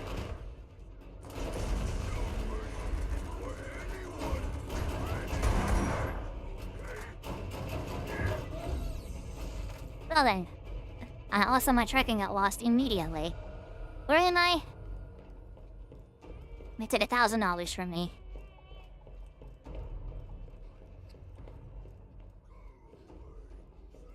Left. Left is always left. Where's he at?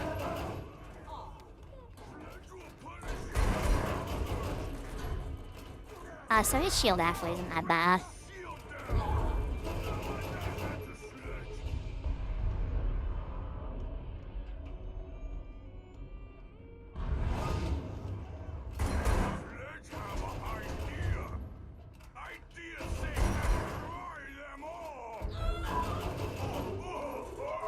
Now he like eliminates my shield within like 2 seconds.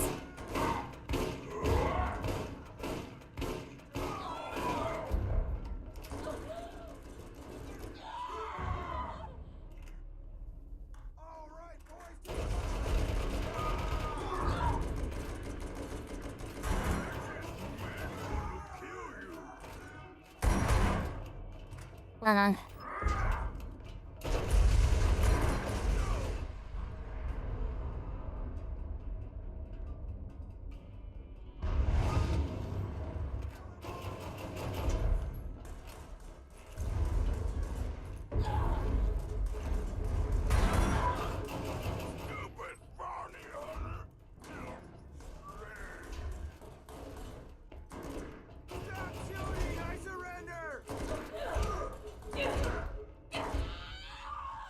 Come on, man.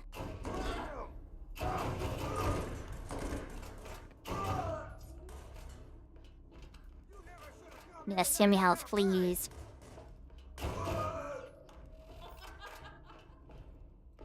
Oh, I killed him.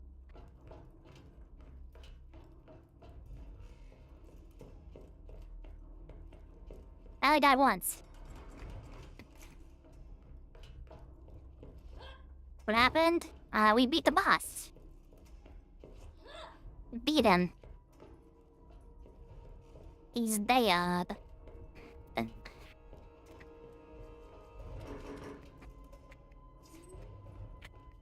More health, please. More health, please. That's not health. I spent so much of my money on health. It's just back over now.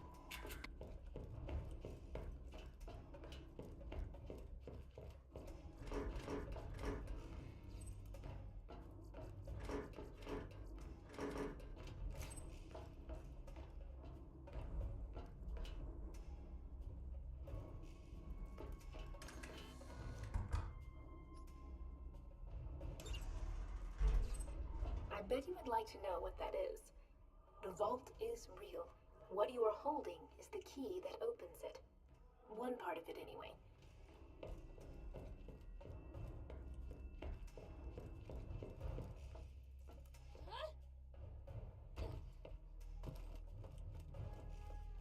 We have the key. Man. Anyways, I got a new shotgun. 57 times 11? Accuracy 0?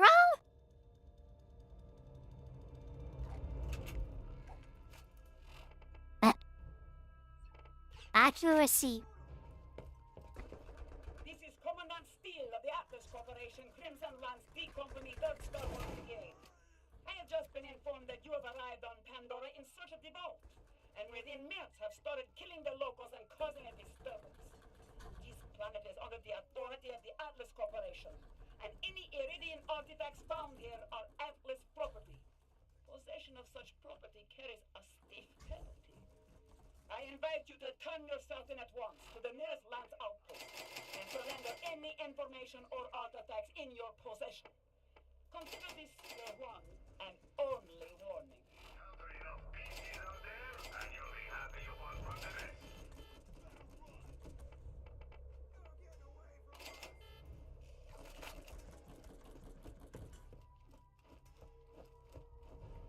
The accuracy is 0, huh? I mean, I only like... Huh.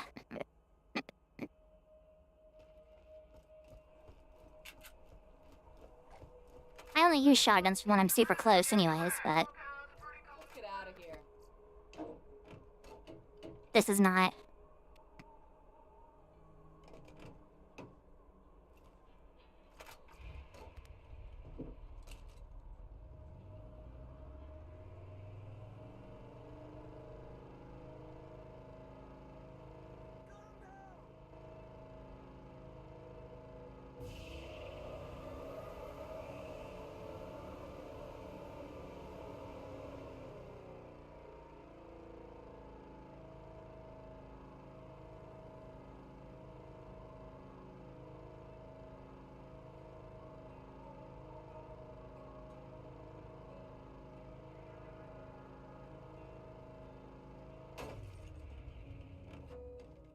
Hunk. I'm gonna assume this means we're a third of the way through the game.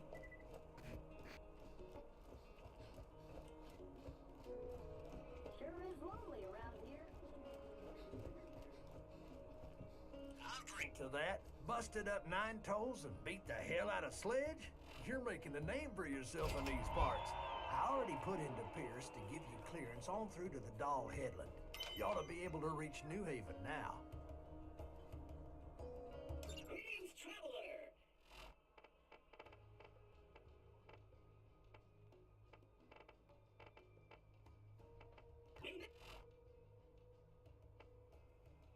Missions are available at the Firestone Mountain. You've discovered a class modification unit. Class mods, as you humans call them, can be equipped to modify your skills and proficiencies.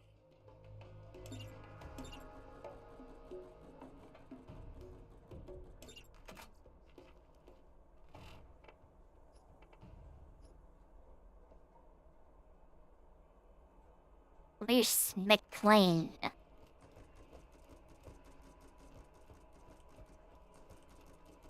I should sell some stuff.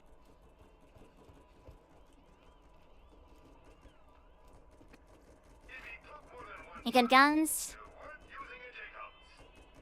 7.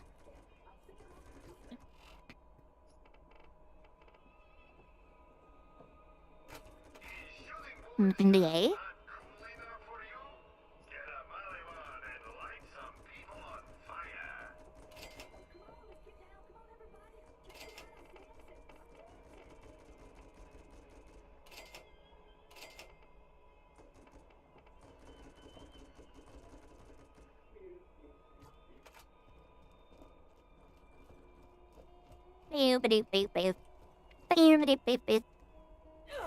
How do you get these keys?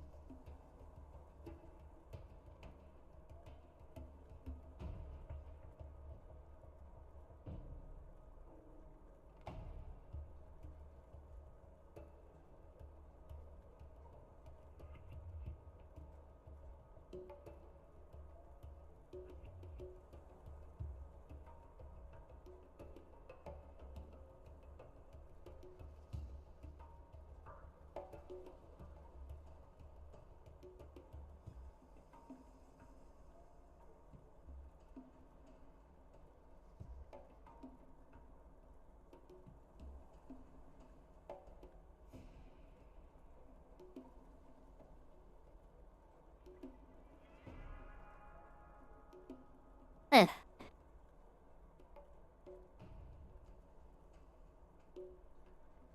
I don't know how you get those keys.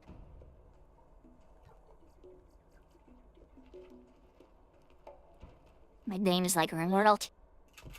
I've heard the horror stories of Rimworld.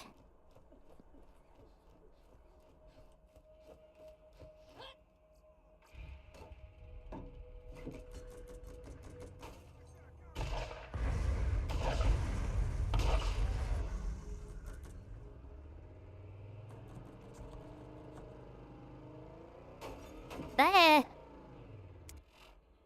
What? I thought we were meeting.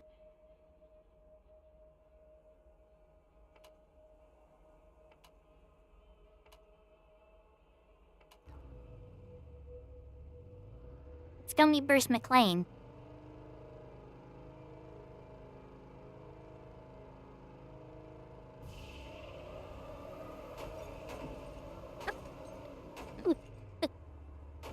Missed. I fired and I missed.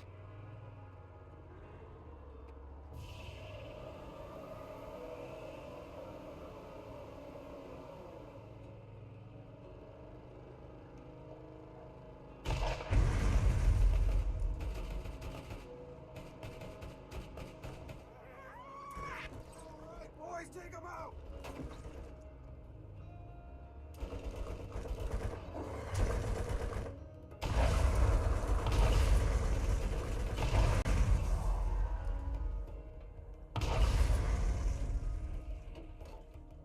Out again.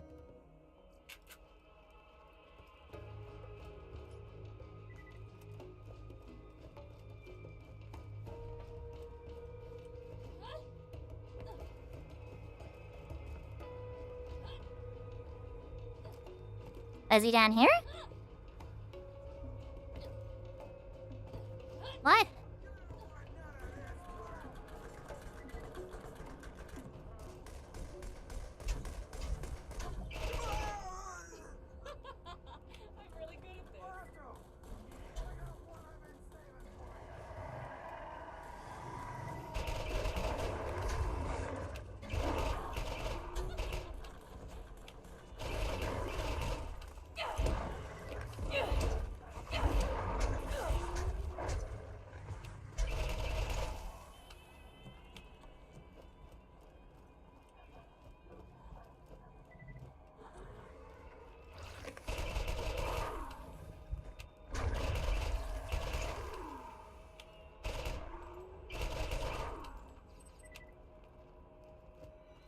That's normal. From what is very unpleasant. Huh. Interesting.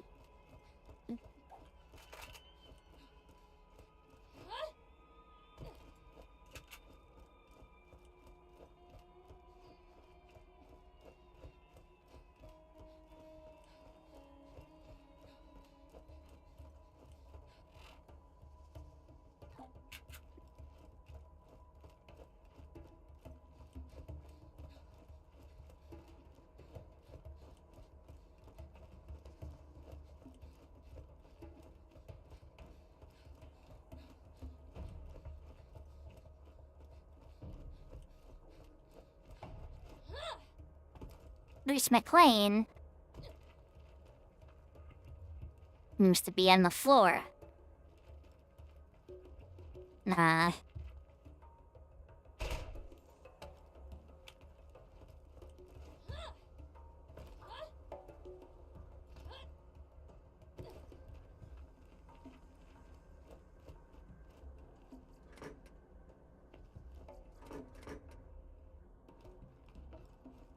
Hey.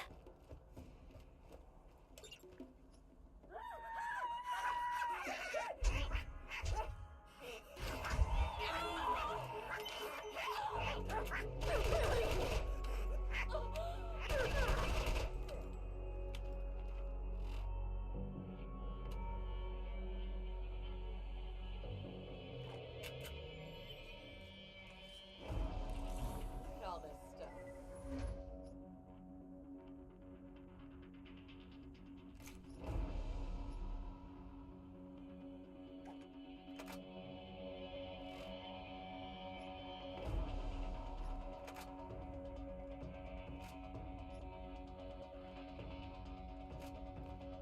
Jacob's hands do one thing really well.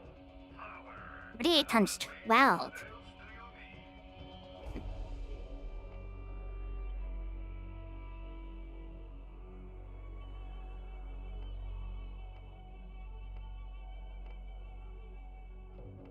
That's a really good sniper rifle, actually.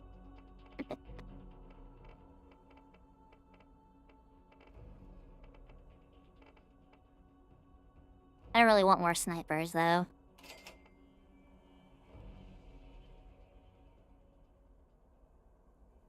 And well, is this another 3-round burst? I'm gonna lose my mind. I can't escape them. I literally cannot escape them.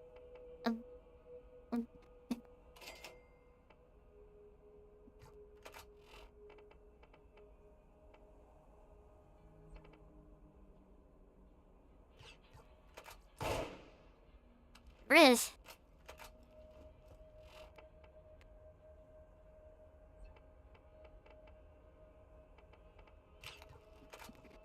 Oh, free up. I can get rid of.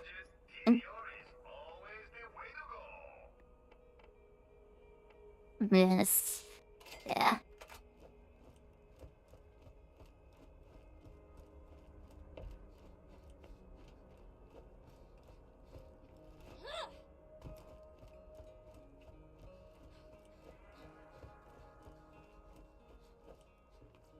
Mummy.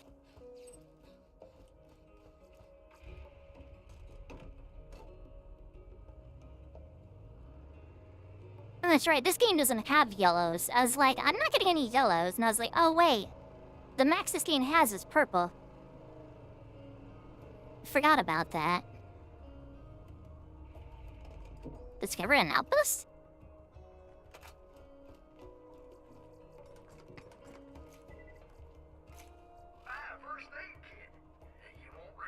Oh no.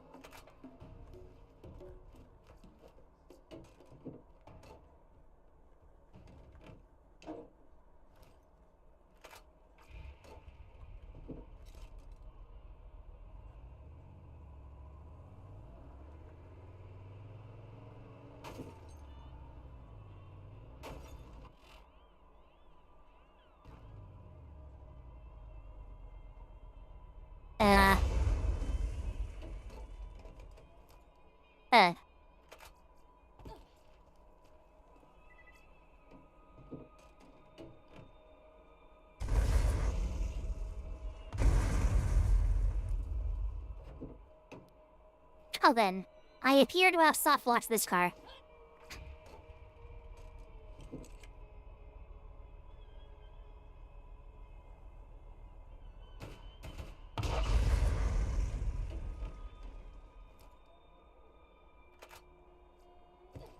But like...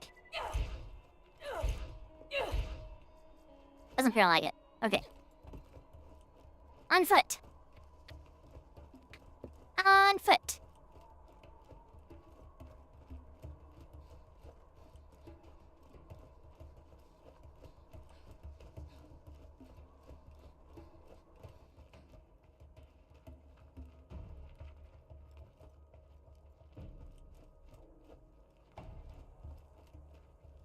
Oh, it's a top.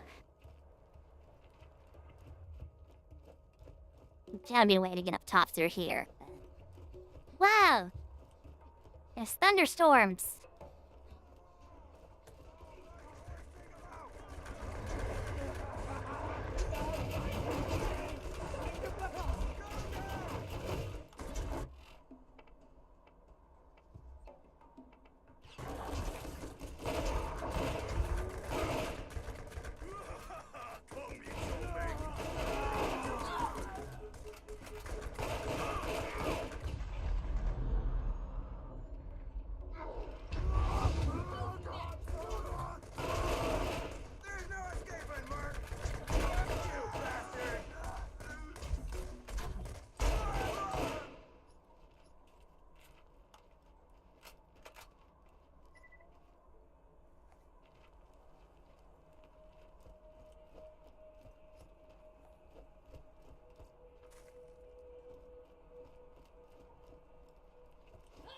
Still, how do I get up there?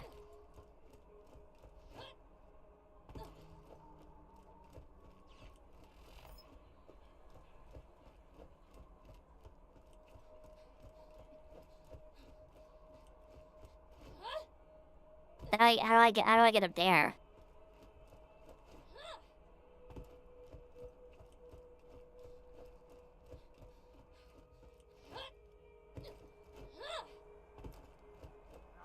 Keep walking.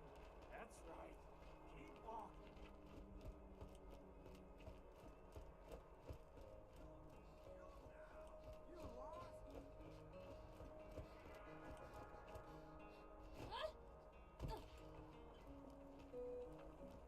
Carry on?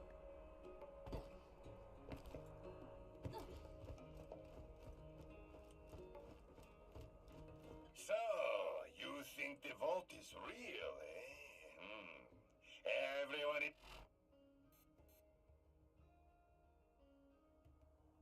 is talking about it. This is the biggest thing that's happened here in a long time. Think of the visitors we will have. Listen, if you find it, what's inside could be worth a fortune. But only if you get the right partner to help you sell it. So, partners?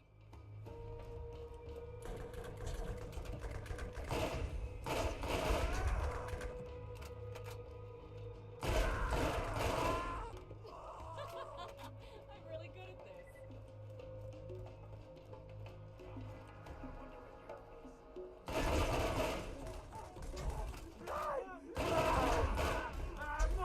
More meat for me!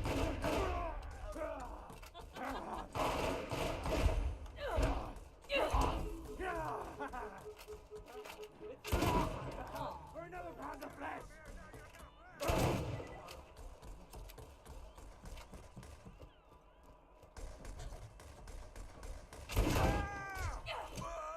Yes, feel it.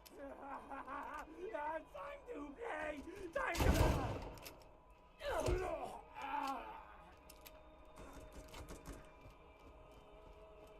Dad, there's thunder outside. It's fine. Okay. I'm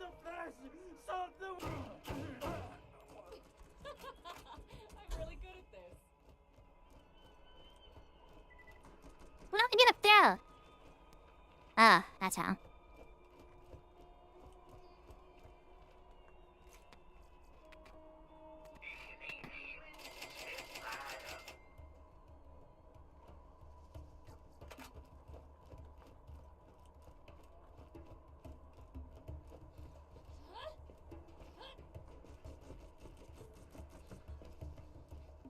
Sorry, I'm a little bit stupid. We know this by now.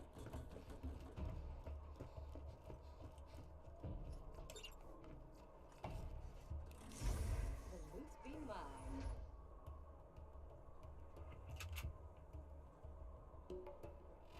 Wow.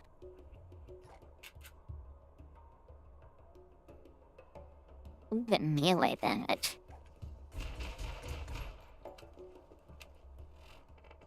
That sucks. Like a lot.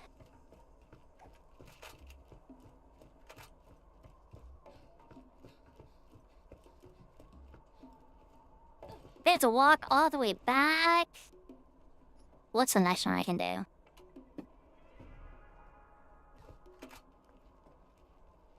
Metri. Ah, that's right in here.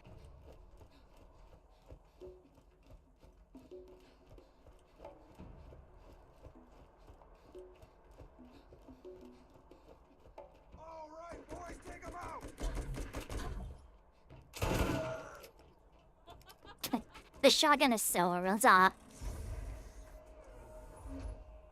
Shields and grenade mods, huh?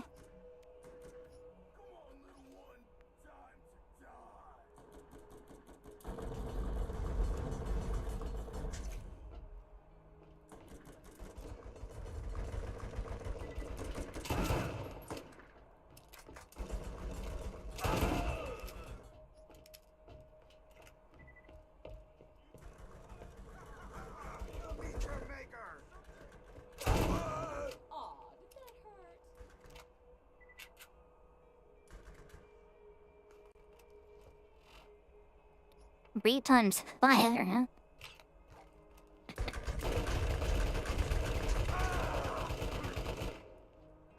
Okay, so it's actually really bad.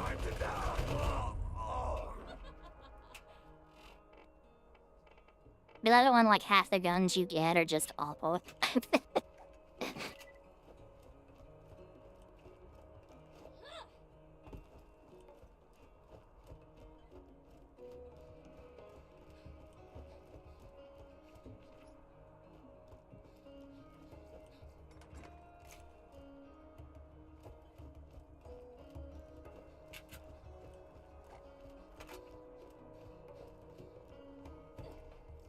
Hi, Carrie.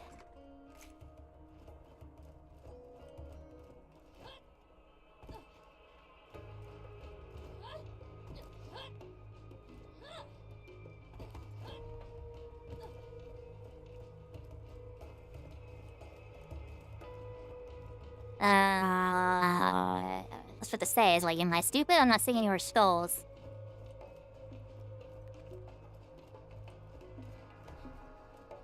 You have to bear with me. Hi, Shiny. You have to bear with me, I'm blind and stupid, so... This one.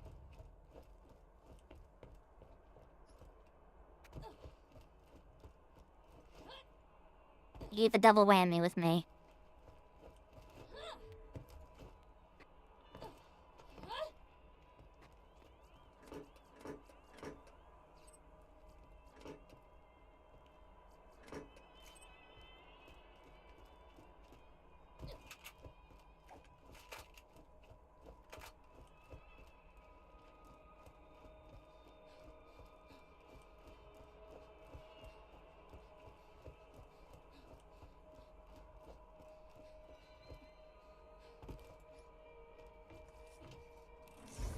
Let's see what we've got. Beyond a sniper. Is it better than this one? Sure isn't.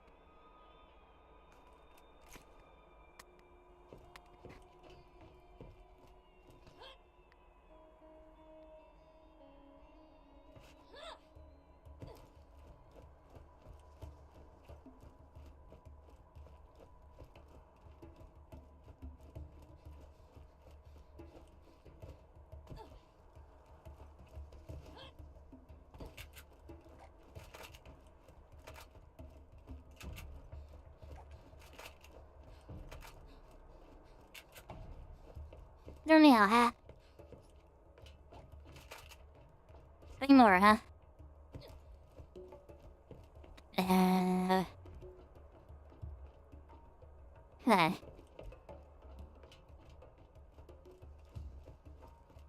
Chad, I'm blind. Where are these last 3 skulls? I'm blind. 2 more.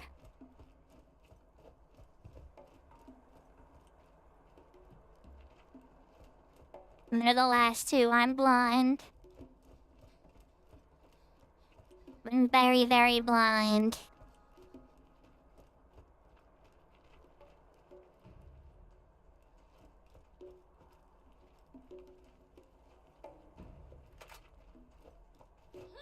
Blah, blah.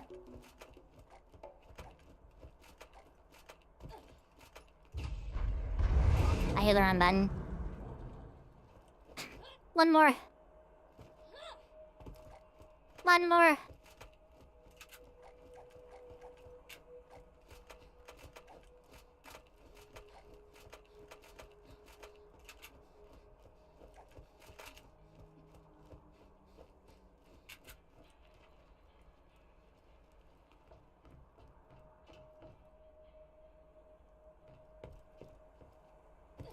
more. 1 more skull.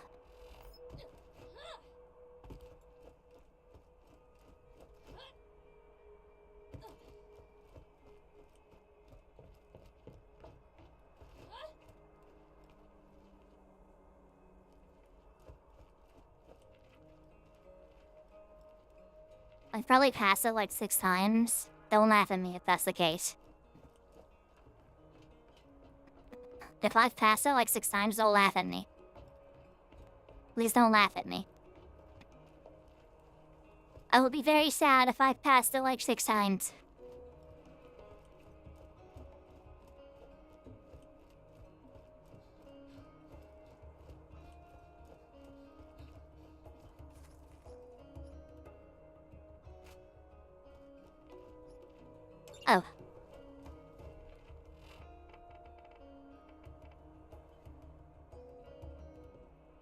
$18.95. Yeah, nothing's just better than the one I have.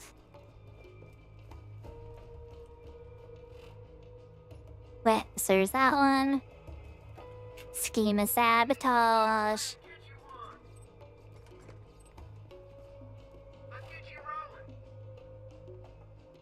Enough walking.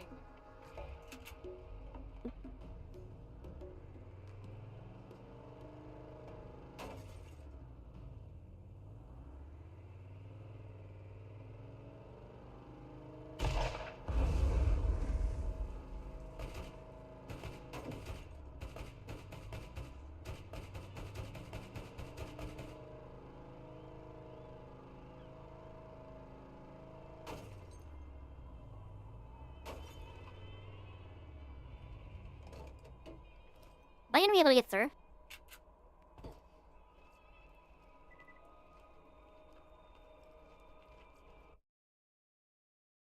Oops.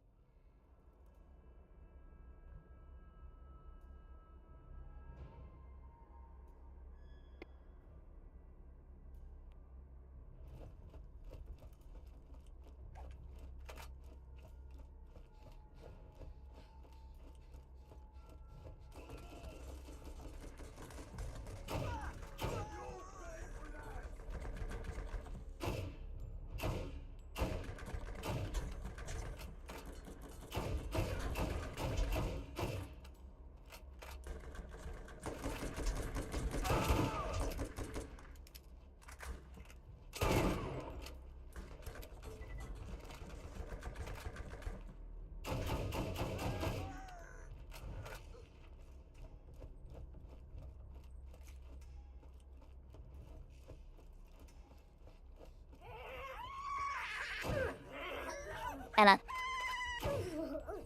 Shut up.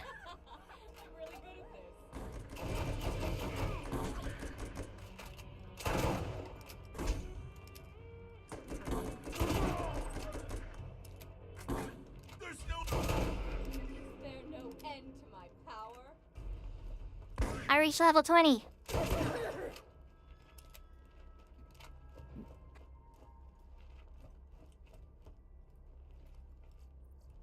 F. Nip. Oh. So.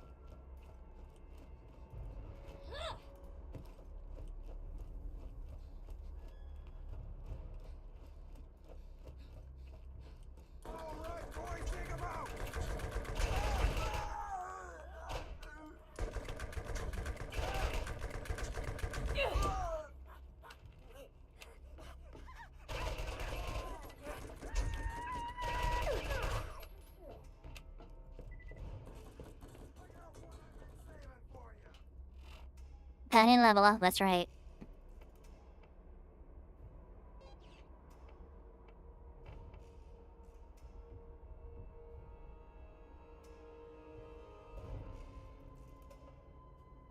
Eh.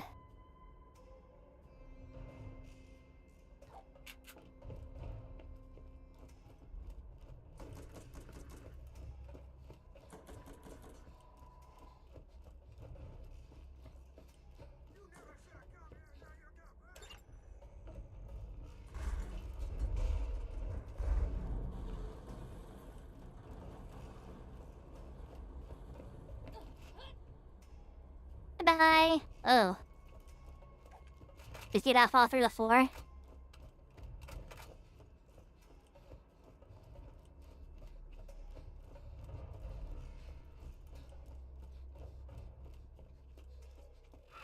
a real doctor when you got my machines and their scary needles.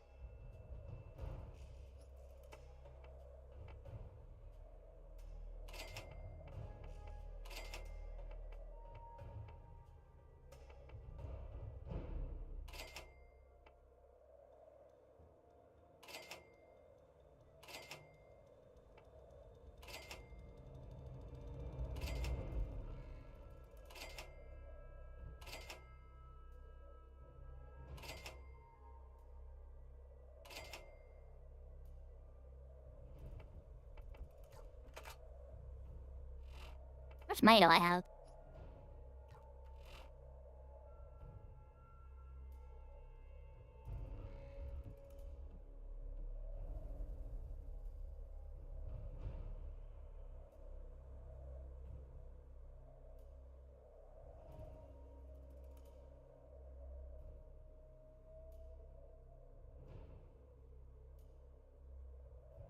Do this real quick.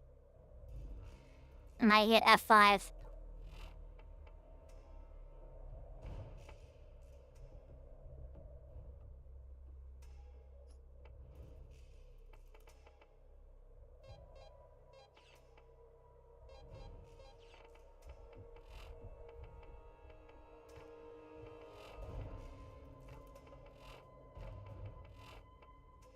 Oh, I can switch.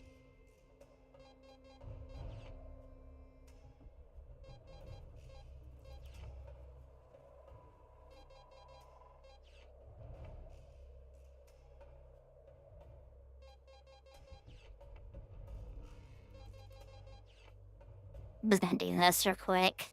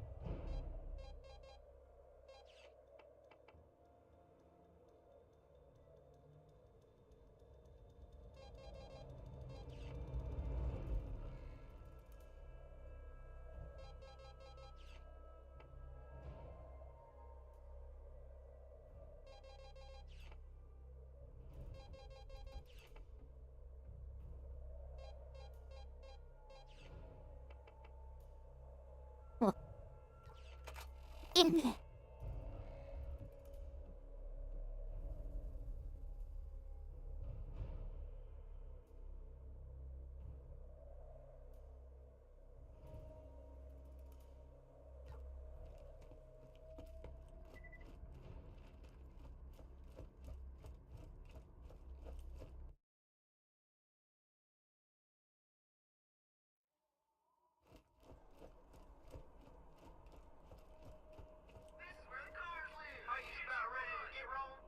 Let's get some wheels.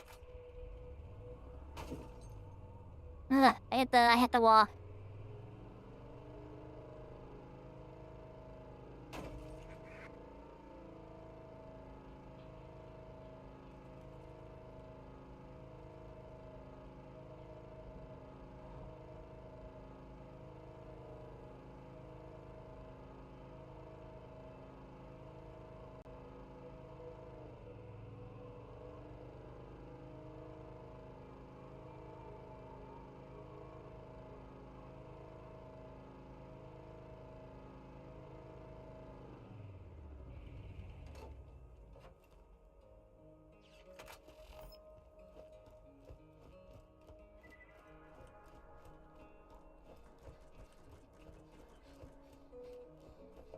Wow, you're not dead.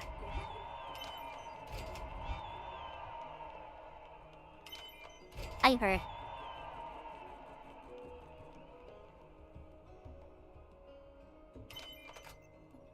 What when I touch an enemy?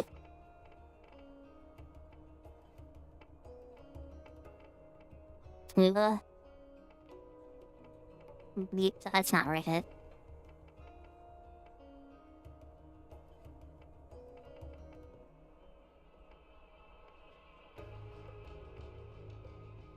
Let's show the numbers. Where's, huh? What the heck? Right? Sure, I guess. Equipment working, more or less.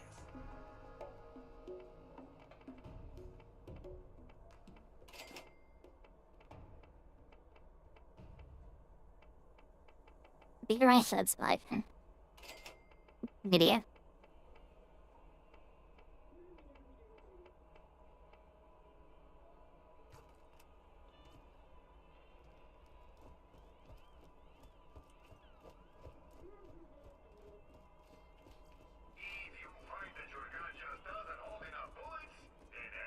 That has like the one that I don't need.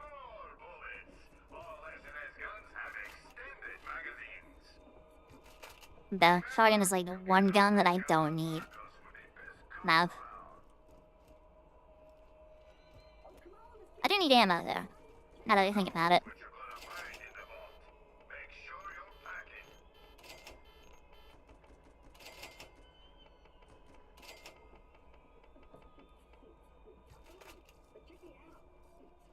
Oh, it took me out. Oh, come on, get down. What, black trap? Mine. Hey, I don't mind. Oh yes, I've done all the quests in Firestone. I think that would be money.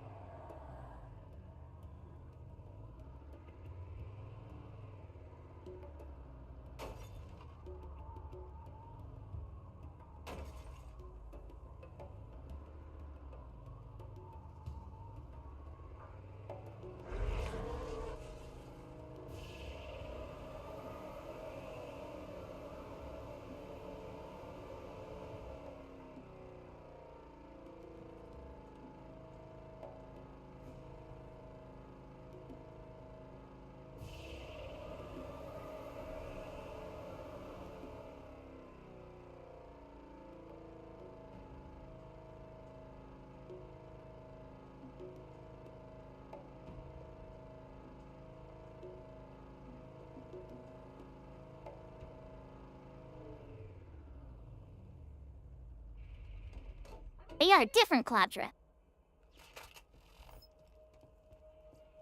Downloading and analyzing your DNA record. Human status confirmed. Access to the doll headland is granted. Please stand by while I activate the gate for you.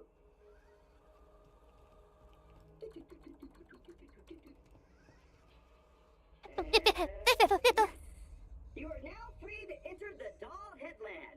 Please enjoy your relaxing stay. Interesting fact, based on your current stress patterns, I calculate a 94.3% chance that you will encounter an unfortunate death experience.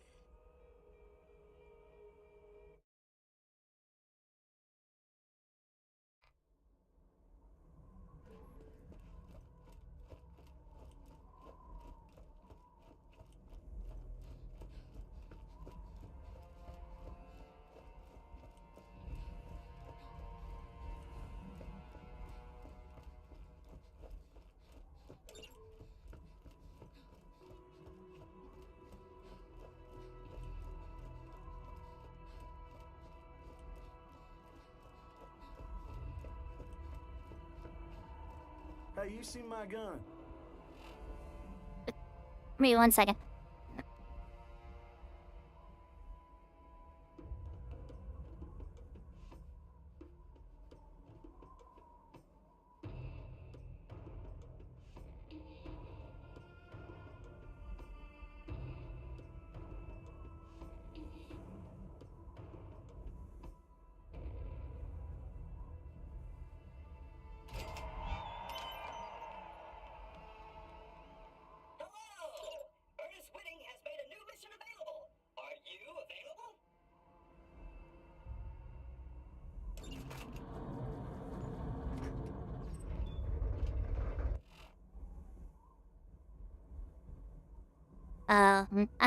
Fucking moss? I will be right back again. Give me just a second.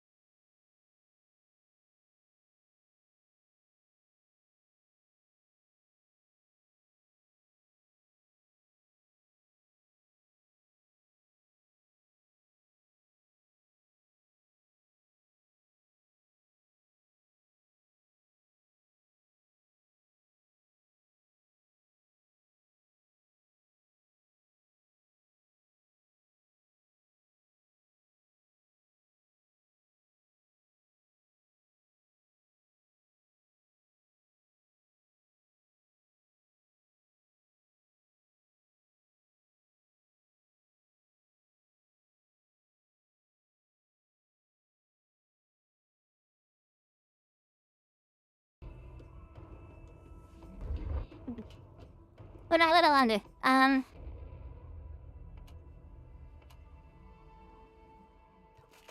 Hi, Mozilla, huh?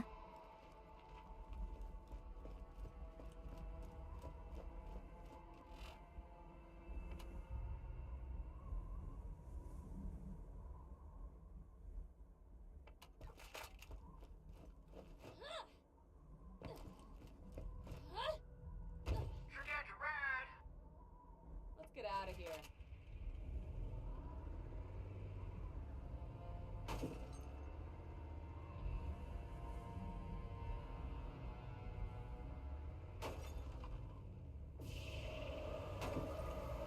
Do my palm on, bro. Alright, we're gonna try this again.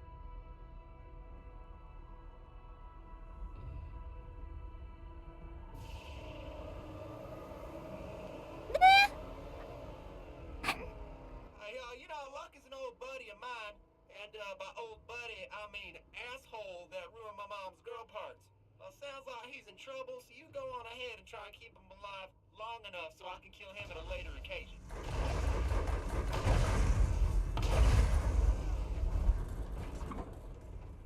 You did what now?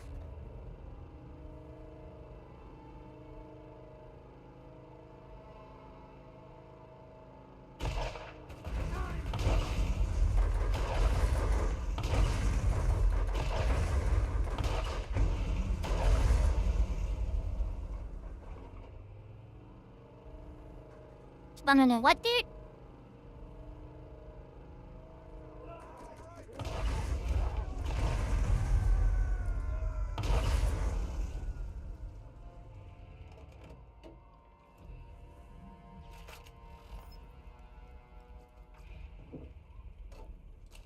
No fire.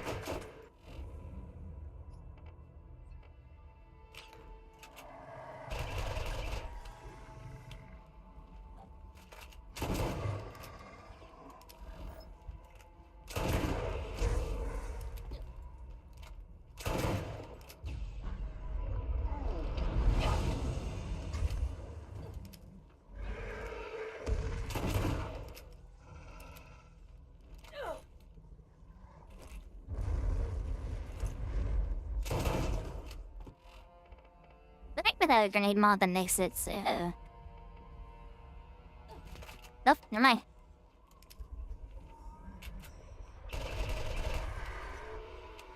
What the heck is that?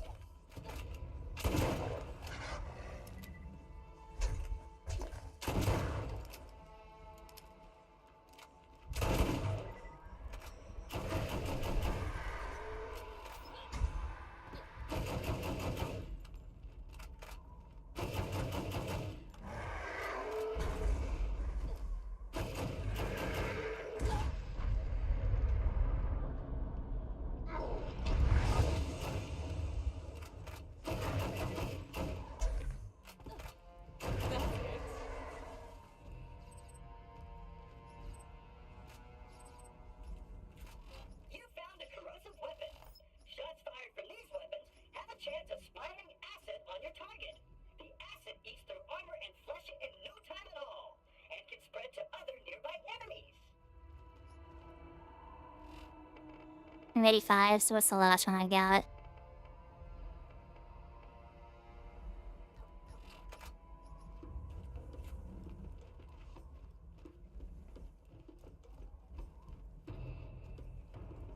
I did it. I killed the man.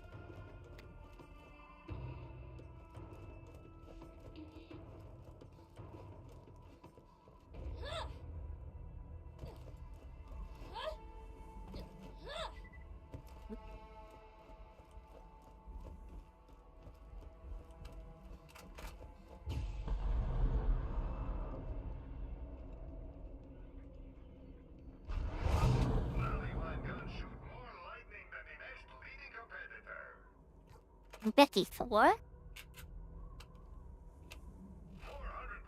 more awesome. Also, torque doesn't make their guns out of freaking wood.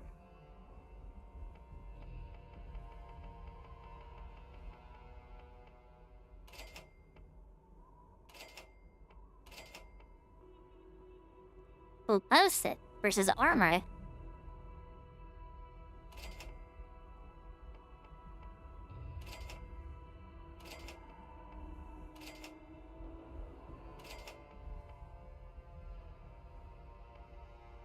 Before.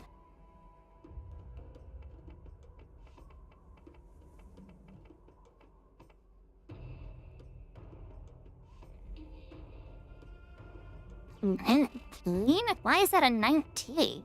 What?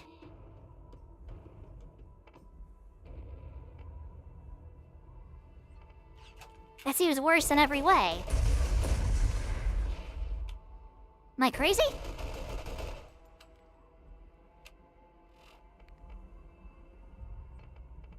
Okay.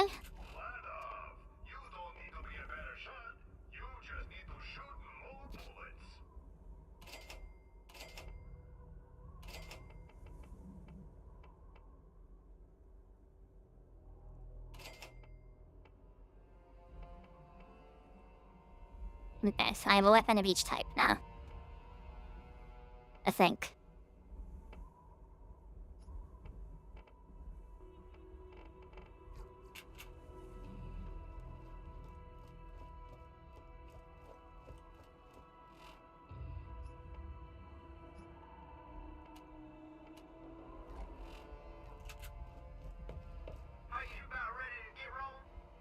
Let's get out of here.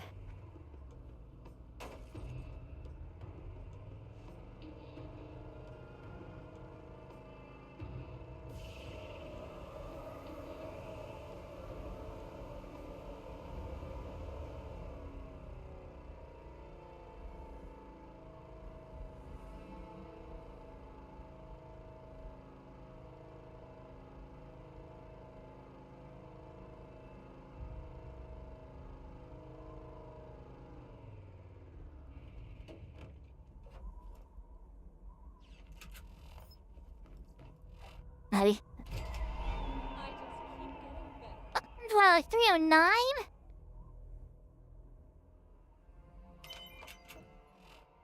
$309?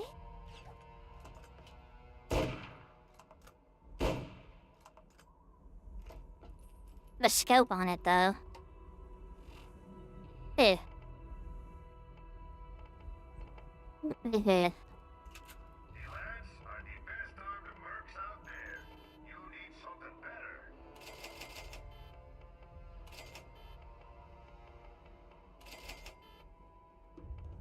Hey.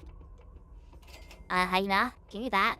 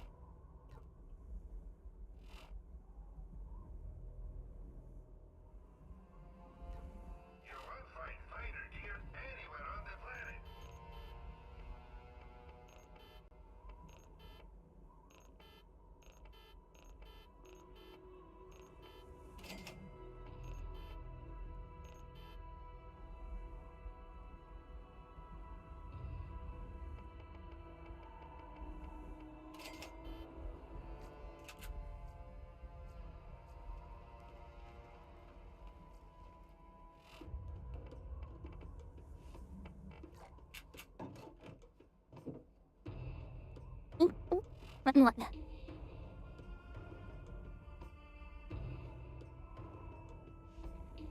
I just go rescue Lucky.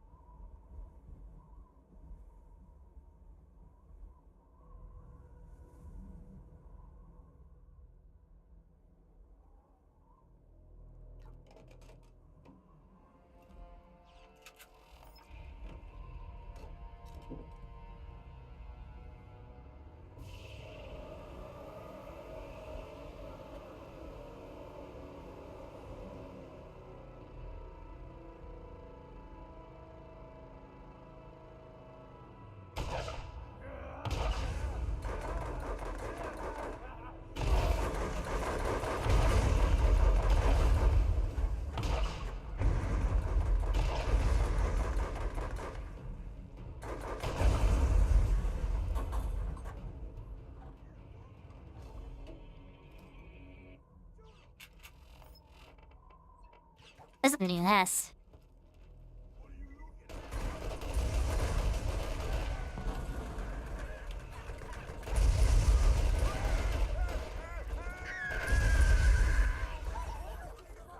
Alright, that sounds pretty good.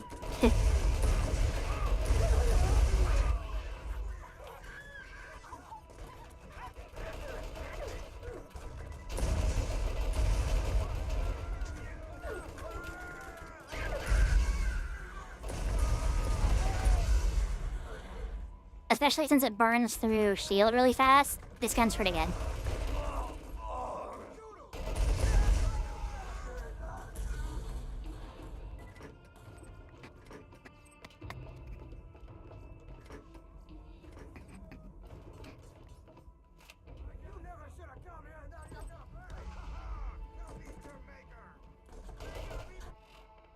Oh, I can try the silly elephant gun.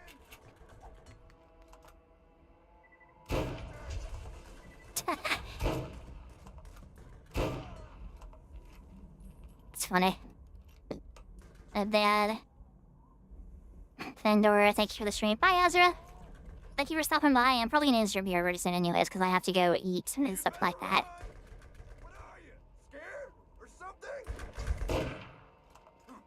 You lived that? Holy.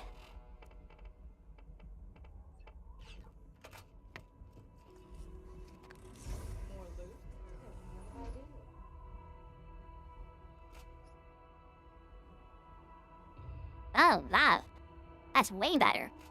22,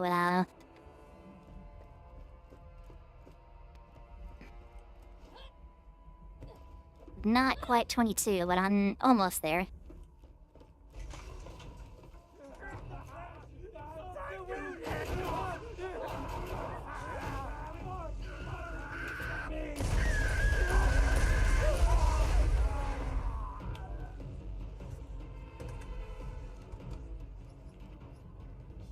Okay.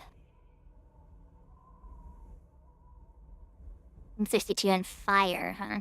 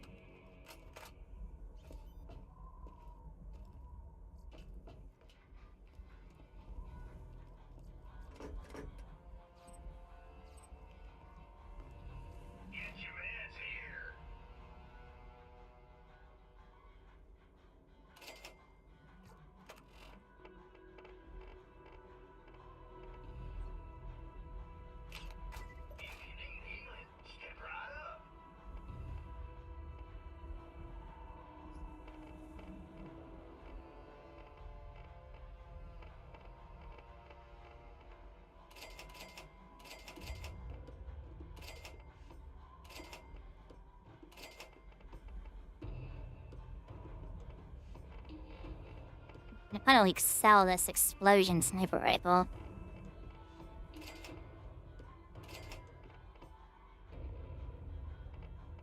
Not really use launchers.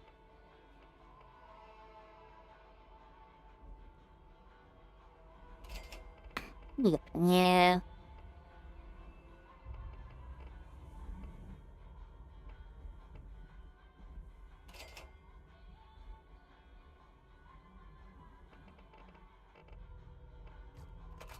Wanna shoot a lot of bullets really fast?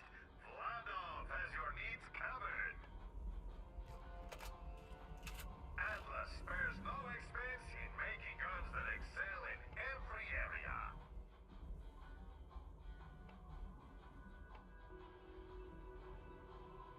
No, 6 is a lot. Alright. Only buy the best. If the vault is real, you'll be able to afford it.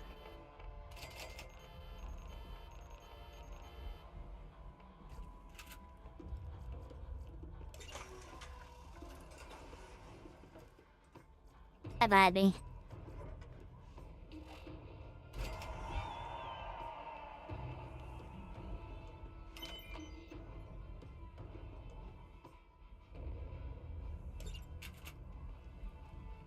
Hey, thanks for keeping that dick bag alive long enough for me to pound on later. Much as it pains me to admit, Luckin knows the area better than anyone. Might want to use him while...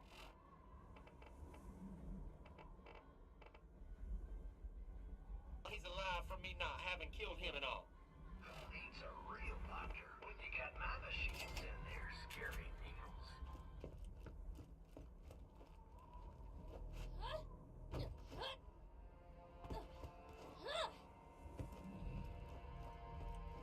It's always fun when I have a new main gun to use. I'll do this final quest, so then I do have to go in here because I have to eat dinner and go pick up my brother and stuff like that. I'll do that tomorrow, though. We might do Mass Effect tomorrow. I had a lot of fun playing Mass Effect the other day. And this has been really fun, too. I don't know, I kind of don't want to play God 4. At least not right now. Is that a weapon chest? That is a weapon chest. I need to go get that weapon chest.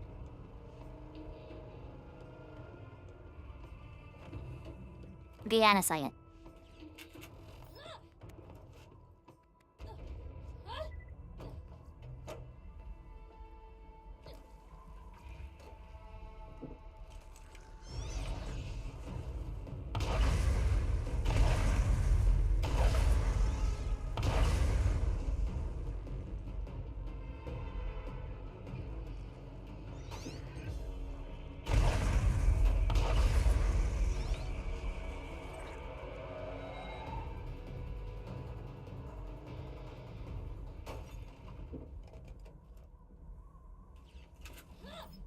No! No!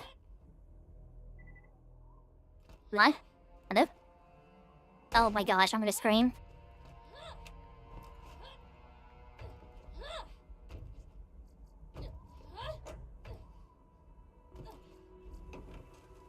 Oh my gosh!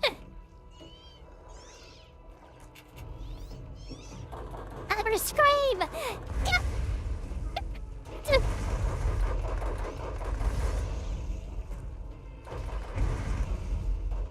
Get me into the driver's seat, please!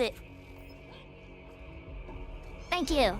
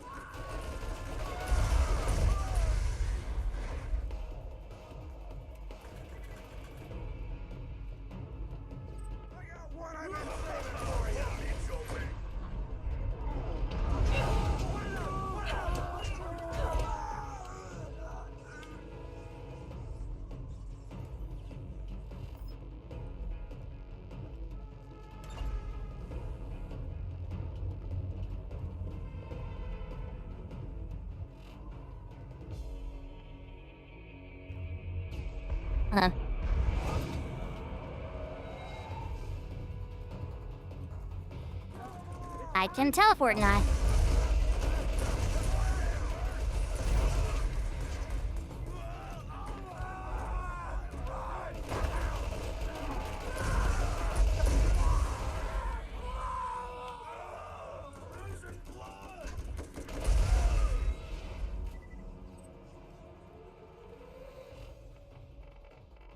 They get any grenade mod.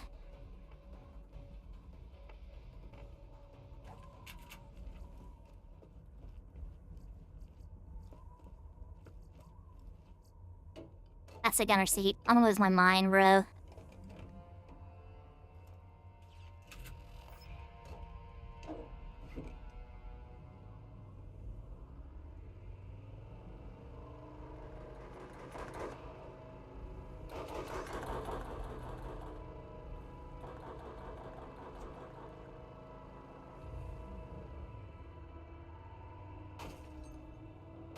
I gotta figure out how to get that chest on the roof.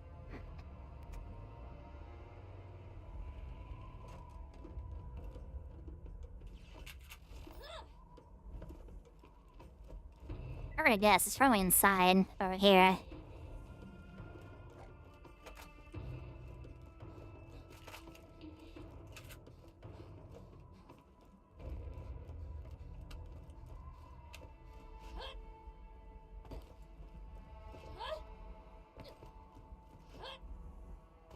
Or not.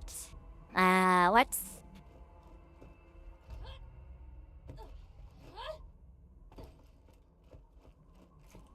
Okay.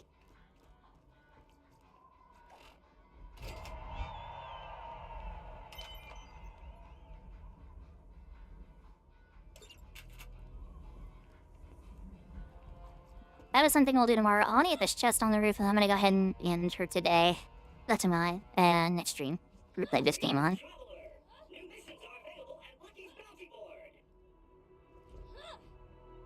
Come on, let me on! Yay! Alright.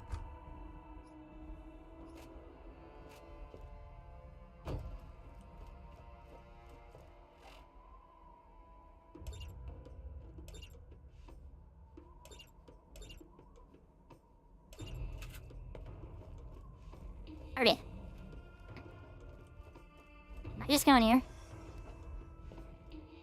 We can. Okay, I'm gonna go ahead and end here. Because I have to go eat and stuff like that. No. You know.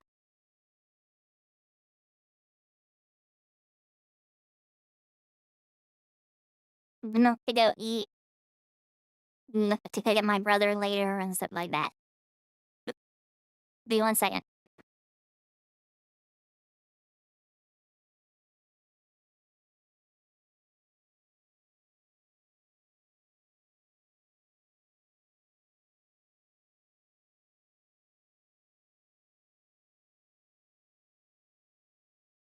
But yeah, I have to go ahead and end the stream, and then I'll be back later.